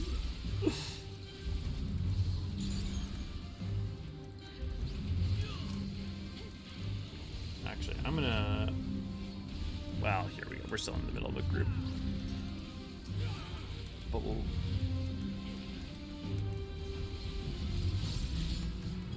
am British, can confirm place name spelling is never the same as how it's spelled. Never same as it's spoken. I mean, yeah, you also do weird things like add U's to your color. Color. To be fair, you do say aluminium how you spell aluminium. We say aluminum how we spell aluminum. Yes! I bet money that it was going to be the Vigil. Let me... Oop, that... Oop, no. That's not what I meant to press. Let me pull up Garland Tools and see if we can find his name.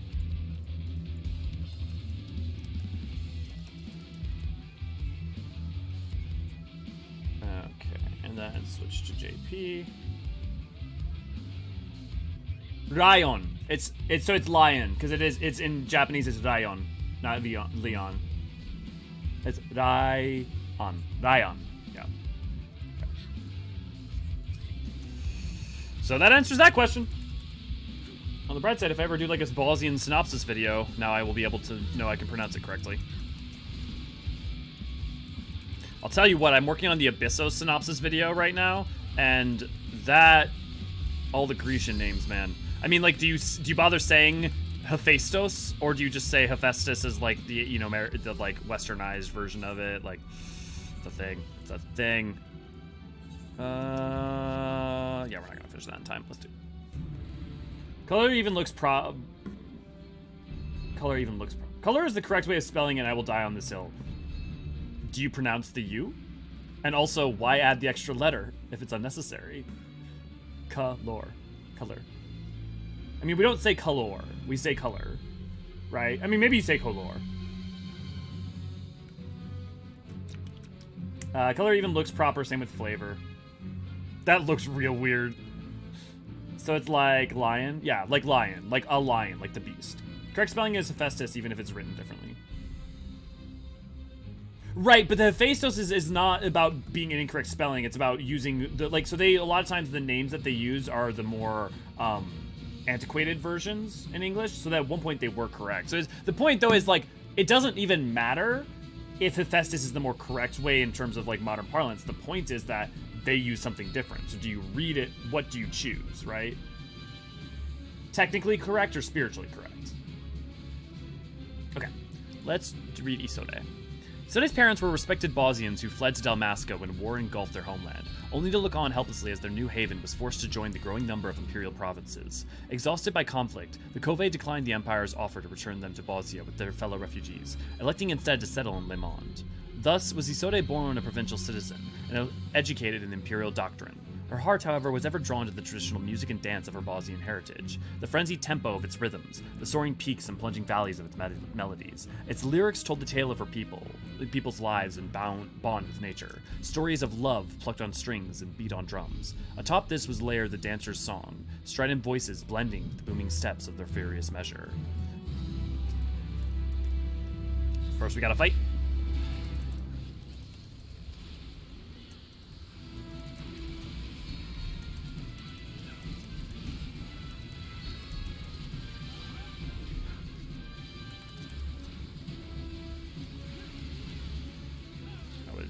I ran out the MP at the exact wrong time.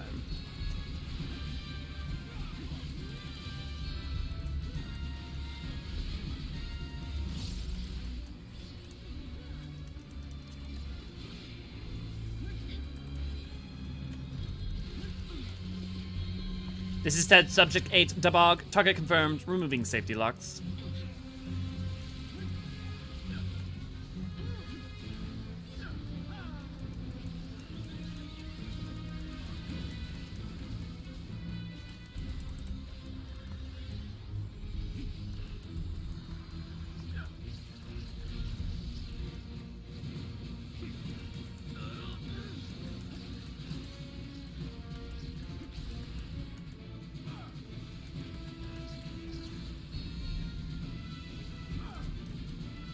That's not good.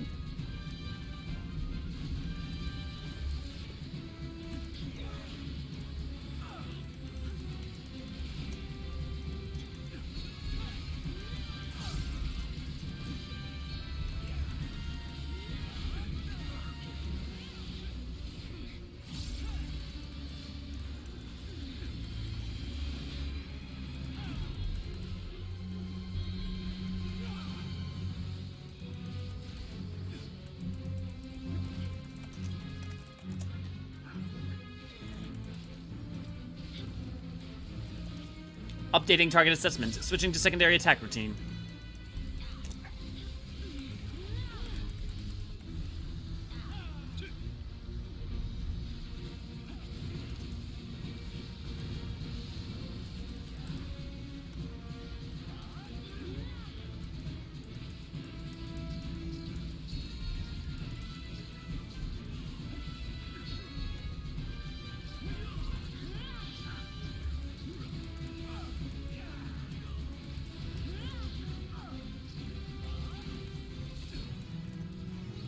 And good job, everyone. Oh, I got to level up on Elio. Nice. Too bad I won't be using Dark Knight for very long. Okey-dokey-doke. Oh no, I don't want to do the duel. Withdraw, sorry. I did perfect, but I do not know how to do that duel. Playing Assassin's Creed Odyssey made me learn to say Hephaestus the Greek way, not the Anglicized pronunciation. They specifically spelled it with the Greek way, so I chose to use the Greek pronunciation. Yeah. Here be lions. Say goodnight to the spelling I left far behind. My fault y'all are allergic to the... I love the letter U. I love the letter U. The letter U is a wonderful letter. I just don't... not when it's unnecessary. All letters are, you know, when they serve no function, they can get gone.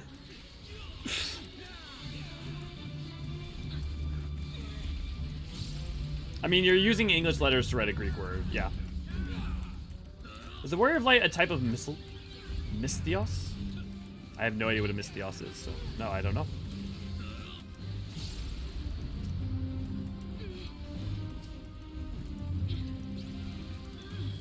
If you are being attacked, try to bring them over to the group so we can stack them, please.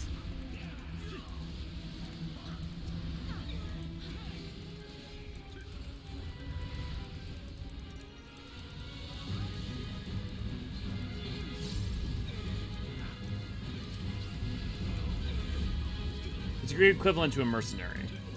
I would say there's a very big difference between an adventurer and a mercenary. I mean, maybe some people, I think some people might argue there's no difference really, but like, and sometimes adventurers are hired as mercenaries in Eorzean and in, you know, Hydaelyn on Atheris, but I would not call them a mercenary, no. I would call them an adventurer with ties, with ideological and specific ties to an organization in the Scions of the Seventh Dawn. I don't know if that's me being pedantic or not.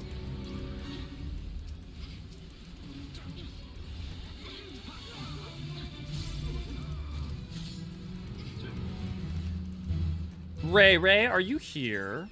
Also, Raven, now's a good time to go back to level up. You never stood a chance against the Gunhilder's blades. Oh, hey, that was Zevin. You never stood a chance against the Gunhilder's blades. That's the magic guy. Okay, at least I'm like now noticing like little touches, like noticing when there's like character Gunhilder's blades show up, but You know, it's only so helpful.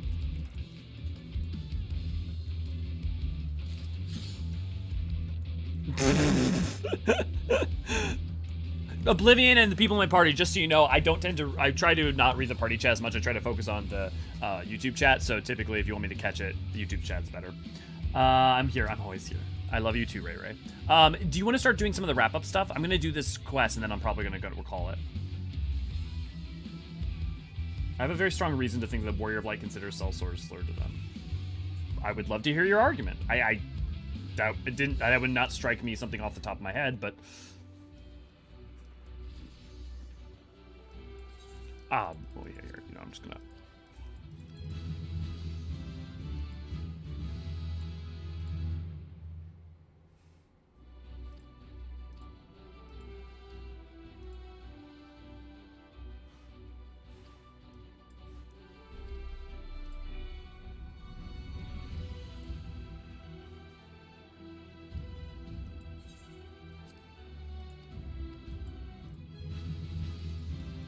Okay, cool. Now we've got to unlock the quest.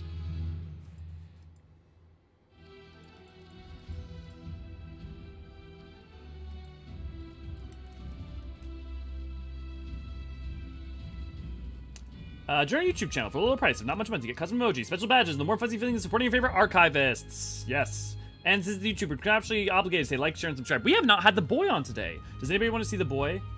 If you enjoyed the stream, I already remember our Discord. Why not come join us at discord.gg/Eorzean You come join us. We do all sorts of content together. We've got mount farming we're going to be doing tomorrow. And we've got community events every Saturday. Blade Forge Front, we've received word from the field. The Empire's forces have fallen back. In fact, our troops have pushed forward far enough to claim an enemy encampment near the southern entrenchment. My commanding officer has instructed me to give you a brief tour of the site at your earliest convenience. I await you there. Want to see scantily clad archivists? Well, we don't have those yet, but sign up for our sign up for our Patreon anyways at www.patreon.com. You get your name in the banner above my head. You get your badge color in the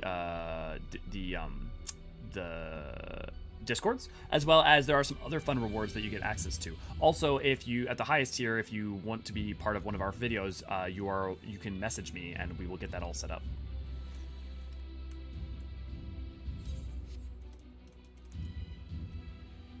Want to know the background of seasonal events? Yeah.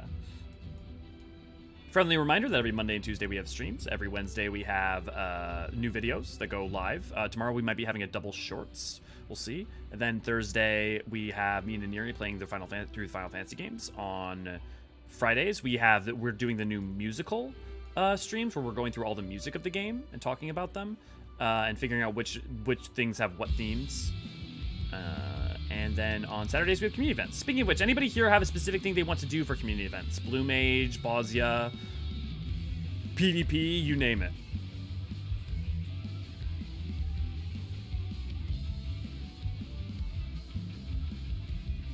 Mostly because of the times Warrior of Light has been called to you by enemies or just unfriendly people. It's definitely derogatory. It's definitely meant derogatorily, definitely, for sure, Infinite. I need to update our schedule, by the way. I haven't updated it since we changed up some of the timings for some stuff. Welcome to Alanistan. If you wish to travel between here and Utaya's Aegis, feel free to use the Aetherite shard over there. I would suggest attuning to it before you leave. And one last thing. Although we made great strides in our fight against the Empire, there is still much to be done before we take Castrum Lacus Litori. I expect the enemy will only grow more determined as we advance forward, but we must press on. For Bozja! PvP? Yeah, we can do that. Oh, yeah, Rival Wings community event. No. I was saying I want to do that. The problem for Rival Wings is we just haven't have enough people interested in doing it. What I would do is I would make a bunch of groups, and then of groups of 4, and then have everyone try to queue for it and try to get a game going. Do I have access to phase 2? I do. Okay, cool.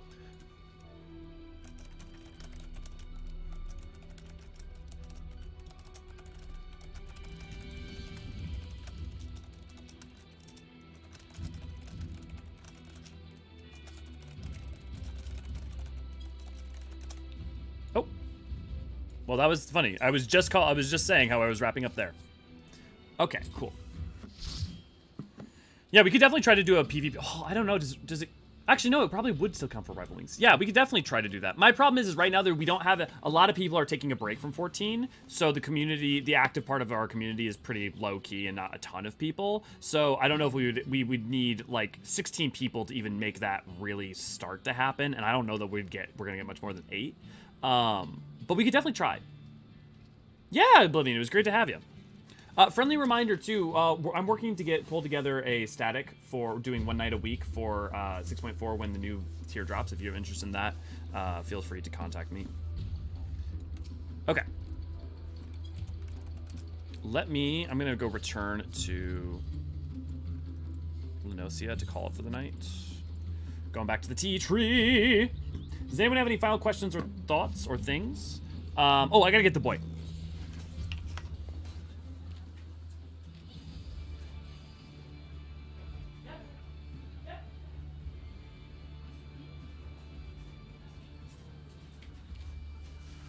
Come here, buddy.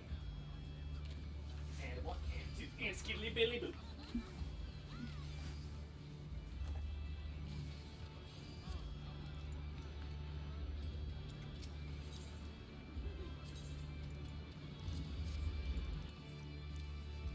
I had fun with 14 World War II. Thanks for joining. Yeah, definitely. And don't forget that you're able to play solo too, Raven, and get plenty far besides. Yeah, I know, buddy. I'm getting you your treat.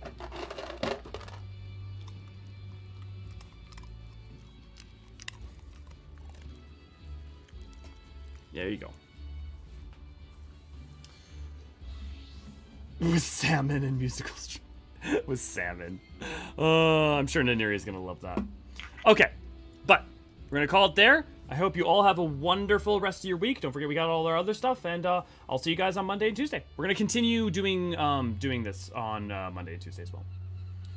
Boy says hi to Deadpool from my lap. Aw. Night, everybody. Cheers. Are you land sharking? You land sharking? He's just taking his face and he's like going all around the floor. You got an itchy face? Huh? I wish I could show this to you guys. Hi. You're very cute. Yes, I will take you for a walk. Okay. Have a great night, guys.